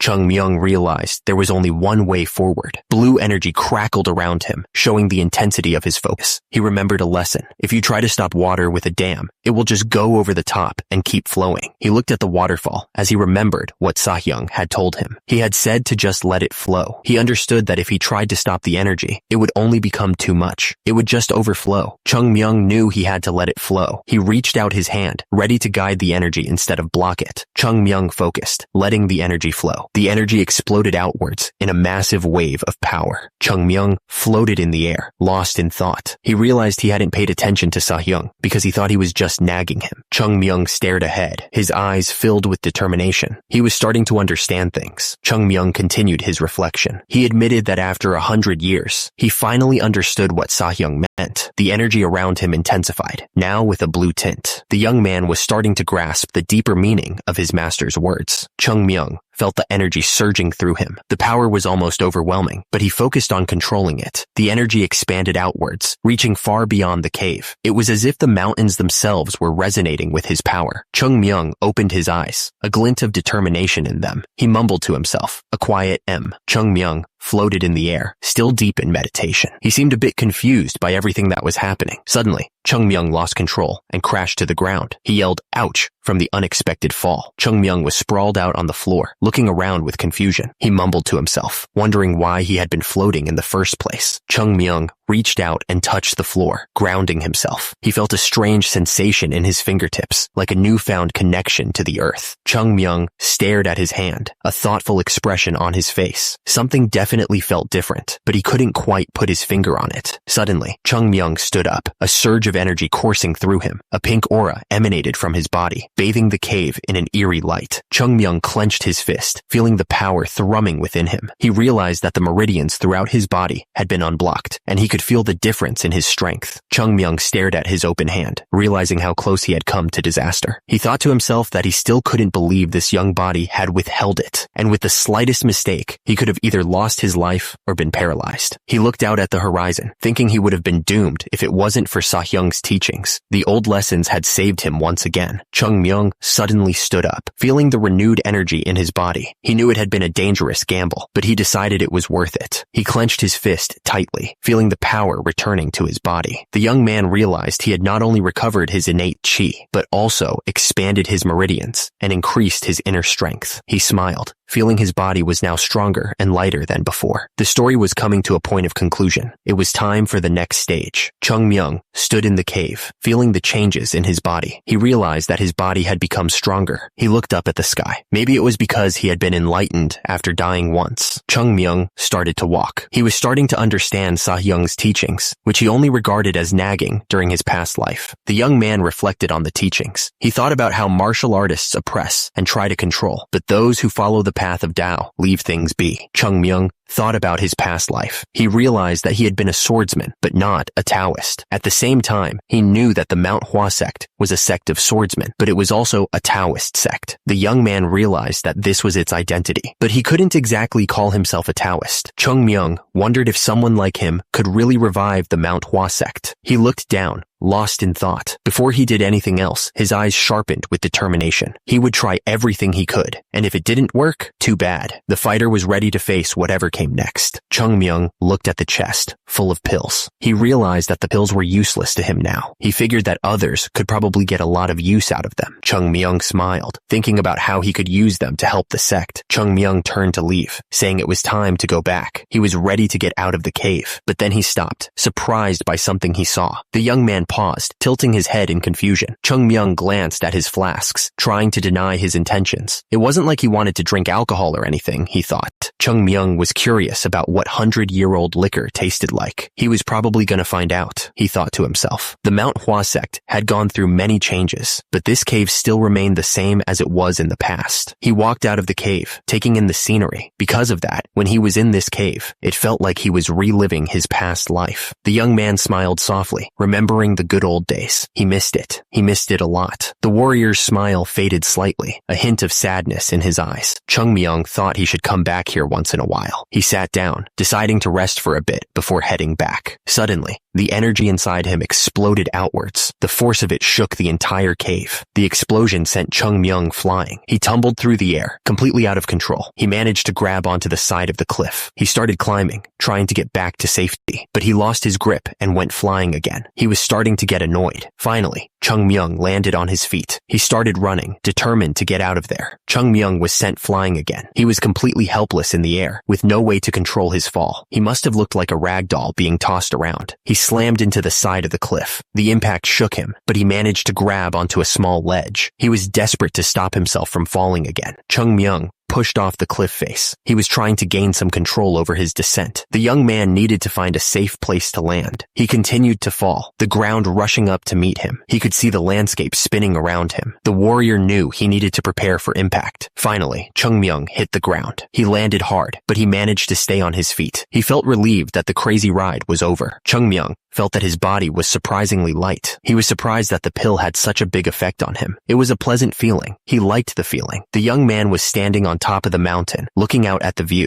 The air felt clean. The air above him felt very fresh. But Chung Myung started sniffing, confused by something. He was trying to figure out what the smell was. Chung Myung suddenly started yelling about what the hell the smell was. He couldn't believe that something like this came out of his body. The warrior was absolutely disgusted. The area was covered in ice. Someone nearby said that it was freezing cold. It sounded like they were not having a good time. Someone else was waking up nearby. He complained that his body still felt asleep and that his fatigue wasn't going away. He sounded really sleepy. The monks were standing in the courtyard. One of them asked how much longer they needed to keep this up. He sighed heavily, clearly not happy about it. Some of the monks were talking to each other. One of them asked if the other thought that someone had been acting a bit strange recently. The other monk asked what he meant by that. The monk said that the person had been looking a bit out of shape lately. Now that he thought about it, the guy hadn't shown up to their training sessions recently. They were getting worried. One of the monks wondered if the rumor was actually true. Then he asked what rumor the other guy was even talking about. He seemed pretty confused by the whole thing. The monk explained that he was talking about the rumor that someone was experiencing an inner chi overload. He told the other monk to think about it, saying that the person's body condition had been declining day after day. He looked worried. The monk continued, adding that the person had been missing out on training because it got too bad. He looked really concerned about what was happening. One of them realized that if that was true, it meant they didn't have to train. He was clearly hoping the rumor was real. The other monks were silent. One of the monks looked around nervously. He was probably thinking about what would happen if they actually got caught slacking off. One of the disciples wondered why they had been following orders without questioning them. He seemed to be thinking hard about something. He wanted to know why they never talked back to their leader. The disciple continued, asking if it was because they thought they couldn't win against him, even if they all attacked together. He looked like he was trying to convince himself of something. He was hoping they could beat him if they teamed up. Another one of the disciples thought that now that their leader wasn't at his best, things might be different. He clenched his fist, feeling a surge of hope. Maybe, just maybe, they had a chance now. The group of disciples wondered if it might be possible to defeat their leader. They looked at each other, a silent question hanging in the air. They were considering the possibility of an uprising. One of the disciples pointed out that the leader looked almost like a skeleton. He wondered if they might have a chance if they ganged up on him right now. He was trying to gauge their collective courage. Yoon Jong told Sa Young to let them be.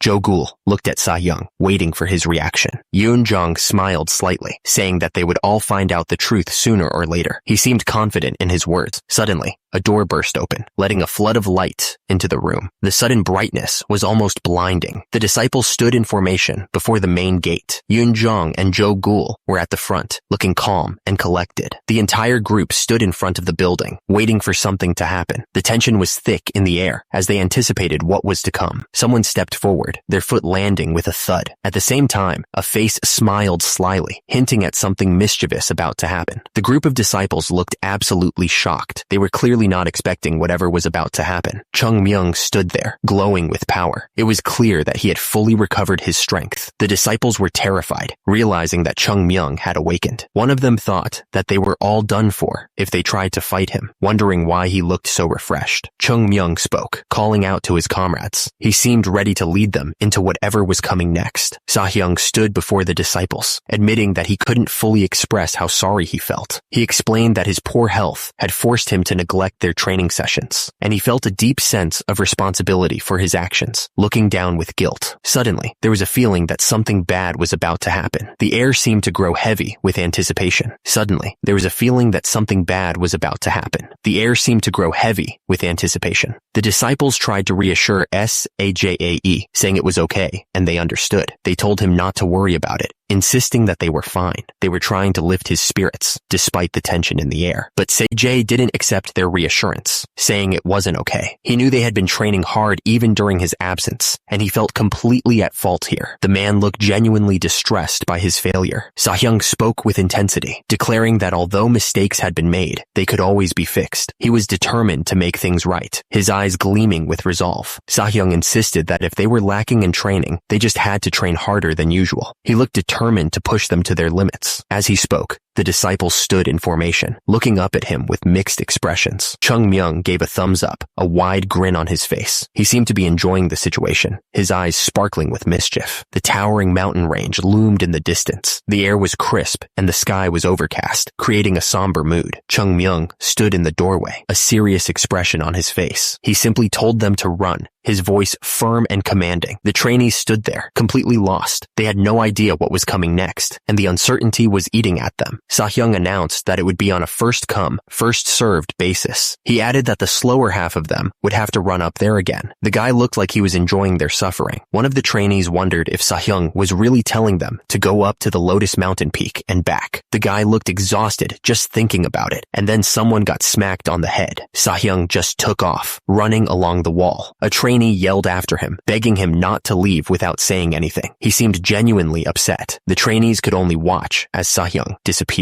They called out his name, but it was no use. The guy was already gone. One of the trainees shouted that they should run too, and quickly. He looked really stressed about being late. The rest of the trainees looked panicked. They knew they'd have to run up there again if they didn't hurry. So, everyone started running as fast as they could. They didn't want to be left behind. Chung Myung watched them run, and he wondered if they dared to conspire against him. He thought it was cute. The young man admitted he liked their courage to even try something like that. He figured even the most obedient people have their limits. Chung Myung stared intensely, saying that if they didn't have the skills to back up their complaints, they were nothing but a disgrace. He looked like he meant every word. He continued, stating that to earn the right to speak their minds, the first and last thing they needed was skills. At the same time, the trainees were still running up the hill, trying to make it on time. Chung Myung looked at them with determination, adding that he'd gladly help them gain those skills. He seemed serious about it, but the training was still going to be brutal. The young man went on, saying that in the 1,000-year history of the martial arts world, there were countless individuals who rose to prominence all by themselves. He paused for a moment, gathering his thoughts. Chung Myung explained that a single person cannot increase an entire sect's stature. He wanted them to understand the importance of teamwork and working together. Basically, for the sect to be strong, everyone in it had to be strong. The disciples stood together, ready to face whatever came next. Chung Myung looked determined. He was ready to bring the sect back to its former glory. He vowed to restore Manhwa sect to its former glory, making it even stronger than before. The sect's buildings stood tall, waiting to be filled with life again. Chung Myung yelled that the last one to arrive wouldn't get breakfast. He called them a demon, trying to motivate them to hurry up. The sun rose over the mountains, casting a warm glow on the landscape. It was a beautiful sight, but the disciples were too busy running to notice. The training grounds were covered with bodies. The disciples lay sprawled on the ground, completely worn out from the intense training. At the same time, another disciple struggled to catch his breath. He was completely drained, his body aching from the relentless exercises. Below, another one lay face down, gasping for air. He looked like he was about to pass out from exhaustion. Another disciple struggled to his feet, looking down at his fallen comrade. He reached out a hand to help him up, a look of concern on his face. The disciple watched in disbelief. He thought to himself that it was unbelievable someone could still be standing after such a brutal training session. The disciple was starting to understand something. He realized that there was a reason Sahyung was called the Great Sahyung. The disciple looked up, thinking it wasn't just about skills. He seemed nervous, wondering what was coming next. Chung Myung stared ahead with a strong mentality. He looked like he was ready to push everyone even harder. The sandbag felt surprisingly light. The disciple wondered why it was so easy to lift all of a sudden. Chung Myung, carrying a bunch of heavy sandbags, demanded that those who finished training give him all their sandbags. He looked like he could carry even more without a problem. Chung Myung looked around at the disciples lying on the ground and asked why they were all just lying around. He seemed genuinely confused by their lack of energy. Chung Myung, carrying the heavy sandbags, couldn't believe how tired everyone was. He scoffed, saying they hadn't even done much and were already worn out. He called them monsters because of their poor endurance. Chung Myung kept going, complaining that kids these days didn't have any tenacity. He said things were different back in his day. He pointed out that they were the youngest ones there, so they should have more energy. Chung Myung told them they'd leave it at that for now. He instructed them to go eat and come back later for afternoon training. He seemed serious about them returning. Chung Myung warned them that if they skipped out, he'd make them train 10 times as much. He demanded to know if they understood. He looked like he meant business. The young master ordered them to clean up the training equipment properly. The trainees knew they better not leave a mess. The trainees continued their hard work. They were lifting weights and training with swords, all under Chung Myung's watchful eye. The scene was intense, showcasing their dedication. But the trainees were not happy with the training. The hard work was not easy, and they were cursing Chung Myung in their heads, calling him a jerk. Back at the dining hall, the trainees were eating. The sound of chopsticks hitting plates filled the room. Even though they were hungry, they still felt exhausted. Chung Myung noticed some of them weren't eating. He asked them why they weren't eating anything, looking annoyed. One of the trainees replied that he couldn't eat. He said that he felt like he would throw up if he ate anything. The poor guy looked pale and sick. One of the trainees spoke up, calling for the attention of Sahyung. He looked worried, glancing nervously to the side. Another trainee joined in, also calling for Sahyung. He looked just as concerned, his eyes wide with worry. Yoonjong finally spoke up, asking if the training sessions were too extreme. He looked exhausted, barely able to hold his chopsticks. Another trainee agreed, saying that they might die at this rate. He complained that he couldn't even eat his meal because his hands were shaking so bad. Another one begged Sahyung to do something about it, pleading for him to save them. The guy looked like he was about to pass out. Gul took a bite of food and then asked what everyone else was thinking. He looked serious, waiting for an answer. The other trainees were quietly eating, but you could tell they were thinking hard about it. The tension in the room was thick enough to cut with a knife. One of the guys pointed out that the training had gotten way more intense lately. He added that it had gotten to the point where their bodies just couldn't keep up anymore. Gul chimed in, saying that steel gets stronger when you hammer it, but that's not how humans work. He looked concerned, thinking about the implications. But then Gul paused, thinking that there's no way Chung Myung doesn't realize all this. He looked up, a bit surprised by his own realization. Meanwhile, Chung Myung was smirking like he knew exactly what was going on. Jo Gul thought it would be best if they just kept doing what they had been doing for now. He seemed determined to stick with the plan, and if nothing changed over time, then they would talk to him, Jo Gul added. Meanwhile, Yoon Jong was sitting at the table with the others. Someone agreed that he was right. All the trainees were eating together. Yoon Jong said that he understood. He declared that if the time came, he would be the first one to step up and do what was needed. Back in his own room, Chung Myung flopped down on the bed. He looked totally exhausted. Jo Gul was completely exhausted. He could barely breathe as he lay there, trying to recover. Jo Gul thought that he needed to train again after he woke up. He felt like his body was about to break from all the training. He was spread out on the bed. Jo Gul recalled thinking he could get through anything, no matter how harsh it was. The young man was starting to doubt himself. Jo Gul wondered if he could really keep up with such intense training. He looked worried. Jo Gul muttered Sayoung's name. He seemed to be relying on him. Someone was trying to wake Sayoung up. Sayoung's face filled the panel as they tried to wake him. Chung Myung told him to be quiet. Chung Myung confessed that it was hard to get one of these, but he was giving it to Sayoung because it was him. Sayoung asked what he was giving him. Sayoung looked confused. Sayoung's eyes widened, his face showing pure shock. He clearly wasn't expecting what was coming next. He stuttered, asking if it was a pill of life. He couldn't believe he was seeing such a precious item. At the same time, Chung Myung shushed him, reminding him to keep it down since they weren't alone. Chung Myung told him that he needed it. The young man looked calm and serious. Chung Myung told him to keep it a secret from everyone else. He smiled mysteriously. Below, Sayoung looked like he was about to burst with emotion. Chung Myung told Sayoung to eat it first, saying that he would help him. He looked at Sayoung with a reassuring smile. Sayoung closed his eyes, feeling a wave of shame. He thought to himself that he was ashamed for thinking of him as a demon. The man was clearly touched by the gesture. Someone placed a hand on another's shoulder, offering silent comfort. It seemed like a gesture of support and understanding. At the same time, unspoken words filled the air. The thirsty only know to be grateful when their thirst is quenched. An open wooden box sat there, waiting to be filled. The box was empty, but it had a purpose. Chung Myung had a sly smile on his face.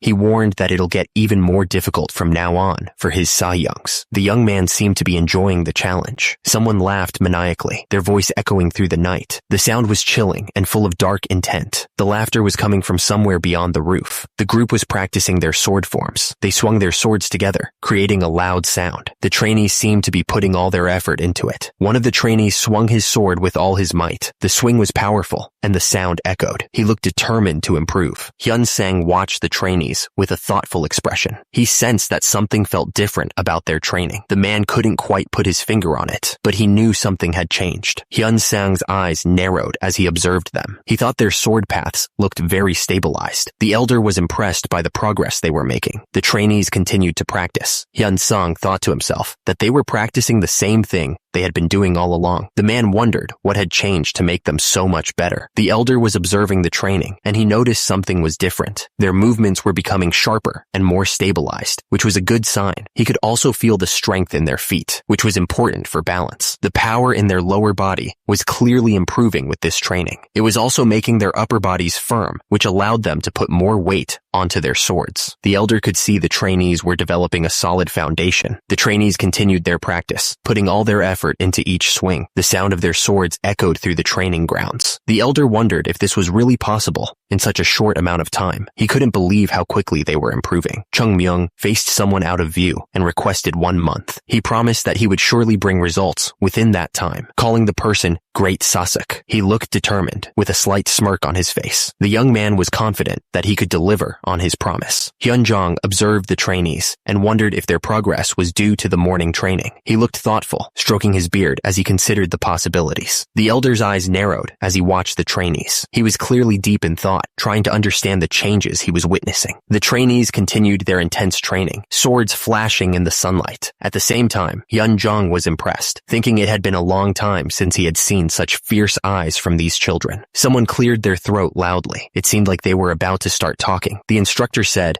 that the tips of their swords felt very lively. He seemed pleased with their progress. The speaker said that he was very satisfied to see all of them participating in training so eagerly. The students looked up at him, waiting for what he would say next. The man continued, saying that if they kept up their great work, he planned to skip all the remaining steps. He had a wide smile on his face. He then announced that he would teach them the Tai Yi flummox sword technique. The students were shocked and excited by the news. They started yelling. The disciples were chatting excitedly. They couldn't believe they were going to learn the Tai Yi flummox sword technique. They seemed extremely happy about it. One of them spoke up, saying that it must mean they had improved. He looked around at his friends, grinning from ear to ear. He was proud of their progress. The man declared that hard workers must be rewarded, and those who get rewarded will work even harder. He was confident that if such positive feedback continued, these children would grow to be the swordsmen who would represent the Manhwa sect. He seemed proud of them. Suddenly, someone called out, "Woo Gum!" The sound echoed through the area. It was unclear who they were calling for. The students looked around, asking if Yuan Gum was there. They also asked if the sect leader was present. They wanted to see if the person who was called was around. 2 men stood outside a building, and the visitor asked what brought them all the way to the White Plum Blossom boarding house. He seemed curious about their sudden appearance. The man replied that he thought there was a problem. The other guy looked confused and asked him to repeat what he said. He seemed unsure of what was happening. The visitor held up a book, explaining that it was the Equilibrium Sword Technique book that Chung Myung had found in the chest. He held it out, showing it to the other man. The man with the beard told him to turn to the last page. As the other man flipped to the back, his eyes widened in shock. The man stammered, calling out for the sect leader. He was at a loss for words, unable to believe what he was seeing. The book had a message written inside, addressed to the successor. It seemed to be important. The message continued, claiming there was nothing wrong with changing and improving the Manhwa sect's techniques. Down below, the disciples were practicing. The book stated that techniques should always be changed and improved. The group of disciples continued their training below. However, the message took a serious turn. It looked like there was a catch. The book explained that the Equilibrium sword technique was the foundation of the Manhwa sect's techniques. Changing it was like changing the entire sect itself. The man holding the book told the other to be fully aware of the facts inside. He seemed pretty serious about it. The book was filled with text. It was hard to read, but it seemed important. The man reading it looked a bit concerned. He must have found something interesting. The text spoke of equilibrium, the fundamental technique that has served as the foundation of the Manhwa sect's techniques for a long time. It seemed like a core principle. The message continued, explaining that just like how you first need to learn how to grip a sword in order to wield it, there are fundamentals to everything. It was an interesting analogy. The text explained that you need need to properly master the equilibrium sword technique to learn the others. The man practiced the technique with precision. The man asked the sect leader if they were still going to use the equilibrium sword technique since times have changed. He looked a bit worried about it. The sect leader thought about it, considering that the true equilibrium sword technique was created by everyone in the Manhwa sect because mastering the equilibrium sword technique was taking too long. He seemed deep in thought. The sect leader said that's why he was there for his opinion. He seemed to be relying on the other man's judgment. The sect leader explained that the Manhwa sect had decided to abandon the equilibrium sword technique and create the true equilibrium sword technique as the new fundamental technique. The disciples continued to practice. An open book showed ancient text, but someone questioned if their ancestors' words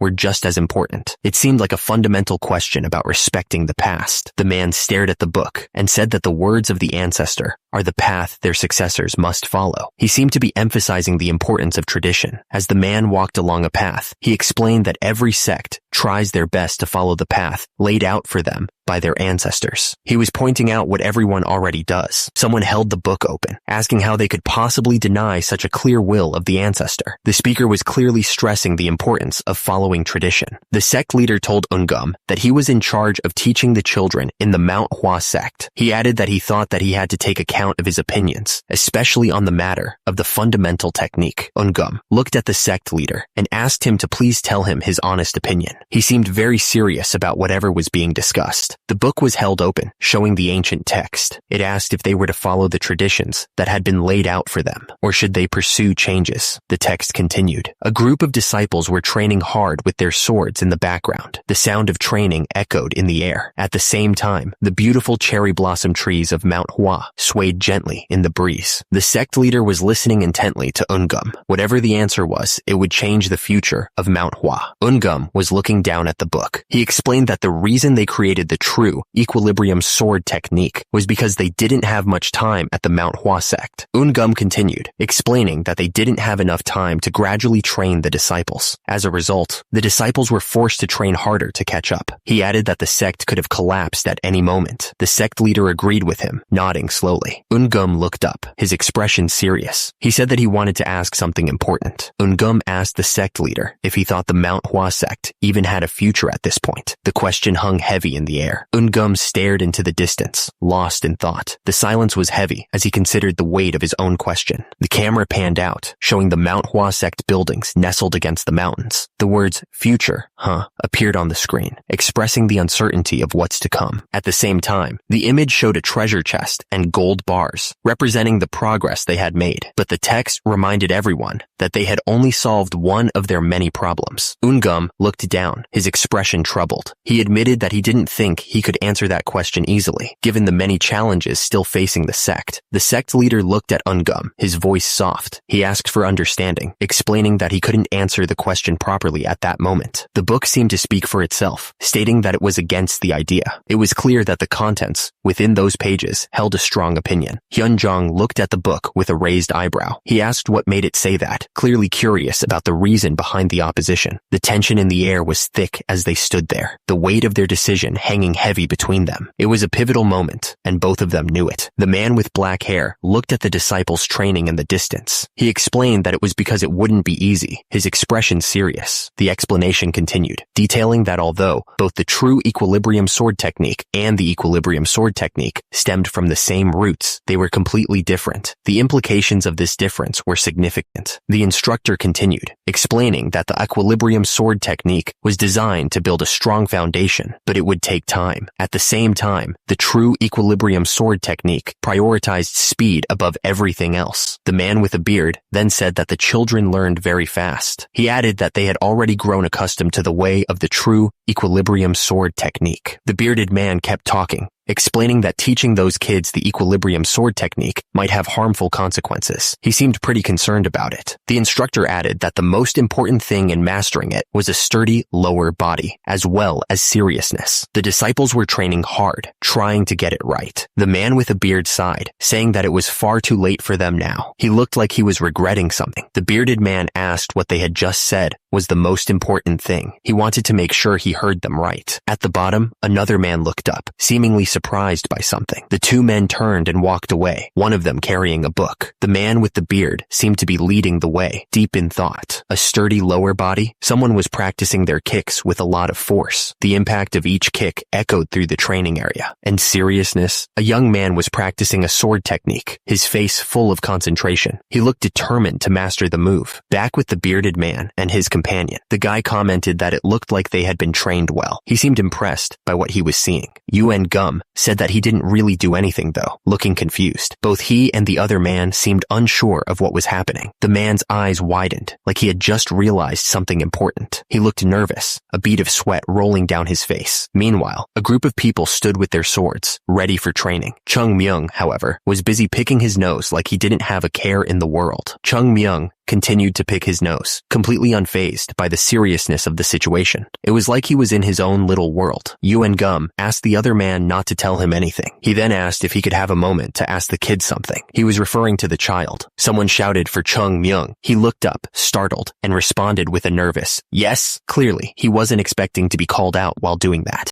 The sect leader asked him to come over, saying he had something to ask. Chung Myung, looking even more nervous, replied with a meek, "Yes, sir." The sect leader asked, "Slow and high, or fast and certain?" It was a strange question, and it hung in the air, waiting for an answer. The sect leader continued, asking which of those two options Chung Myung thought was right for the Manhwa sect. The young disciple looked like he was really thinking about it. The tension was building as everyone waited for Chung Myung to give his answer. It was clear that his words would carry a lot of weight. Chung Myung declared that going higher was the right choice. He pointed upwards to make his point. The two older men watched him carefully, waiting for him to elaborate. The sect leader looked surprised and asked why he would say that. He seemed genuinely curious about what was going through Chung Myung's head. The man waited patiently for an explanation. Chung Myung replied that it was because they were the Manhwa sect. He looked confident as he said it. The young disciple seemed to believe in what he was saying. The sect leader responded with a, "Oh, oh." He seemed intrigued by the answer. The older man's eyes narrowed slightly as he processed the information. The scene shifted to the entrance of the Manhwa sect, emphasizing the pride everyone felt for it. It was clear that this pride was a core part of their identity. Chung Myung stood there, looking up at the ceiling. The text said that the ideal that had existed in the Manhwa sect a long time ago came out of the youngest disciple's mouth. The sect leader listened carefully to the young man. He thought to himself, because it was the Manhwa sect, huh? Chung Myung looked directly at the sect leader. He explained that if it was any other sect, the latter would be the right choice, but not for the Manhwa sect. Chung Myung continued, speaking with conviction. He said that in order to gain the honor of the past and spread the name of the Manhwa sect once again, they must not compromise with reality. Yuan Gum watched Chung Myung closely. He realized that the young disciple was seeing through the hidden meanings in his words and answering him accordingly. Chung Myung stood before the group, making his point clear. He asked if they were saying that they must not make compromises because they are the Manhwa sect, and then affirmed that this is what he thinks. The sect leader stared at the young disciple, processing what he had said. He seemed to be lost in thought, considering the weight of the words. The sect leader finally spoke, telling him that he may return to his position. The roof of the building was shown in the bottom panel. Chung Myung walked away as the group watched him leave. The atmosphere was heavy with unspoken thoughts and the weight of the decision.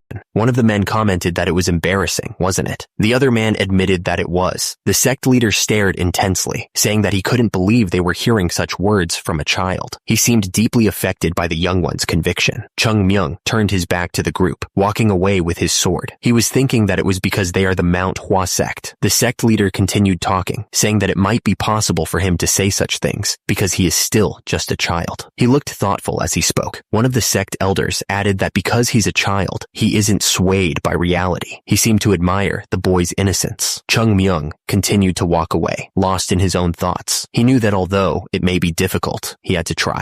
The sect leader looked at Yuan Gum, admitting that he suddenly didn't want to be shameful to that child anymore. He seemed to be having second thoughts about their previous decisions. The conversation had made the issue even bigger, forcing them to make a decision. As a result, the soldiers of the Manhwa sect continued their training. The sect leader spoke, saying that this wasn't a simple matter. He looked serious as he explained that picking the fundamental technique was very important. The sect leader continued, saying that the choice would define the path the Manhwa sect would take in the future. Below, the Manhwa sect stood tall and proud. The sect leader turned to Yuen Gum, calling his name. Yuen Gum responded immediately, acknowledging the sect leader's authority. The sect leader spoke with authority, declaring that he was ordering someone as the sect leader of the Manhwa sect. His expression was serious, showing the weight of his words. Yuen Gum listened intently, his gaze fixed to the side. He seemed to be considering the implications of the sect leader's order. The sect leader made a major announcement. He declared that they would change the fundamental technique of the Manhwa sect back to the equilibrium sword technique. At the same time, Yuen Gum kneeled below, agreeing with the sect leader's decision. The sect leader continued, adding that they would rethink not only the equilibrium sword technique, but also every other technique of the Manhwa sect. He seemed determined to overhaul their entire approach. Yuen Gum responded, saying that as the head of the White Blossom boarding house, his role in this would be crucial. He affirmed his agreement with the sect leader, showing his commitment to the new direction. They must not settle for being a powerless sect. The two figures walked towards their destination, knowing that the future of the sect rested on their shoulders. As long as they hold the name of the Manhwa sect, they must always try to be the strongest. The entrance to the sect stood tall and proud, a reminder of what they were fighting for. That is the obligation and the calling of those under the name of the Manhwa sect. The plum blossom glowed with a soft light, symbolizing the sect's enduring spirit. They are the Manhwa sect. The mountain stood tall and majestic, a symbol of their strength and resilience. And a man stared intently, his expression unreadable. He declared that the children are their future. Man walked forward confidently, his sword gleaming in the sunlight.